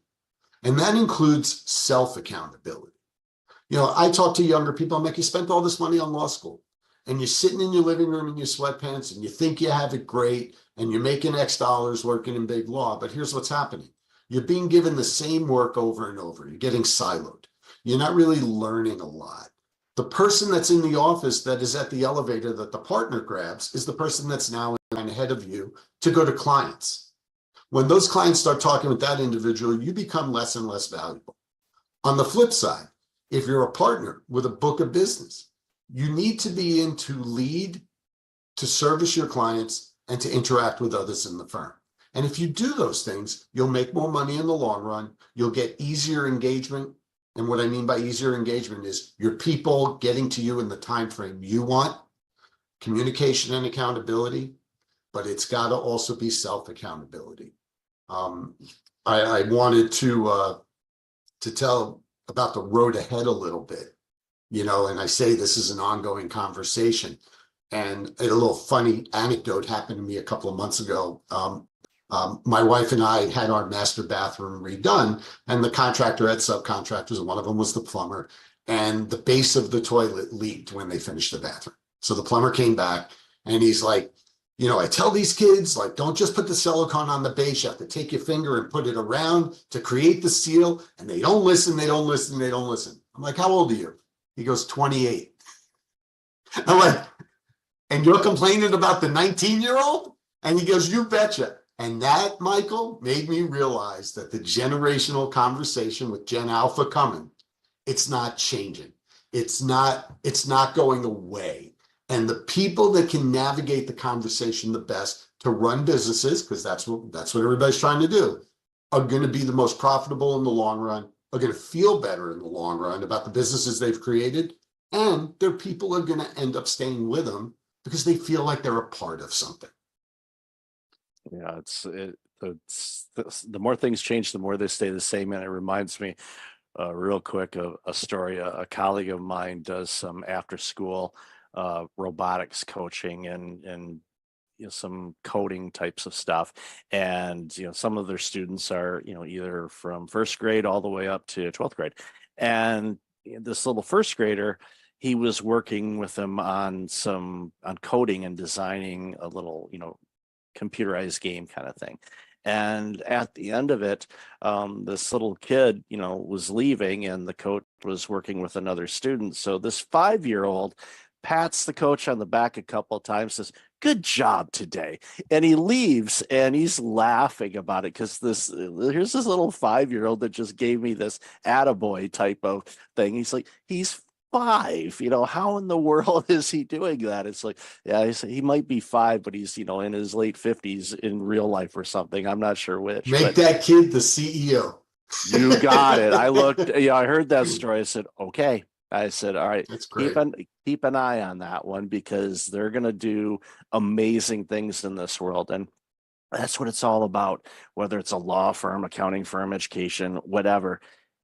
Create that environment where everybody can thrive in the way that they define thriving, to serve your clientele, your customers, whomever.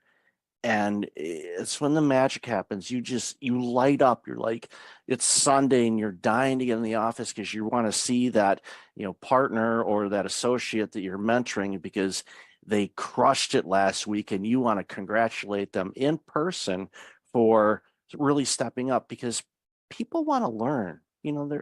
Most people are coachable, and the self accountability. I'm glad you mentioned that. I think that's something that I see as absent, but there's reasons why it's absent. The more accountable you are to yourself and what's your role in this game, the better you're going to be short term and long term. Yeah, I agree with you 100%. That's a whole nother podcast, that the accountability and self-accountability thing. And, we talk about it through the lens, of the generations. We talk about it running better businesses and everything like that. But these are human skills. These are skills that help you in every walk of life, and I think that's the thing that's lost on a lot of people. You say, you crushed it last week, you're fired up to go into the office on Monday, but we also live in the real world that you're not going to feel that way all the time. Right. And a lot of people talk to people like us and they're like, oh, it's easy to be gung ho and rah, rah, and all that. That's not what this is about. What this is about is positioning yourself. And if you're running a business, positioning your business the best way possible, but being realistic about it. And wouldn't you rather go to work fired up more times than not? I mean, I would settle for that if I were in the corporate space. I think I said to you on our initial call. I work for myself. I'm very much, doing my thing and everything. And I always joke with people, my boss sucks. He just makes me work when other people don't, but he also does approve my expenses, and he does let me go do some fun things. But what he does is he lets me be me. And, I'm fortunate that I work for myself, and not everybody lives in that world, especially if you're in corporate America, whether it's a law firm or another kind of business. We get that. But you could set yourself up to be as close to what you want. And that is occurring for the first time in 2 generations. It really is. People in the 50s really had the kind of opportunity that the generations coming up have now. Everybody from there to now, a lot of the boomer generation, and I hear it all the time, the boomers are hanging on too long. But the boomers who consider themselves, as I consider myself, and I'm sure even though you're a little younger than me, you consider yourself this kind of person, is we're empowerers. We want to tell people, listen, you bring a lot to the table. And I do it with people that are way older than me down to way younger than me. And, I've had more than one candidate at each end of the age range say, boy, you get me. And I said, I'm not trying to be you. Again, it's communication and accountability. If you keep that in mind, and then courtesy and respect yourself, but respect others, be humble, extend yourself a little bit. You'd be surprised, how people react to you, like the guy driving that cab in New York City. Yeah, it's important. And I tell you, if everybody followed that, boy, the world would look a lot different and workplaces would be a lot better. So, John, I've loved this conversation. I could talk to you for hours on this show already. So where can people find out more about you and all this amazing work? Well, you could certainly reach out to me individually at Jay Shepard, spelled JSHEPPARD at JShepardAssociates.com. You can go to our website. You can find us on Instagram and on LinkedIn at Jay Shepard Associates. And I really want to thank you for the opportunity to talk with you today, Mike. I could talk to you for hours as well, and I'm sure we'll be talking offline again. Of course. And I'll definitely have that information in the show notes. So, John, thank you for being you and making this world a much better place. Really appreciate your time today. Thanks so much, Michael. Have a great day.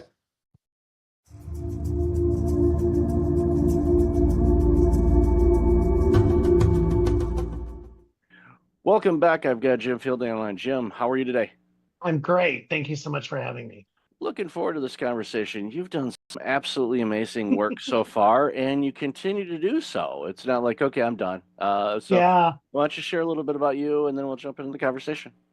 Yeah, I mean, I appreciate you saying that. I mean, I'm committed to lifelong learning and staying constantly curious. And so I don't ever want to be done. And after a great run in retail and media and entertainment with some of the world's largest brands like The Gap and Disney and DreamWorks and 20th Century Fox. I've completely pivoted in the last, particularly in the last 2 years.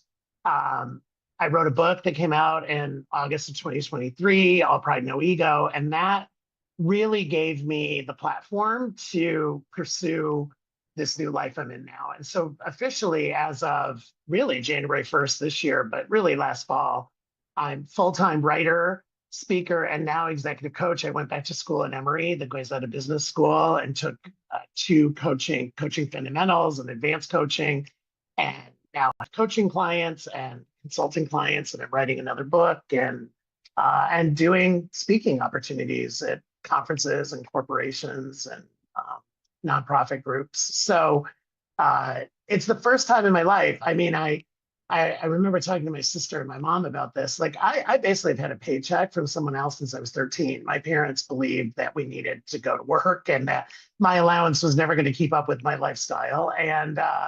And literally last August 31st was the last time I got a quote paycheck from a corporation and benefits and all that. And so it's really the first time in my life, now that I'm 59, getting ready to turn 60, where I'm completely on my own and I'm really enjoying it and meeting fascinating people and doing interesting things.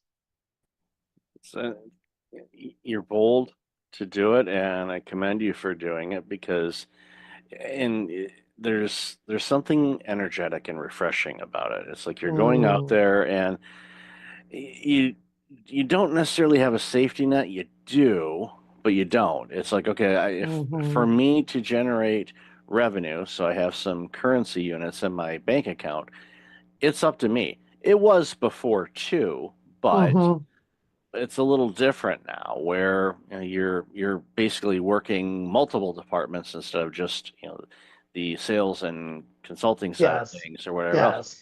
And I'm guessing, and you mentioned about going back to school and and the coaching and whatnot. My hunch, and correct me if I'm wrong, is when you're in the class and they're going over some things, did you have that aha moment going, wait, I've been doing this all along anyway, but now I'm getting the education component afterwards. So usually it's like, usually you learn how to do it, then you do it. Well, in your career, you did it, and now you're I kind of learned on the job. You're learning how to do it. Yeah. I give my professors and mentors in that program credit, because like literally the first module when I started was, part of it was the difference between coaching, consulting, therapy, and mentoring. And I realized that I'd been doing all of that. Like, I had gone to therapy. I wasn't a therapist, but I had mentored, I had consulted, and I had coached.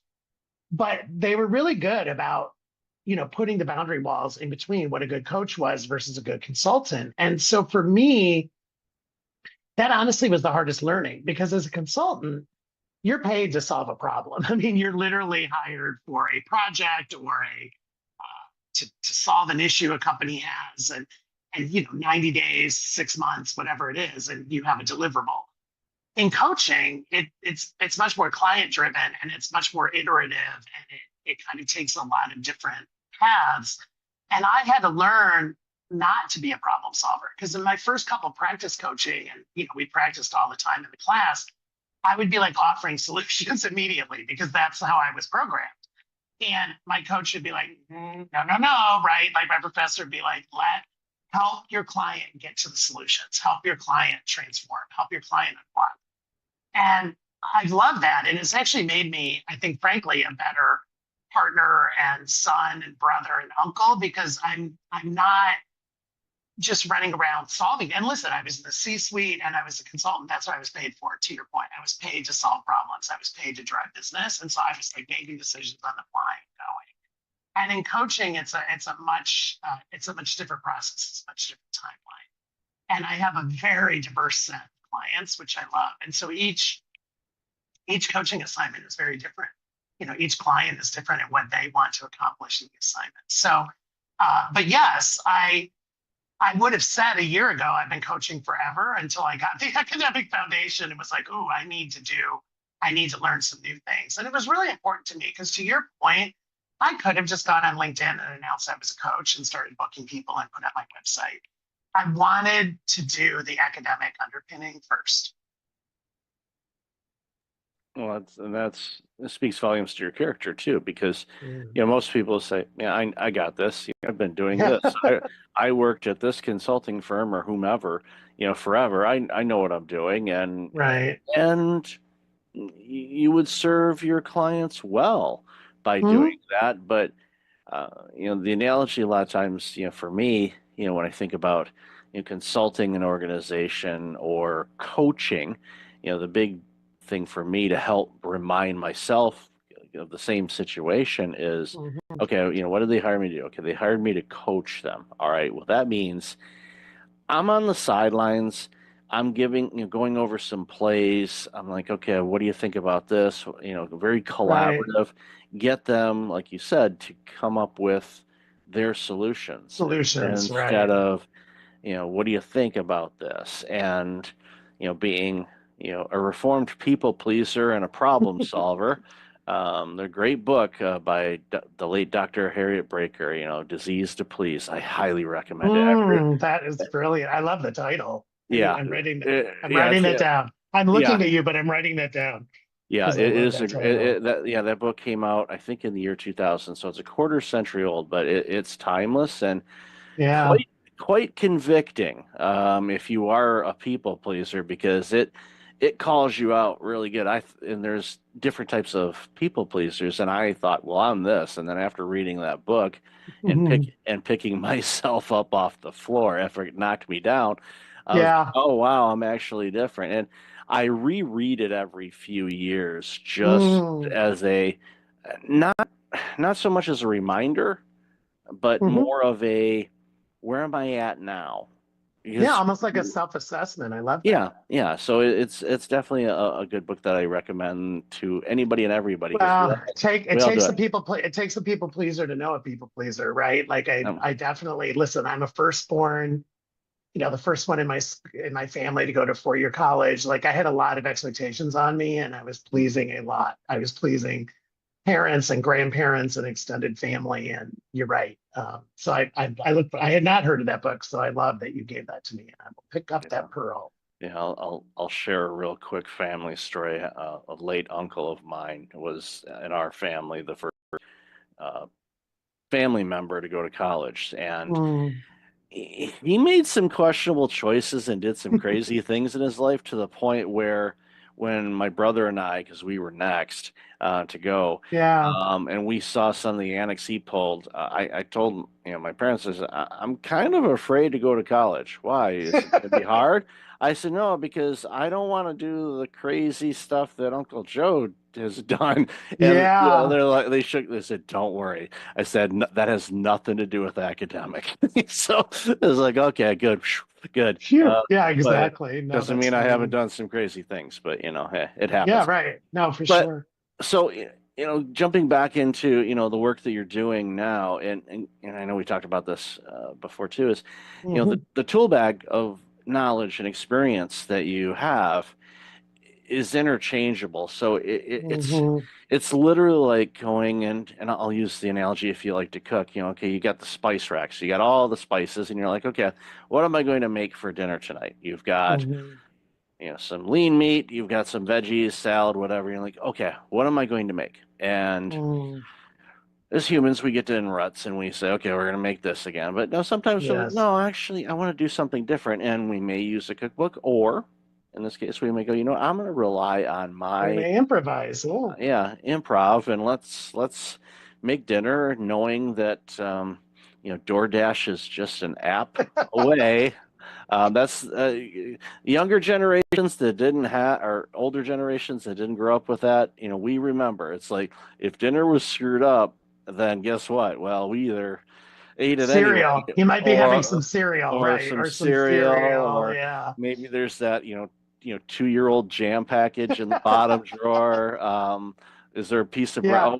Some buttered toast. Some buttered toast. Yeah, exactly. We're like, literally. We're gonna get something, but we're literally thinking about going down the street. It's a great analogy. No, it's a great story. I mean, that is, I mean, there's a certain amount of, and that's part of what I like, what you and I are talking about. It's part of what I like about coaching is of course I prepare for my client meetings, and I review previous notes, and I write myself some notes that I, might want to ask, some certain questions I want to ask. I still have my list of go-to questions, but you are kind of improvising during the coaching because you really, to be a good coach, you have to be a very active listener and a very good question asker. And you're really riffing off of what your client comes to, right? And as you know, because you do this, like my first questions are always, what's top of mind for you today? Or, what issue really is something you want to talk about today? Because as you know, each session, 45 or 50 minutes, you can't boil the ocean. And I think getting the client to focus on what really is the core issue that's affecting them at that moment, right? And that they really want to talk about. And you can't prepare for that. It doesn't matter if you review all your notes and you think you know your client super well, they can surprise you each time. And to your point, I fall back on my 35 plus years of corporate experience and my own coaching. Like I was coached. I had a coach at Disney for 4 years when I was president of Disney Store. I had a coach. He was amazing. And I was the one, when my boss at Disney told me I was getting a coach, I thought I had done something wrong, honestly, Michael. Like I was like, oh my gosh, like, did I offend somebody or my number's not good? Like I saw it as a negative. And my boss was like, no, we're investing in you because we want you to be a better leader. We want you to grow with us. Once I flipped that switch and realized it was an investment, like it was an unbelievable time. And it was a gift that I had that coach in my life for 4 years. And it's somebody that I'm still in touch with because he helped me transform so much and absolutely made me a better leader at Disney, a better leader at every future job I had after that. And as I've said before, like a better person, like I think just a better human being. Spent many an hour inside Disney stores with my little ones. And so many did. We appreciate you. Yeah, lots of positive. One not so positive. My oldest daughter had, the quintessential meltdown, laying on the floor, screaming, crying, kicking her legs to the point where I had to literally carry her out of the store over my shoulder because she was upset. Did we not have something she wanted? We already bought her something. Oh, and she wanted something else, and I told her no, and that no is not a great word in Disney store now.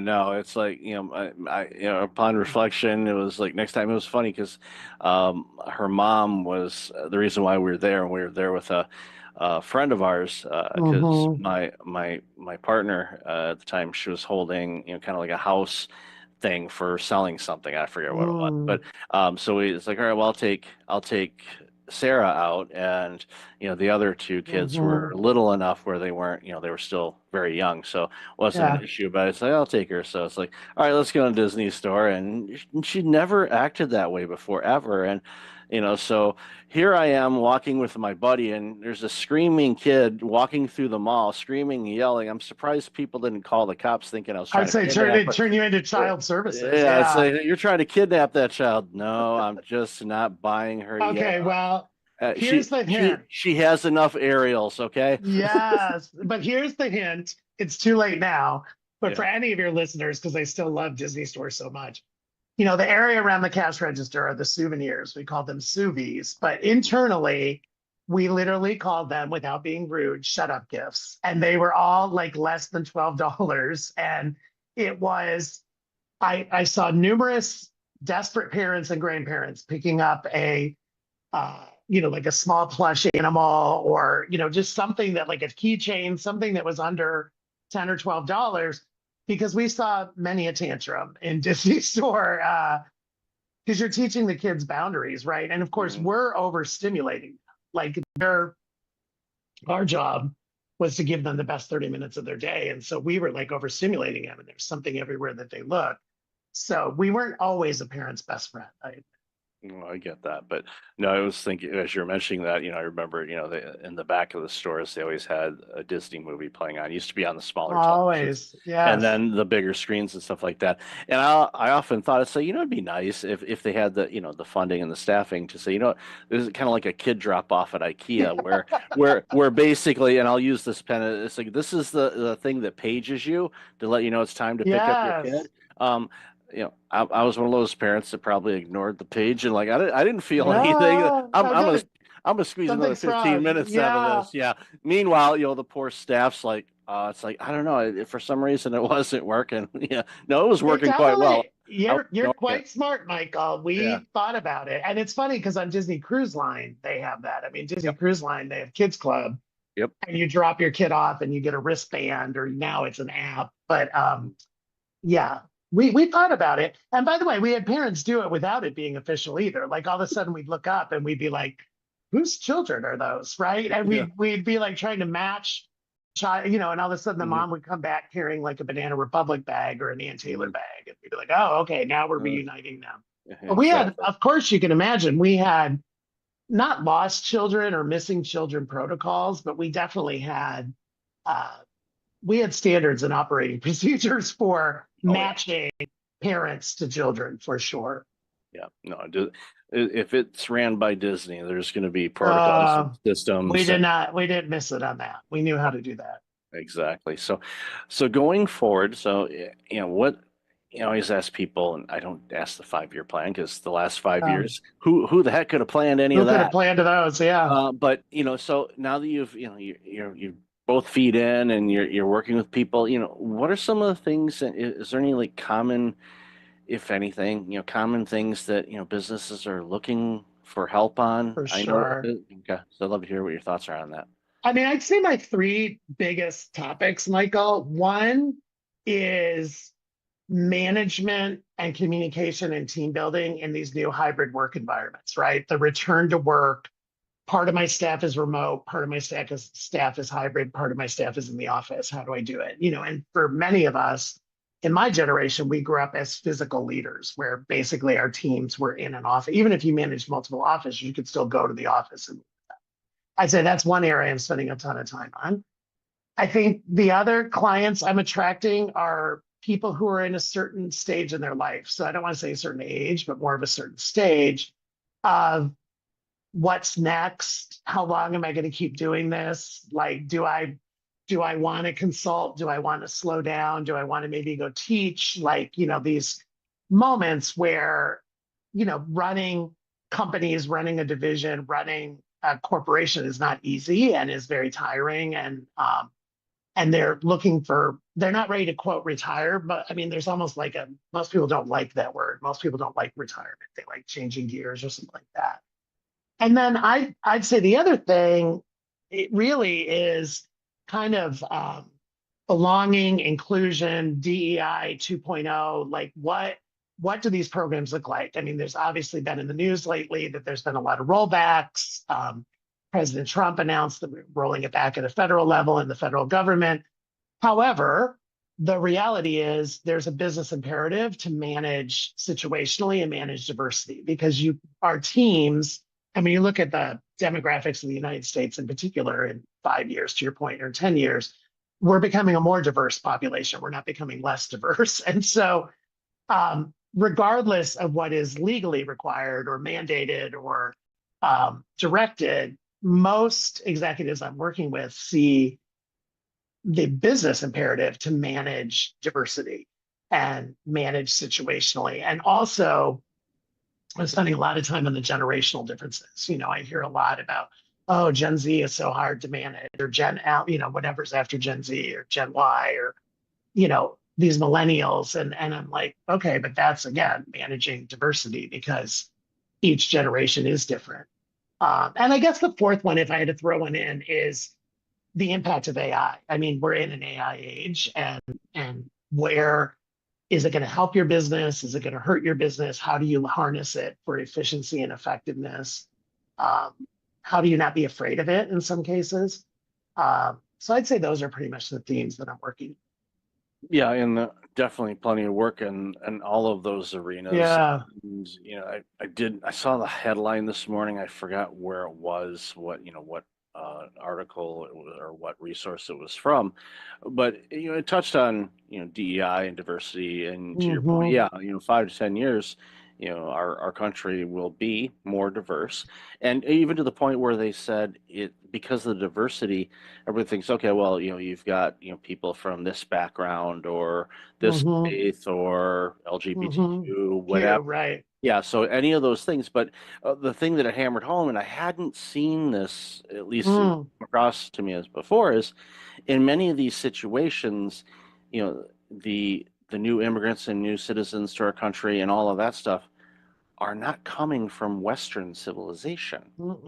So what that does, and this is my perspective, and why I was such a big fan of the internet when it first showed up, and why I'm a fan of AI and everything else, is the world is becoming more global, which means we can look and experience different skill sets, learn new things, adapt things in a different way to see benefits that we wouldn't think of, because we've been spending all our time on Comfort Avenue doing the same things over and over again, expecting a different result. Remember the insanity? Right. Insanity. Yeah. So I am a huge advocate for new experiences, whether it's coming from eating in a different restaurant to working with different people. My last role for going full in on this one was running a multiple site healthcare clinic. We had 16 different nations represented in my clinic.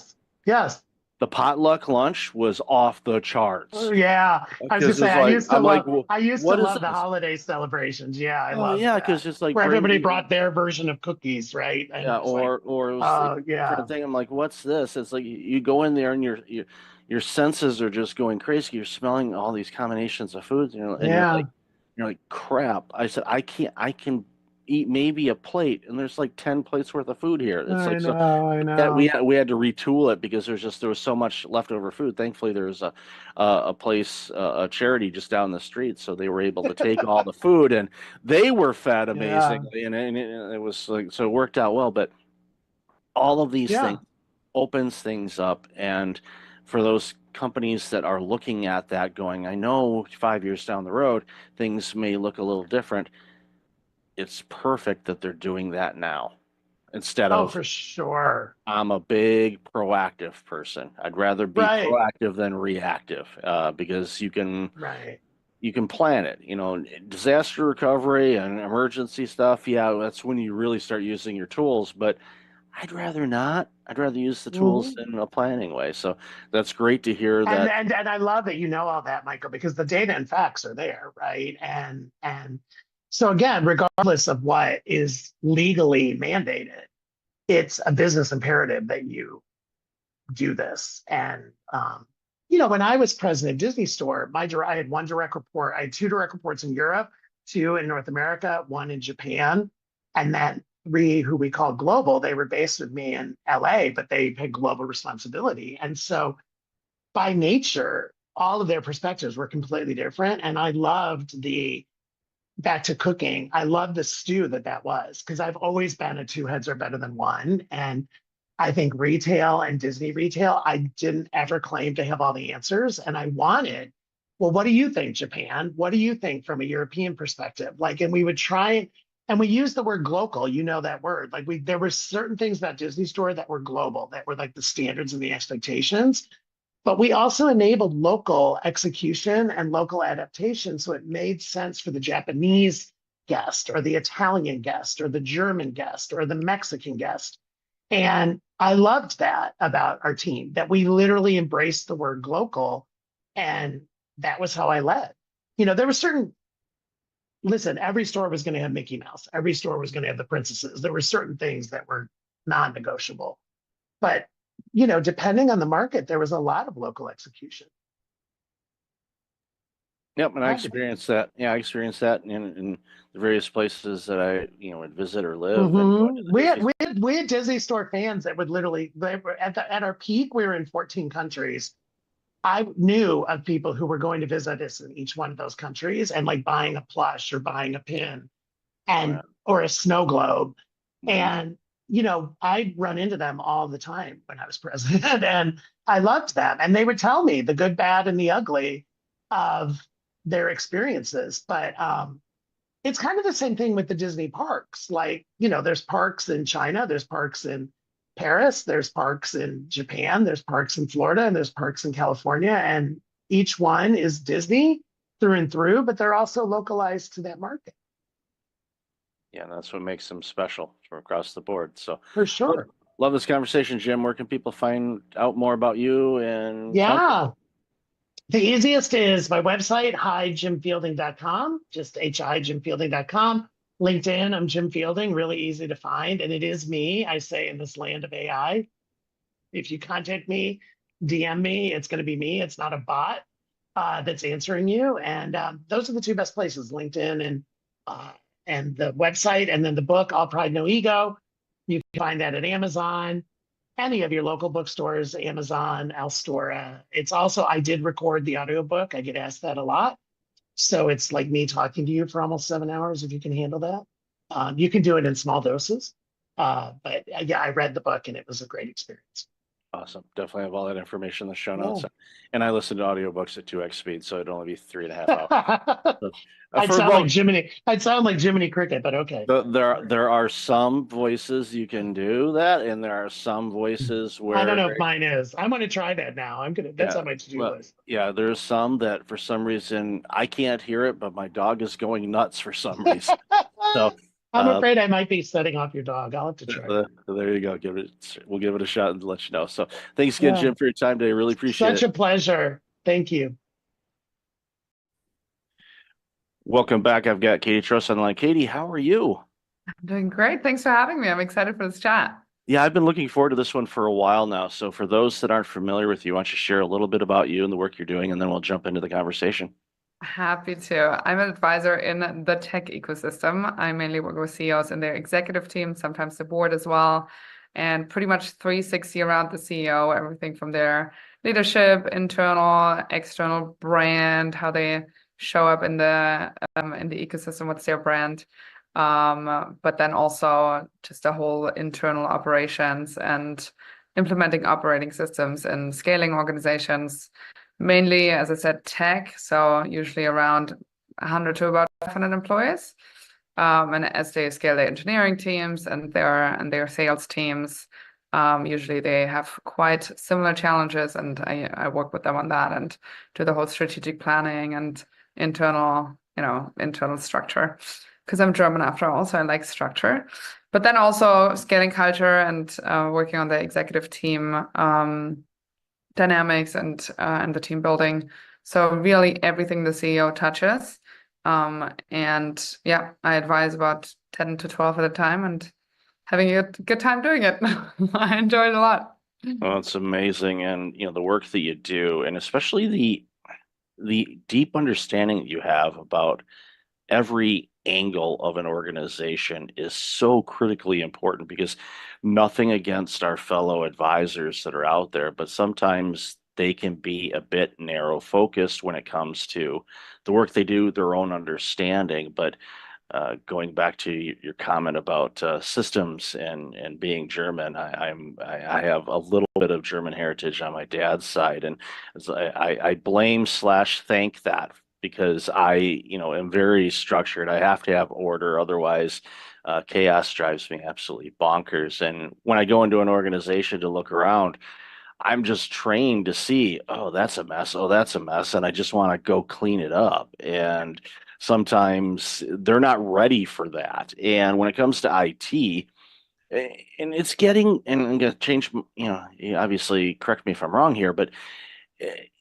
in the early days of IT, going into organizations and things like that, it was definitely a bolt-on type of approach, and it was never really part of the DNA of an organization. It was like, okay, we're adding this on type of thing, like you would add on an expansion to a building or something like that. But now it should be, but I'm guessing it may not be as much as it should be, a crucial integration with how everything flows. And I think, again, going back to what I said a moment ago, I think that's where your skill set really shines, because you can help people connect the dots and have it part and just kind of flow through the organization instead of being this add-on or outside source or resource or Yeah. whatnot. Yeah, I think that's the massive difference between being a consultant and an advisor, because I need to create the whole buy-in, not only from the CEO, but also from the executive team, from the VP level, director level, across the whole org. You really need to get the buy-in. They need to see the pain point. They need to see how the solution actually, almost getting them to the solution themselves. And then I'm like, oh, by the way, I have this very convenient tool for you. And they think they basically got there themselves, because then they really push it and they really want to integrate it.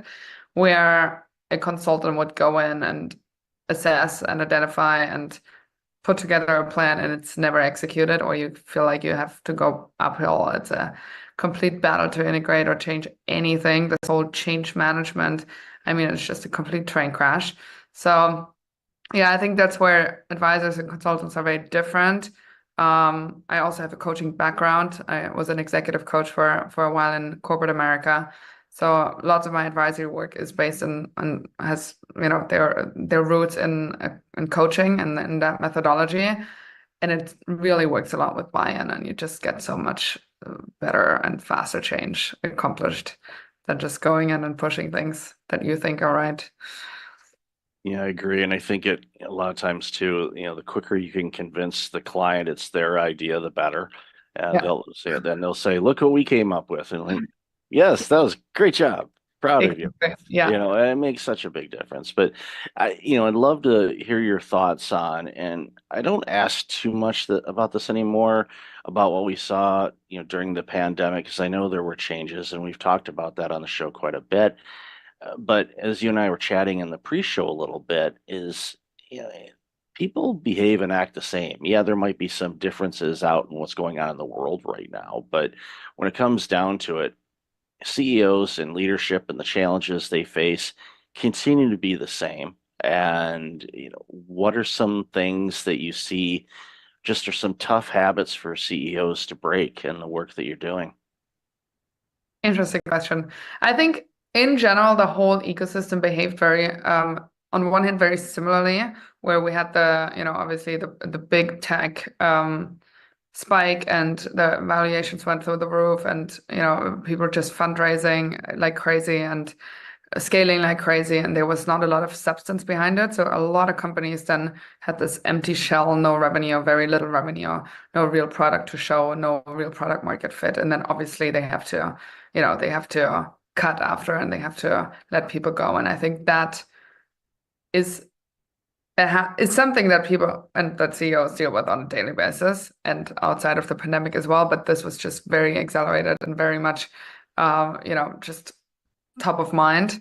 So I think seeing the behavior of, hey, we have some money and we put it into marketing and into hiring, and there's what happened in the pandemic. People overhiring, people staffing companies with products that don't necessarily have product market fit yet.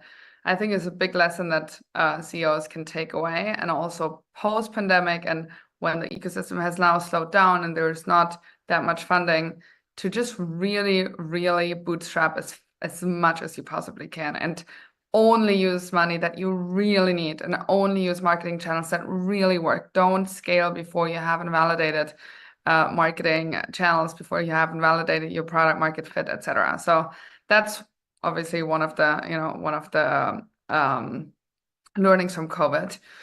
I think in general, the whole VC ecosystem and the VC landscape has changed a little bit, where it's just not that attractive of an asset class anymore to LPs. So there's just less money, and therefore there's deals, and therefore lots of companies have to go towards the profitability route because they just can't really raise, and some still haven't really had that insight, so they're still trying to raise, and they get low and low valuations and do down rounds, and they kind of give away the whole value of their companies, right? Lots of CEOs who are stuck in a business that, yes, has good revenues, but the growth rate has slowed down, and they already gave up so much of the business that there's just not much to to take out once they sell, right? So they were kind of stuck in this.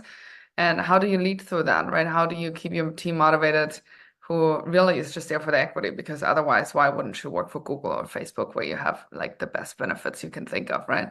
So how do you keep your team motivated? How do you keep yourself motivated if there's not, the big gold bucket at the end of the race? Those are just a few where I think the pandemic and that whole tech spike and tech crash has really challenged CEOs on how they run their business and and the strategy and the way they motivate the team. I agree with you on that as well, and brings to light a couple things. One, I agree with you wholeheartedly on the bootstrapping side of things. The more you can do that, the better, because we all get married to this idea that our product or service is the greatest thing ever, and maybe it's really, really good, but if the market for it is only at a certain level, that's what it's going to be. And the second thing you said really is an interesting challenge, I think, is as the founder of an organization, you've basically sold off your company before you sold it off with all of the venture capital funds and things like that. And now you've hit this plateau and where you need that additional round. And as you said, it's not easy to find that anymore. So you're kind of capped at where you're at. And you're just, here we are, nice company. We're just doing what we're doing and not able to grow it at the rate that you want to. And that can get you, pretty disgruntled as an executive to the point where you start mailing it in or you don't do the work, and your people are going to pick up on that. And then you're going to start losing those key people to Google and Facebook because they're going to say, you know what, this stock's not going to be worth anything. So I'm getting out before I take too much of a bath. And they leave, and all of a sudden your company starts to sink. And a real life example, this was yesterday. I was going through some old emails, and I was looking for a particular message, and I came across one that was from 4 years ago. It was just before the pandemic, from a company that was like, we're going to partner up, we're going to do this, and we're going to have this, and we're going to partner with me on some things. And we did some early things, and we kind of stopped, and I was like, okay, well, let's see where they're at with that. I don't know, maybe this is a better time for that. I don't know. Let's kind of see what they're doing. I click on it, and of course the domain's gone.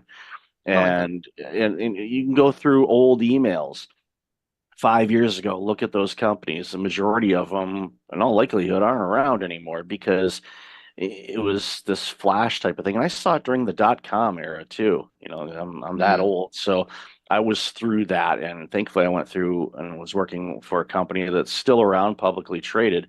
But most of the companies in that space did not survive. But when they were getting all the VC money and growing like mad, that the parties were off the hook, and it was like the booze was flowing and everybody was having a great time, and they actually had a product that they were selling. It wasn't smoke and mirrors like unfortunately so many organizations today are trying to push out. So with AI as well, that's going to be a really interesting dynamic, because I'm sure you're seeing it too. We're getting inundated every day with all of these new companies that have had this great product that's created that's going to do this and this and this. And, I see it and it's like, okay, going back to our history repeats itself commentary earlier, I know the majority of these companies are not going to be here in a couple of years. They're just not. That's just the nature of it. So as an executive, when you're looking at ideas and different tools and things, especially in the tech space, to figure out, okay, is there anything out there that can improve efficiency, return our, the better ROI rates, bring in new talent, all these things. It's hard to wade through all that noise to figure out, okay, this is what it is. So when you're advising organizations that are facing too many options, how do you help them kind of navigate through that? Yeah, very good question. I think it's whenever I work on certain topics, usually top 20%, like what's most painful. So sometimes that's on the people side, sometimes because you cannot possibly solve it all, right? There is just no way. Like as a CEO, you scale your company to, let's say you start with 10 people, right? And then eventually you have 100 people. It doesn't mean that you have 10 extra time to spend, right? It's not that you work 10x more when you have 100 people. So your whole approach needs to change. It's you just with every time the company doubles, there's new things that need to be in place, and there's things that are gonna fall through the cracks, and that's okay. Not everything can be taken care of. There's always so many products to launch. You can have so much additional revenue if you just launch in this country, and this product and that product. But then your team is getting completely, scattered in all different kinds of directions and loses focus. So you cannot do it all. And if you can do it all, you probably need the money that you don't want, right? So you probably need to have multiple organizations within your organization, have business units, and just run them as separate organizations, basically, right? And then you rather have a different kind of portfolio in terms of having different kind of companies that they are at least separated. So in case there's any legal issues, right? But I think knowing that you cannot do it all necessarily. Also, the whole sprint towards the exit, like if you are in a venture-backed company, there is no point to just like drag it on just because your growth rate is good, or just because the revenues are good. It's not going to go forever. You have 1 or 2 bumpy years, and your valuation is already going to go down, right? And with every year, you put more money into the business. So just the moment you're crossing Series B, you go Series C, D, E, and then you just want out. This whole dragging it and, maybe later on I can get a better valuation, take money off the table, and just make sure that you cover yourself and that you sell when you don't have to sell, but when others buy you. That's the VC game. And I think some founders don't really understand that. They just like keep going and going. And even the best companies that have bad quarters, and that's okay if it was all your company, right? But not if you have to sell it, or if you have investors and they're going to be in your neck. So yeah, interesting lessons from just like very well performing companies, from companies who didn't do so well in the COVID and post pandemic tech crash. And you just have to navigate every single situation a little bit differently. How much have you raised? Is there any potential for exit? I've seen term sheets with people basically having an exit next week, and then it all crashed, and then complete bankruptcy. I mean, I've seen it all in the pandemic, post-pandemic, etc. So you're basically on a gambling table, right? And there was some control you have, and there was obviously some levers you can pull, and having a great team is one of them. But you're in the middle of this, have to juggle all of the balls, and I think being in that position is very you're just kind of on the edge all the time. Like whenever you have a quiet 24 hours, it's probably something is going wrong already. It's just hasn't reached you yet. So it's really a sprint, right? It's like having this 7 to 10 year sprint where you get through it, and when you come out on the other side, you pat yourself on the back if you had a good exit. But most people never make it. And yeah, that also needs to be, kind of being realistic about that. Okay, what if I don't get the valuation I want? Like, then what? Can I buy out my investors and make it profitable and just run it as a cash flow business? Or, can I get more secondaries? Whatever it is, but there's not this one thing of you exit for 700 million and that's the only strategy. There has to be a little bit more wiggle room, I guess, in order to make it a successful exit for yourself, no matter if it's, if the timing in the market is great and the product is perfect and everything is perfect. One of the things that I've found with executives that are able to navigate those crazy waters is, while they focus obviously on the end goal and the results and the direction that they're going, they tend to focus a lot of their effort on the actual journey and the process itself. Yeah. And I have found, even in my own organization, that is where I've had the most growth, is just being present in, okay, here's a challenge. All right, how do we navigate through this? What can we do? Do we need to ride it out? Do we need to adjust? How should we go about this? Obviously, you have an end goal in mind, whether it's an exit strategy or to hit, a certain percentage of the market or raise this type of revenue on an annual basis, whatever that happens to be. Those are great targets. You got to set targets, because if you don't set a target, you're guaranteed to hit it, because you don't know what it is. But Yeah. for a lot of people, it's the ones that I find that stick around, not only just the companies, but the executives themselves, are the ones that are, basically having the time of their life in this. And it's sad that so many aren't, because it's an amazing opportunity. And think Well, about it. I But get, yeah, I go get it ahead. both completely. Yeah. Yeah, it's so it's amazing to see this. So a long time ago, you used to ask, okay, where do you see things going? But in this world, it's hard to, it's impossible to. But you've kind of mentioned it already, where the VC funds are a whole lot harder to gain. So, what are some easy, quote unquote, easy things that some executives can do to navigate whatever the world throws at us over these next couple of years, which I anticipate it's going to be bumpy. Not trying to predict anything, but I anticipate we may see some real choppy waters for a bit. So I'd love to hear your thoughts on that. Very good question. I think take it one day at a time. As you already said, the execs that are the best, they're usually, hey, I want another challenge. I'm really excited about this. I just love problem solving, and every day there's a new set of problem that we haven't seen before, and I'm using my expertise and my ways of thinking and my ways of problem solving to come to the other side, to get to the other side, right, and find a solution. And if you approach it that way, then every day is a new challenge, and every day you find new solutions to that. And it's exciting, right? That's something that's engaging, where you feel like you can motivate the team as well.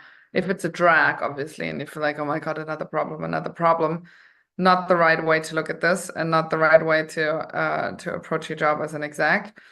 I think for CEOs especially, you're really on the hot seat.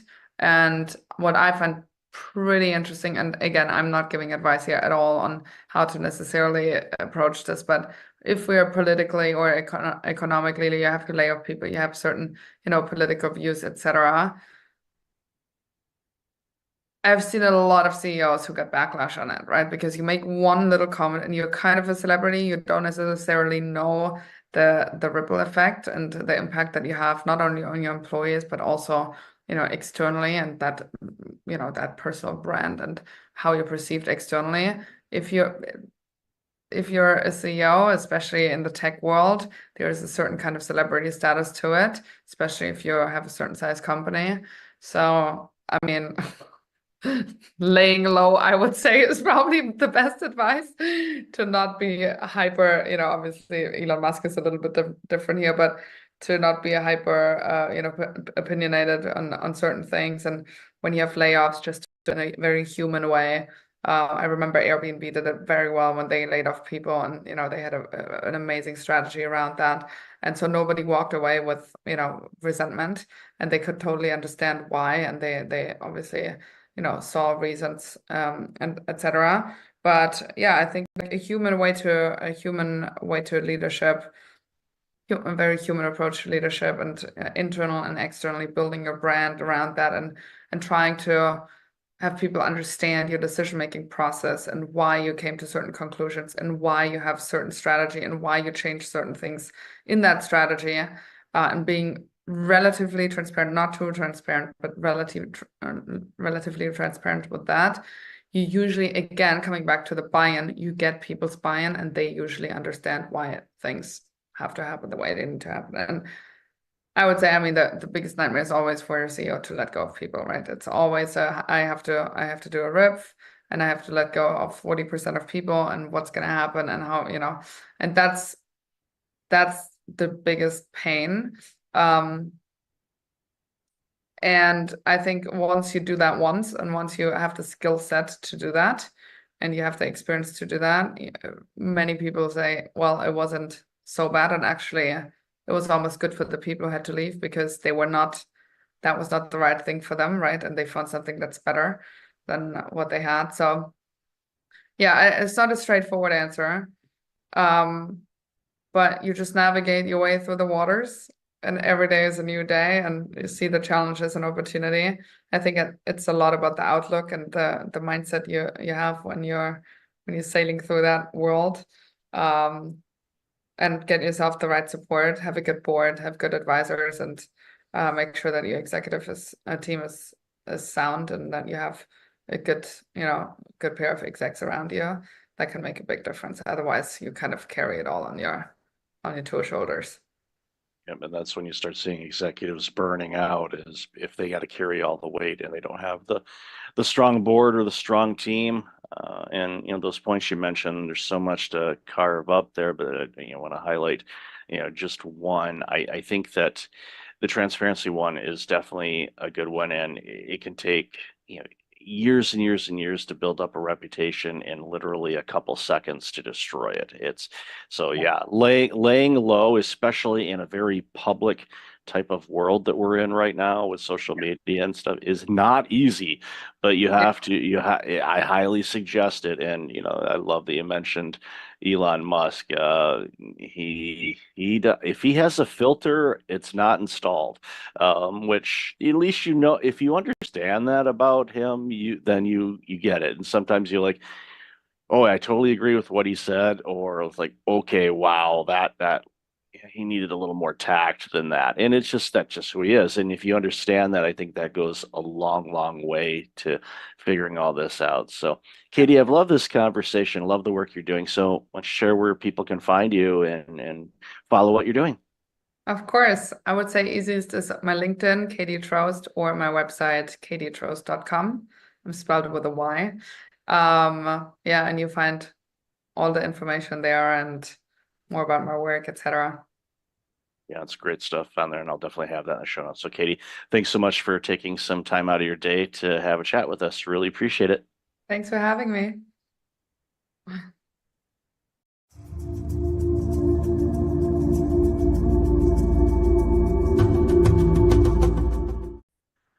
Welcome back. I've got Matt Seefeld on the line. Matt, how are you? I'm doing great, Michael. Thanks for having me on today. Oh, thanks for being on the show. Really looking forward to this conversation. And even in the pre-show, we talked about all kinds of different things, and it's going to be a really good chat for the audience. So why don't you share a little bit about you, and then we're going to jump into this important conversation. Absolutely. Yeah. So Matt Seefeld, live in Del Mar, California, which is just about 20 minutes north of San Diego on the coast. I grew up in the Bay Area, identical twin. So spent most of my childhood and even into adulthood competing with somebody, which I'm sure some of those topics will come up on our show. Basically, sports was a big part of my life. Played sports all through college, and continue to coach, as part of giving back and being of service to others, and help motivating this next generation of athletes to create I call it the callous minds, to be able to take on this world, right? Not let the world take on them. So, a lot of things there. In my career, I've been in healthcare my entire career. After undergrad, went right into working for a couple of the big four consulting firms, PwC, Deloitte, trying to fix health systems problems financially. Fast forward 24 years, I'm still trying to fix health systems and provider group problem. I did start developing software. Early in my career, I left Deloitte in 2007 to start a company, healthcare software company. Eventually sold that to a public company, and pretty much have been an entrepreneur ever since, and really do enjoy it. And again, I think we'll talk a little bit about what it takes to be an entrepreneur, what it takes to lead a team, what it takes when you're trying to recruit people, and the types of personalities and the challenges that come apart with it.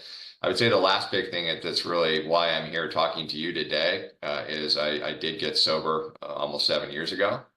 I'd struggled for many years with alcohol. I was using that as my coping measure for stress, trying to avoid feeling.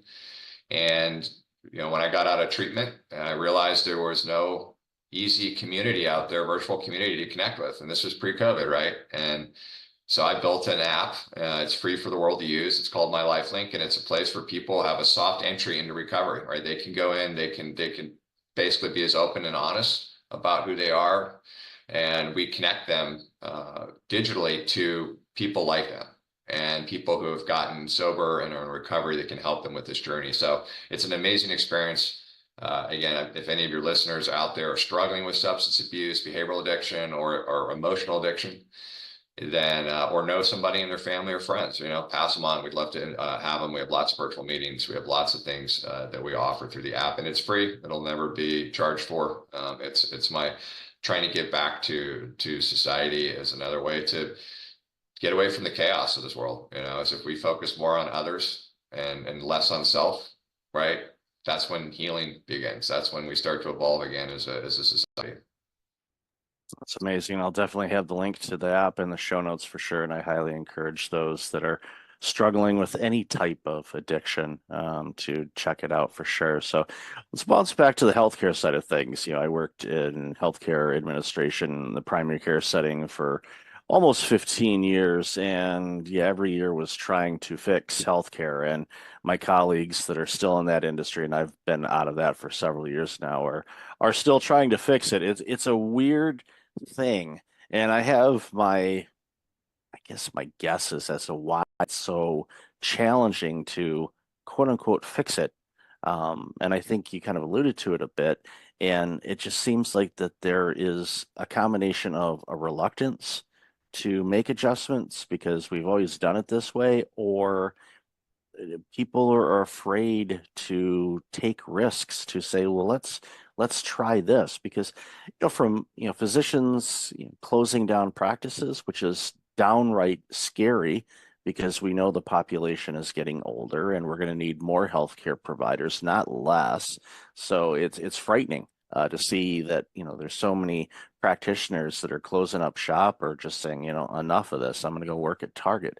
Nothing against working at Target, but when you're a medical provider and you've gone to school for as long as you have, and you're able to help humanity with their healthcare challenges and needs, and all of a sudden you just say, well, can't do it anymore, I'm walking away from it. Society loses on that. So I'd love to hear your thoughts on that. Yeah. I mean, you already touched on two of the big ones, right? We've always done this, right? There's an apathy in healthcare, and I see it whether you're a large academic medical center or you're a 3-doc shop, right? It's the physicians have put so much trust in the administration side to just get it done. And that worked well. That worked well years ago when reimbursements were decent, cost of delivering care was less. But today, right, what has inflation done to supply and labor costs to deliver the service? It's skyrocketed. And I don't know of anyone who's getting more money from insurance companies, right? So you have pressure on margin now without you doing anything wrong. It's simple, right? I was actually got a knee surgery in November of last year, and I'm sitting on the OR table. The anesthesiologist is about to do his thing. And I said, hold on a second. And I said, hey, do you know to the doctor, my orthopedic surgeon, do you know what the allowable is for my meniscus surgery you're about to do? Do you know what you're going to get from Blue Cross? And he's like, I don't know. I said, $1,400. So that's pretty good for a 20-minute procedure, right? And I said, who's after me? What type of patient? He goes, Medicare. I said, what are you going to get from that? It's like, I don't know. I said, probably $800. And then I went one step further and I said, do you know how many people and touches on the administration side it's going to take for you to get paid for my claim? And he's like, no. I said, do you think you should know that as a business owner? It's like, yes. So there's your problem. So the problem that I see now, and I've been pitching this for 20 years, right? And it's always been a kind of a nice to have concept, but now it's a required to have, is the fact that unlike Henry Ford figured this out in the early 1900s, and healthcare still hasn't gotten there, right? It's this principle of people, right? And it's how do you get a workforce in place that will move heaven and earth to do the right things for the jobs that they're in, right? Revenue cycle is a nasty business, right? High turnover, low wages, not a lot of motivation going on there. So when you start to think about touches to get outcomes, I mean, we looked at like our company, we have a services business as one part of our company. And I looked at all of the outstanding account receivable. Those are claims that are just sitting out there waiting to get paid. We had already touched those 27,000 times at $5.27 a touch.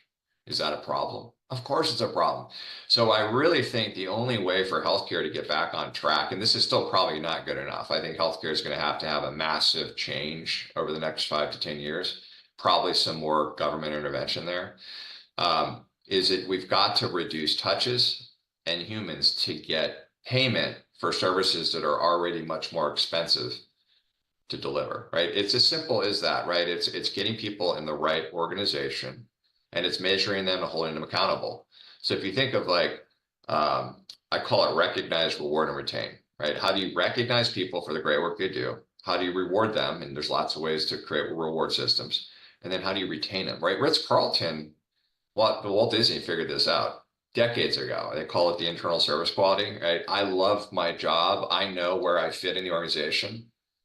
I want to be here. I want to brag to everybody, including my family, about what work I do, right? So I'm not going to leave you and I'm going to perform, right? Healthcare, what the heck? Like, go into a business office and hey, everybody's motivated or nobody's raising their hands, right? So you have to get back to it. And the only way you can do that, though, is to be able to give them non-emotional, objective data on how they're doing. Because you're going to see two things. You're going to see the people that rise up and are like, finally, Michael sees what I do. And then you're going to see the people that select out. They're like, I don't want to be held accountable. I'm going to go work at another organization. Or I'm going to go work down at the Target or Starbucks or whatever, right? It's that piece. To me, revenue cycle management is you touched on this. Like, I live in a community where if you have Medi-Cal, you will not be getting seen by any surgical specialist in our area. If you have Medicare, good luck. If you have good commercial managed care and you have a net worth that allows you to pay cash for lots of it, I'll see you. So not only these communities are, you're not losing physician groups, but the communities, they're only now taking select patients. So so all of this is hurting our society. We're all being impacted because we can't get our arms around the fact that there's too many people and too many touches to get paid. And we can't hold these payers more accountable. Those payers make billions in profit, right? The supply companies make billions in profit. The drug companies make billions in profit, yet the providers are going out of business. Wait a minute. Where's that economic principle? So I've done this for so many years. And so like the software we develop really sits on top of these billing platforms that measures every unit of work and provides that feedback to administration to say, hey, this is where all these humans are getting involved. Let's look at why. Let's look at the people and the process, and let's look and say, can we change things? AI is great. AI is going to help transform this industry in a lot of ways, but you've got to know where people are involved first before you can start making big investments and hope that some sort of an AI technology or machine learning technology is going to fix a problem. So that was a long answer, Michael, but it's important, right? How do you motivate people? One last thing I'll say on this, and this goes to really anyone listening that's either running a company or in a company, is make sure people understand why they do. When people ask me, like, what does Medivault do? I say, I'm not going to tell you what I do, but I'm going to tell you why I do what I do. Why is because this society needs access to great healthcare services. And if we can't drive margin for these practices, and they go out of business, or they're forced to sell to a hospital, or they're forced to sell to private equity, it hurts the community. So why I do what I do with my software is to give some of that dollar wallet share back to our provider groups. Same thing in organization. We have about 170 people, and I did a company meeting last Tuesday. And as I'm talking to these folks, I said, ask yourself, do you really know what your role is and why you're in the role and what your role is doing for our overall mission? And do you want to be in that? See, a lot of times people are upset in the workplace, not because they're an unmotivated individual, because they were never asked those questions. Like, they just got hired. Like, oh, I'm going to hire you, and you're a biller, or you're a charge entry, you're a coder, you're going to be in call center. But do you want to do that? Right? Do you understand every time you answer a call, you have an opportunity to create a great experience for a patient? Right.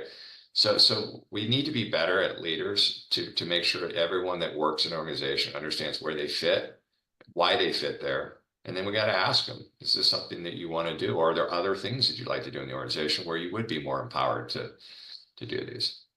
Yeah, it's important to figure out, and for individuals as well, because And there's this theme of blaming the companies for everything, but as employees, we have to take ownership in our own experiences and what we want and get clear as to what we want. And if it's okay if you don't know, but one of the things that I'm thankful that I did at an early age, wherever I worked, was to get as much of an understanding of how the entire operation worked.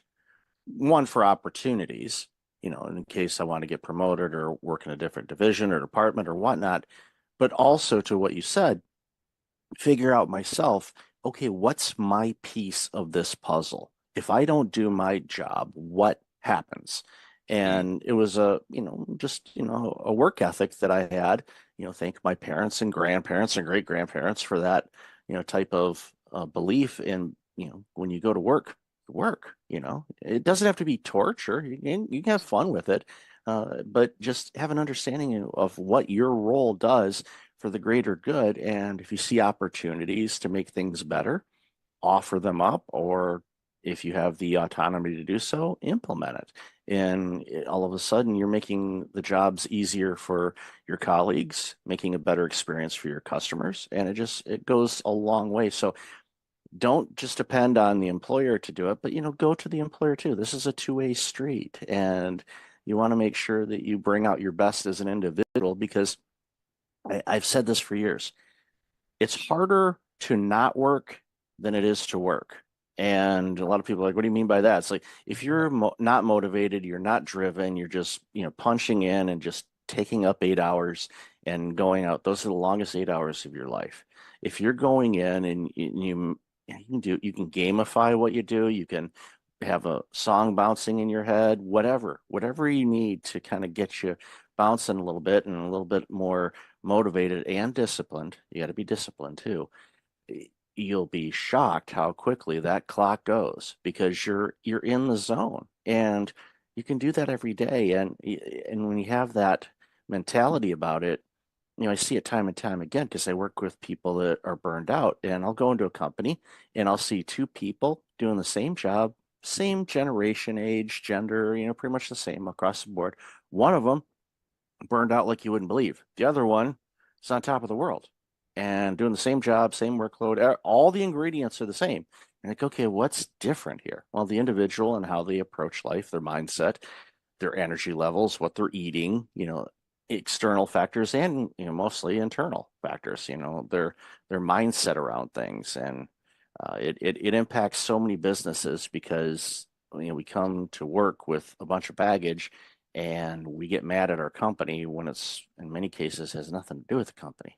But so love your thoughts. Yeah, it's interesting. Yeah, you picked on a couple of themes that I love. And it kind of ties back to Maslow's hierarchy of needs, which I talk a lot about when I speak at healthcare conferences. Is that this, and I don't want to make it about a generational thing, but the newer generations, right? They operate different than the older generations, right? I was born in the 70s, and so kind of my mentality is different than, say, where my sons are, right? I got a 13-year-old and a 9-year-old.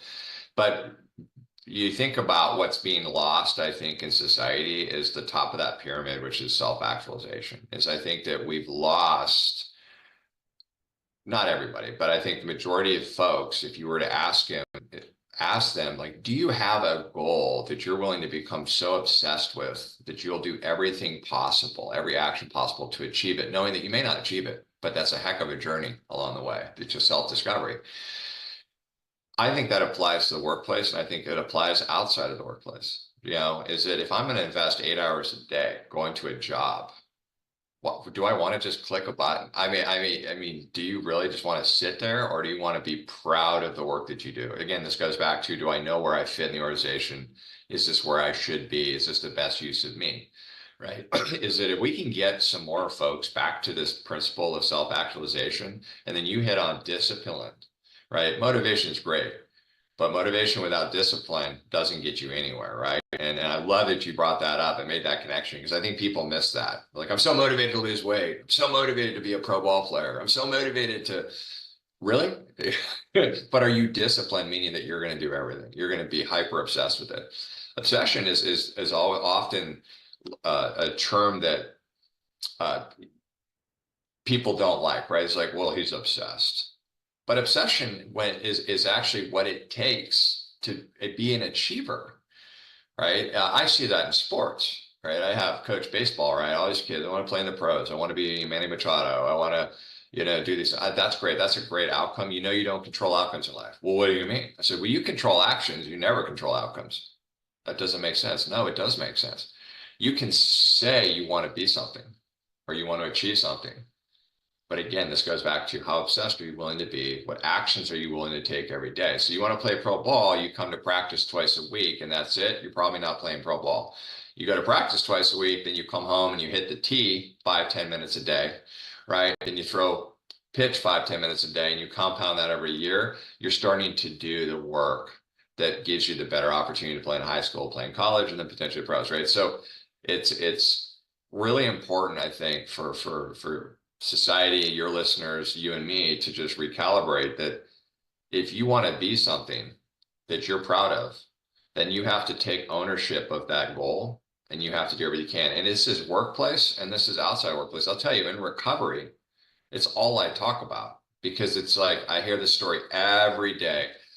Oh, I can't stop drinking. I can't stop taking drugs. I can't stop watching porn. I can't stop having sex. I can't stop, this anxiety that I feel every day. All right. I can't stop this feeling of lack of self-worth, right? I'm not good enough. I don't feel good. Michael doesn't like me, right? All of those things come to me all the time. And I stop for a second and say, well, hold on a minute. Why are you trying to escape from that feeling? What's wrong with it? If Michael doesn't like me, that's on me. That's not on Michael. Michael says something to me, right? Sticks and stones break your bone. I say this to my kids all the time. Somebody says something to you and you let them, if you take that as truth, then you've lost, right? The only truth comes from within. That's your only truth. It doesn't come from what people say about you or act about you or how things happen. But we as humans, we take that and we create truth out of it. Right. And when we create truth, then we want to disassociate from that feeling, that where the maladaptive behavior comes in, right? It's like, well, Michael doesn't like me. It's making me feel bad about myself. So instead of addressing it, I just want to pick up a drink and numb myself to it. So again, this goes back to the principles of, are you willing to set goals that you really, truly want to achieve? You can't be everything, right? And I talk about when I do career coaching all the time, especially with my high school kids I coach, like, I don't know what college I'm going to go to, what job I'm going to have. I'm like, calm down. It's easier to figure out what you don't want to do first. Start there, right? I went into corporate America, full transparency. I love my dad to death, but I did it because that's what dad was. Dad was a successful businessman. He flew every week. We fly first class. We stay in nice hotels. And so I get out of college, all American athlete. And I'm like, I don't know what I'm going to do. I go into consulting because, now I can fly.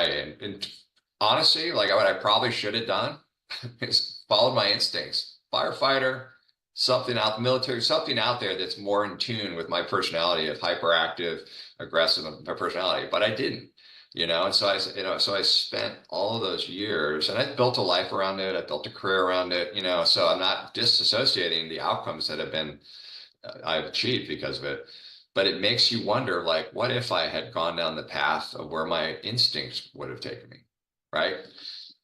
If we can get these younger generations to think like that more, and not try to be something else or something that they think somebody wants them to be, no matter what it is, I think it's healing for them, and I think people in this world, they build their lives to a point where they have to have certain income levels and things like that, and they're not happy, right? Whereas I think if folks could actually say, this is really what I want to be, this is the lifestyle that I want to have, and then you work from there. Instead, it's like you build a lifestyle that's so high value that it's like, well, if I don't make this, then you can't do that. And therefore, I'm going to stress myself out. I don't like my job. I'll stay in my job. Maybe my younger brother, maybe he'll be listening. He'll laugh about this. But that's where he is. I was talking to my mom the other day. I'm like 7 years younger than me, and he's never happy with his job. But he's built such a life for him up in the Bay Area that he can't. The fear of leaving, it's too much. it's too much. I left Deloitte and Touche when I was not married, no kids, and I was just kind of dumb. I was like, I'm going to start my own healthcare software company in 2007. Now, I didn't realize at 30 years old that a recession was about to happen. So, but it's different, and I made it successful only because I was relentless and not failing. I actually hate losing more than I like winning. That's just my personality type. And so it does go back to what you want to be. And this all ties back to what we were talking about earlier, which is, am I in the right role? Am I doing something that I'm passionate about? Do I want to brag to my friends and family about the work that I do? Why I do what I do? And if the answer is, I don't know, or no, look at that and set goals outside of work, right? I love it when people are like, I want to run a marathon, or I want to lose 10 pounds, or I want to swim, 3 miles, or I want to learn a foreign language, right? I love that. I'm like, sweet, those are all like awesome outcomes that you want to have. Well, now what are you going to do about it?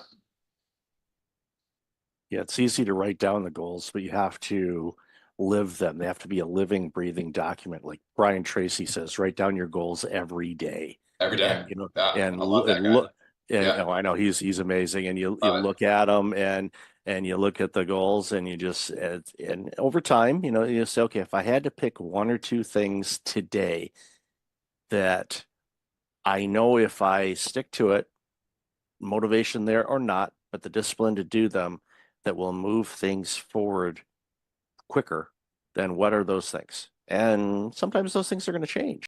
And going back to what you said earlier too, and this is something that I picked up a while ago, was when we have negative thoughts, or we're feeling bad, and we want to mask them, or go run away from them, like so many of us do.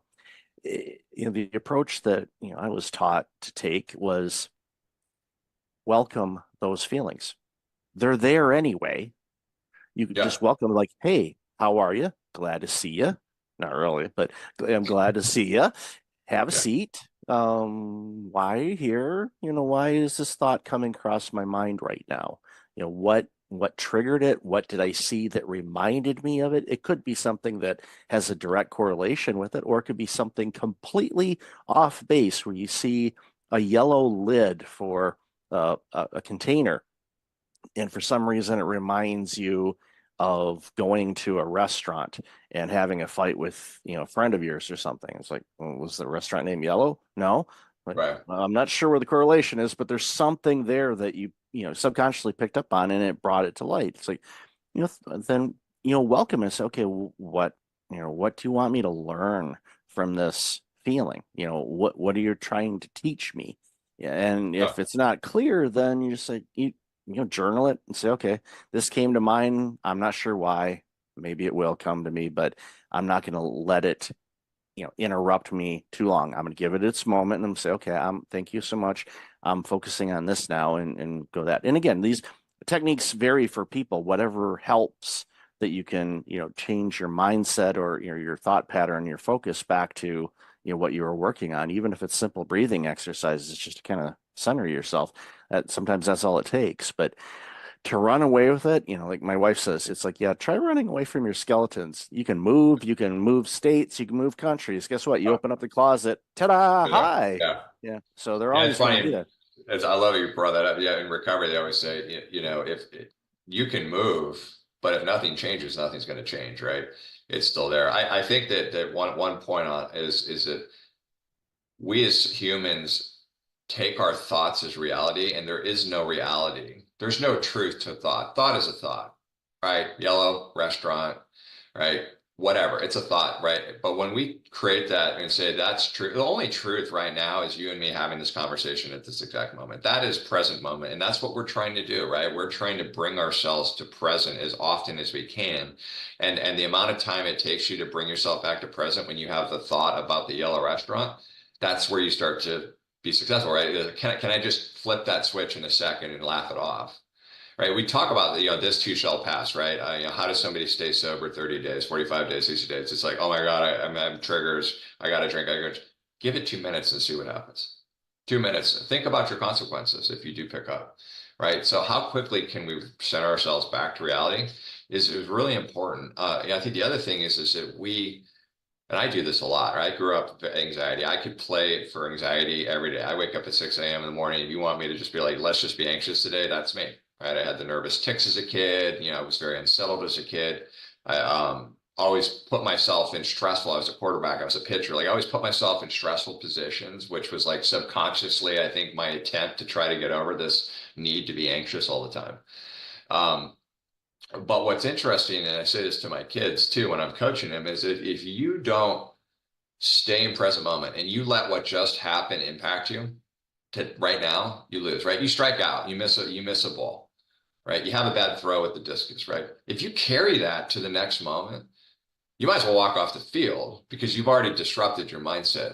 The same thing is don't create a future that hasn't happened yet. I do this all the time. I'm like, I can play for like what's about to happen. I'm like, well, I might lose a game tonight. Kid might not do as well as I want him to be, right? Those are futures that haven't even happened yet. If it impacts any minute of my day today, I'm just taken away from this moment of being present with you. So it's the whole thought addiction. We do it. My twin brother is he's a physician. He's an ER physician in recovery with me. We're about the same time frame, and he works with me on my LifeLink, the sober app, but he's actually taken the next step further, and he's created curriculum around thought addiction and emotional sobriety, which has been amazing to really see how he's evolved now in terms of these topics. But it's just amazing to me, the farther I get away from drinking and the more people that I meet who are struggling. The answer is so simple, yet it's so hard to get to that level of disparity that you're willing to do something about it, right? I think Eminem has a song where he's talking to his daughter. He said, I got sober for me, but I actually got sober for you. And there's truth to that, right? And I wish there was a pill I could give somebody struggling. If you have listeners right now that are struggling, I wish there was a way to be like, take this pill, you're going to have your bottom and you're going to be on to healing, but there is nothing. It actually has to come from within. You have to have that spiritual awakening that says, you know what, I'm willing to do anything I can possible to get help, right? Become obsessed with it. And what I'll kind of leave you with this is that what I've found in my life is the more selfless acts I can do throughout the day and in my life, even though it takes a lot of time, when you're volunteering your hours, you're coaching, you're still trying to work out and be healthy, you're still trying to run a company. It's absolutely what's kept me grounded, is that when I can serve others and not focus on me, and those others can be inspired to serve others, that's what drives hope, right? When I pass away, my hope is to leave a legacy of memories in people that inspire them to keep that going, right? And I think that's what this life is about, right? Is can we stop the nonsense on the news and can we just get back to helping each other? When you become selfless, you build self-esteem, which is important for me because I grew up with almost no self-esteem. Always never good enough, right? In my mind, nobody ever said that. It was in my mind, right? I'm not good enough. My brother's better than me. My dad doesn't, love me. My mom, right? I mean, it's all in here. Again, I took thoughts in my head and I created a reality out of them. I made them reality. And how much of my life, how many hours of my life, days of my life, months of my life, years of my life were wasted on creating anxiety around stuff that was never truth. It's something to think about. It definitely is. And it's one of those things where, you created that reality around anxious thoughts. You can also create reality on positive thoughts and being selfless and helping others. And real quick before we wrap up, this was a couple months ago. I live close to a mall, and when the weather's lousy, I'll just walk inside, get a little bit of walking in as part of my health routine. And there was this, it looked like it was some metal that came from some kind of scaffolding or something like that, but it was a small piece. They're just kind of laying on the sidewalk by a garbage can. So I picked it up and I put it in the can. I wasn't looking for any acknowledgement or good job, Mike, or anything like that, but I didn't even see him. There was an older gentleman behind me that English was not his first language, but he was able to muster up the words. He says, "I am so glad there are still people in this world that will do something like that." Well, and it was that shaped my day.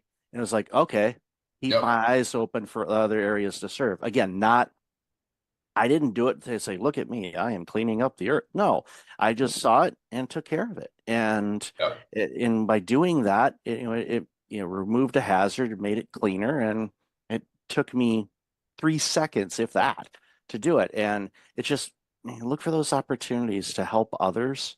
They can be small. It might be small to you. It might be gigantic to them. That's right. Just take those opportunities. So yeah, Matt, you never know the impact, right? You never Oh, know yeah. the impact you're going to have. I'm coaching a baseball team right now, and one of the kids who's first year playing baseball, single mom, dad's nowhere to be found. And she came up to me the other day and she said, I'm so grateful to have you as a coach and really kind of help be a father figure, to this kid. And I'm like tearing up a little bit saying it. And I thought about it. I said, wow, I take it for granted, like my house, where you got a beautiful wife. She's amazing. I've got two healthy kids. Not everybody has that, right? We were just down in Mexico on spring break, and we're leaving this nice resort, and we're driving to the airport. And I told my boys, I said, look over there. People live there. These are no running water, right? I mean, not the same life that they have. And I said, so you have to have empathy for that. You have to you have gratitude for where you're at, but you have the empathy for others. And how can I help other people, right, to rise up? And I'm telling you right now, if everybody today, listening, could just do one thing, one piece of service, whatever, pick up a piece of metal, open a door for somebody, help somebody grab something off the top shelf, whatever it is. I said, just imagine if that started to have that ripple effect. And it does. It feels good. Like that guy saying that to you felt good. And that's okay. That's a nice dopamine hit. You're like, okay, I didn't do it because I needed it. I did it because that was just the right thing to do. But it does start to build that self-esteem and confidence. So and it attracts more of that to you as well when you do it. Yep. So Matt, love this conversation. Yeah. Where can people find out more about you and this amazing work you're doing? Yeah, so LinkedIn obviously is the easiest way to look me up, and regardless of which company you're interested in, but Matt Seefeld on LinkedIn. And then of course, if you want to put it in the show notes, My Life Link is the app. So you can download it on Apple or Google Play. If you or anyone is suffering, you can be as anonymous as you want to be. So it's a soft entry into this amazing and extraordinary world of recovery once we distance ourselves from the things that we historically did to disconnect from feeling. So would love to connect again and keep in touch with you, Mike. I really appreciate this time. These are fun podcasts to do where you can kind of just be open, and talk about a lot of different things. Yeah, no, I appreciate you and really enjoyed the conversation as well. And I'll definitely have all that information in the show notes. So Matt, again, be well, and hopefully you don't have nightmares about linebackers tackling you or. I still have a little bit of, yeah, it's funny. It's always like, I'm not prepared. I was a quarterback, so I wasn't prepared for the playbook. Like that's usually, it's not like a lot of people worry about school or they're not prepared for a test. I worry about, I show up to a game and I don't remember the playbook. Isn't that funny? So I still have that. Or pitching, Manny's up at the plate and he hits the ball and the ball leaves Petco Park and lands in Balboa Park. So I know we've seen a few of that. Yeah. Yep. Awesome. Well, thanks again, Matt. Really appreciate it. You too. Take care. Welcome back. I've got Bruce Piasecki on the line. Bruce, how are you? Very fine, Michael. Glad that you're here. I'm glad that I'm here, and I'm glad you're here too. We've talked quite a bit in the pre-show, which we'll sprinkle into the episode as well. But you do some amazing work, and you're concerned about a lot of different things that impacts humanity. But one of the things that we discussed in the pre-show was the connection of fear of war and fear of climate change and how they intersect a lot more than people may think. So would love to hear your thoughts about that. Yeah, like yesterday I did a podcast with Colonel Robin Phillips, who ran for the national security at the Pentagon, both the Afghanistan desk, the South Asian desk of those 41 nations like India and Pakistan, and also ran for 10 years the desk. They always gave her the hotspots of the former nations of the Soviet Union when it was breaking up. And what Colonel Robbins says, because she's honored me with a great review of my book, Wealth and Climate Competitiveness on Amazon, she's noticed as well that there's this coincidence between the new concerns about war and military resource conflict and climate change. And she reminds all of us in this podcast I did with her that today, for the first time in human history, we have the technology and the information, but we have to choose the right leaders and adapt the right patterns to realize that these are one and the same, that unless you keep national security interests and nation state interests in Somalia or the other nearly failed states, you're going to create serious unrest for the US government and for Canada and for the industrialized nations. So I believe that they're one and the same. So I'd like your listeners to begin to visualize the solution. And I call it the sweet spot between business and society. If you think of two large circles, one is business interests and another is social interests. For the longest time, those two circles only met mildly, peripherally, when they bumped into each other. Now what I'm finding in the new generation, my daughter's a doctor and she's totally there is a sweet spot of innovation and wealth creation where the two circles meet, and they meet in 6 ways. First, they cut costs. When Walmart hired my firm, it was always the low price. They wanted to bring food into Africa with less cost, but it really is a sustainability and climate solution if you can give people nutrition in Africa in 22 nations without or over reliance on yams, right? Because it's not diverse enough. Second, the great firms grow revenue. So in my new book, I talk about Trane Technologies, the building science and the food transportation giant, 50,000 engineers who quadrupled the value of their stock during the pandemic because they found a more efficient way to help Pfizer shift its pandemic vaccines, helped Walmart ship its refrigerated food. And so Trane Technologies is featured in my new book as an example of a business result. They're growing revenue because they're interacting with social needs. I think the third thing that happens is we begin to improve our relationships against the common prejudices.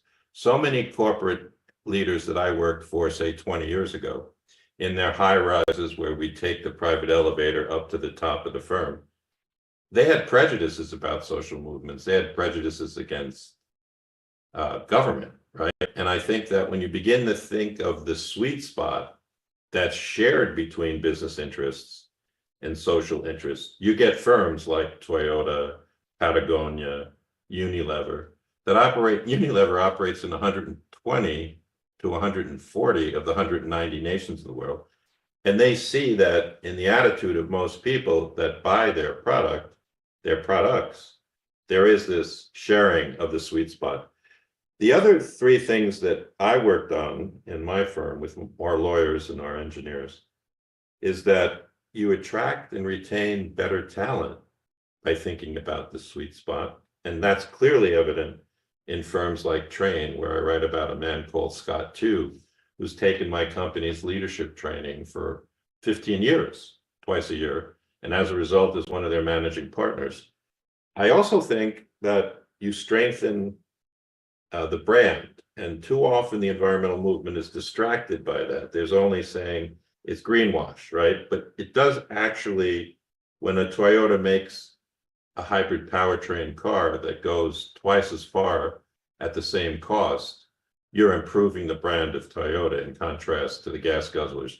Now, I'm not willing to say that we won the battle at Toyota because it was at the same time trucks were very dominant. So although we launched 8 million hybrid powertrain cars, the Prius and onward, we didn't change the entire market. But the sixth and last thing it does is it reduces risk, right? So all those financial concerns about capital exposure. So cut costs, grow revenue, reduce risk, strengthen brand, improve social relationships, and attract talent. That's what we focused our company on for 40 years. And you recognized early on, how intertwined everything is. And when you get all of those pillars, as I like to look at them, working together, you create this system and this organization that is doing amazing work. It's addressing needs. It's fulfilling. You know, it's an organization, you go in there and like, okay, what, you have this opportunity to be creative because you're bringing in the best talent, because you're doing creative things to make a positive impact on the world, improving profitability. You can have both worlds or all worlds. I think you made a key point, Mike, so I'd like to build on it. I was trained as a classical financial literacy person, but you're talking about how today's generation and most people find satisfaction in purpose. And purpose at a firm is doing what you exactly described. So I go back in my work, my New York Times bestseller is called Doing More with Less, where I discovered this by writing about Ben Franklin. If you think about that American guy 300 years ago, he's neither Republican nor Democrat. He is creative in his force, and he thinks about social capital, not just financial literacy like I did. So, for example, he thinks about the bifocal because he notices he needs a bifocal to read better. It's self-interest, but he made it available to the people of Philadelphia. He's tired of moving his cart to the print shop through mud, so he helps the Public Works Department invent sidewalks. Once again, self-interest, but Philly becomes a mega place in America, early days, because of that.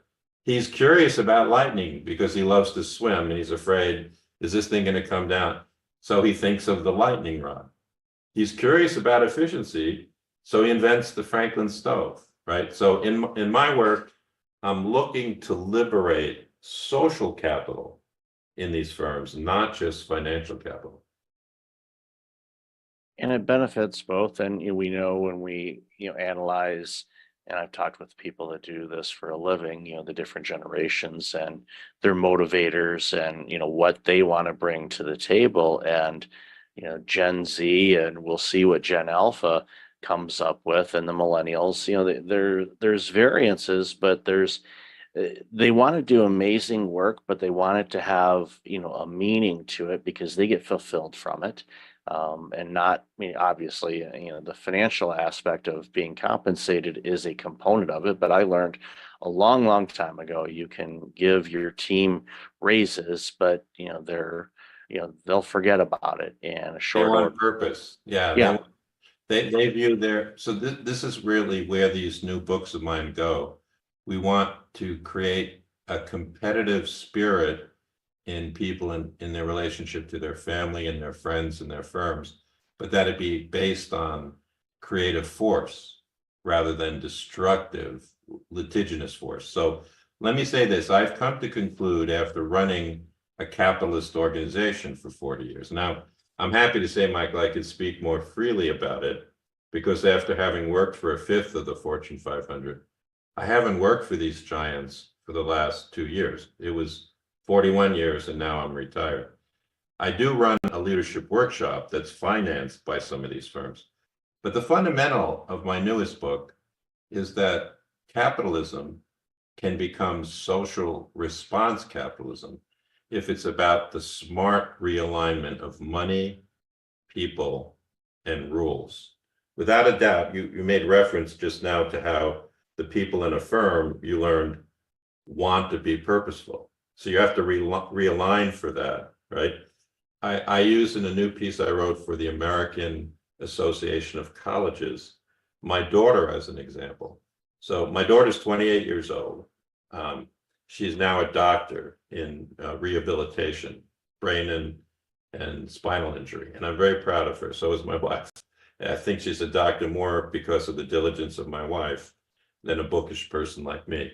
But to make a long story short, when I observed Colette and all of her doctor friends at Upstate Medical and all of the places in the hospitals she's now working at, it's almost they learned about the relationship to business and society osmotically. They didn't have to be told about it in graduate school, or they didn't have to be forced into it by policy. They live in a world in where there's so many people in the population, and they already are discerning that they have to play a role in reducing climate and pollution and making machines more efficient. To them, so I wrote about this in a piece about the beauty of global education. because she learned it osmotically. She didn't learn it by becoming a master's of environmental management. She learned it through medical school by bouncing across other intelligent, service-oriented people from around the world. So I've come to conclude that we are in a race to save the environment and save the planet, but I'm of the school that we're getting there. After 41 years of practice, I feel, Michael, we're getting there. Yeah, and I think, the competitive spirit of, we'll use racing, for example, but yes, we're all competing, but we're all competing together because we have a same goal. And being open, and you mentioned, your daughter, and observing and in conversations with people all over the globe, you get different perspectives. And that shows to me, not knowing her at all, that she is, open-minded, curious, exploratory, wanting to see different things instead of getting into a rut, for example, and just saying this is the only way that we can do it, when we know there's countless ways that we can approach things. But I think that it speaks volumes to her and the role that Her colleagues, there were hundreds like her in medical school. That's what blew me away. When I was pre-med 45 years ago at Cornell, it was all about becoming a doctor and focusing in your office and not about all these social issues. I think you hit the nail on the head again, that I've been curious. The word curiosity is also related to the word creative force. Now that I sold my corporation 3 years ago, my wife and I created a foundation where we give awards to under 40-year-olds that are writing about business and society. We've given many out now, and they're awarded at the New York State Writers Institute in front of 500 other authors. And we decided to call it Creative Force Foundation, because there is a difference between selfish, self-aggrandizing, competitive force, where you always feel like you have to win, and creative force, where you're watching the currents move in the direction of social needs. And so I don't believe that there will always be, Michael, speculative capitalists who are trying to get the 40% yield in two years, right? But my work is about the giants and the mid-sized firms and the leaders that are advancing history. They're almost like surfing at the top of the wave, as opposed to falling into the wave. So I do think that my new book, Wealth and Climate Competitiveness, constructs a new narrative that, so I want to talk about one of the concepts in the book as well. I've already mentioned to you, Michael, that money, people, and rules is the way we capitalists organize our staffs and the way we compete, often in a cooperative way, right, through partnerships, right? But I think the thing that I found myself surprising myself, Michael, in writing this new book, is I tried to think, what kind of 700-year-old tale exists out there that's going to prepare people of all different generations to think this way that we're talking about more easily. And I decided there's a whole chapter, a whole passage in the end of the book about Robin Hood and redistribution of wealth. Now, if you begin to think about Robin Hood, he's really celebrated in the British tales across the last 700 years as a social hero, as opposed to a criminal. It's taken society a while to accept the notion that a Nelson Mandela was heroic rather than a person in prison in South Africa. And so in the book, I write about why redistribution of wealth is a social good. I'm not talking about overtaxing the rich or draconian rules. I'm just talking about how there's things happening in the investment community at places like Calvert Investment or Trillium or my pension funds, where every day 10,000 clicks are redistributing wealth to more efficient companies like Toyota or Train. And that adjustment of capitalism is the social good. All right. So it's almost like an invisible Robin Hood. It's not Robin Hood. It's instead the merry pranksters exist in capitalism, and they're beginning to click the change. So my book is a reflection about that hope and that optimism in a time where it is easier for people to despair. Yeah, it's very easy for people to go down the negative rabbit hole. If you look for it, you're going to find it. But working with organizations like you have, you know, okay, these are the ones that are, they're going to ignore the naysayers. They've got their mission. They know what they want to do. They know what they want to accomplish. They may not necessarily know yet how they're going to do it, but that doesn't bother them. They know that they'll have the creative willpower to be able to attack it and do the things that they want to do and make that impact on the world, both from a financial standpoint, but also a social good. And we've highlighted this throughout the conversation.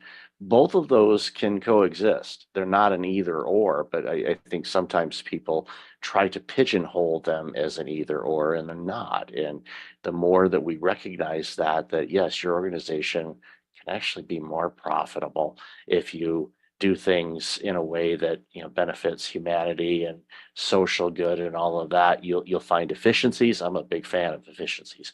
Believe me, if you can do it in 2 steps and still give out the great quality, by all means, because that frees you up to do other things that can make impact as well. So it makes a ton of sense. I would like to learn a little bit more before we leave about your Breakfast Leadership Network, because Yeah. I'm happy to be on it. So can you tell me a little bit about who you're reaching? Yeah, of course. Our organization, we launched it. Actually, the website was registered 8 years ago on Monday, so it's been around a bit. And the initial premise of the organization was I was working with organizations and C-suite executives on burnout recovery and prevention, because I had my own. I noticed that. journey. Yeah. Yeah, I had a pretty bad case of burnout 15 years ago, and cost me nearly everything, including my life. And after recovering from all of that, I determined, well, I don't want to do that again. So what do I need to do? So I started researching burnout and went down that rabbit hole. And this was, 2011, 2012, when I still, I was, diving into it.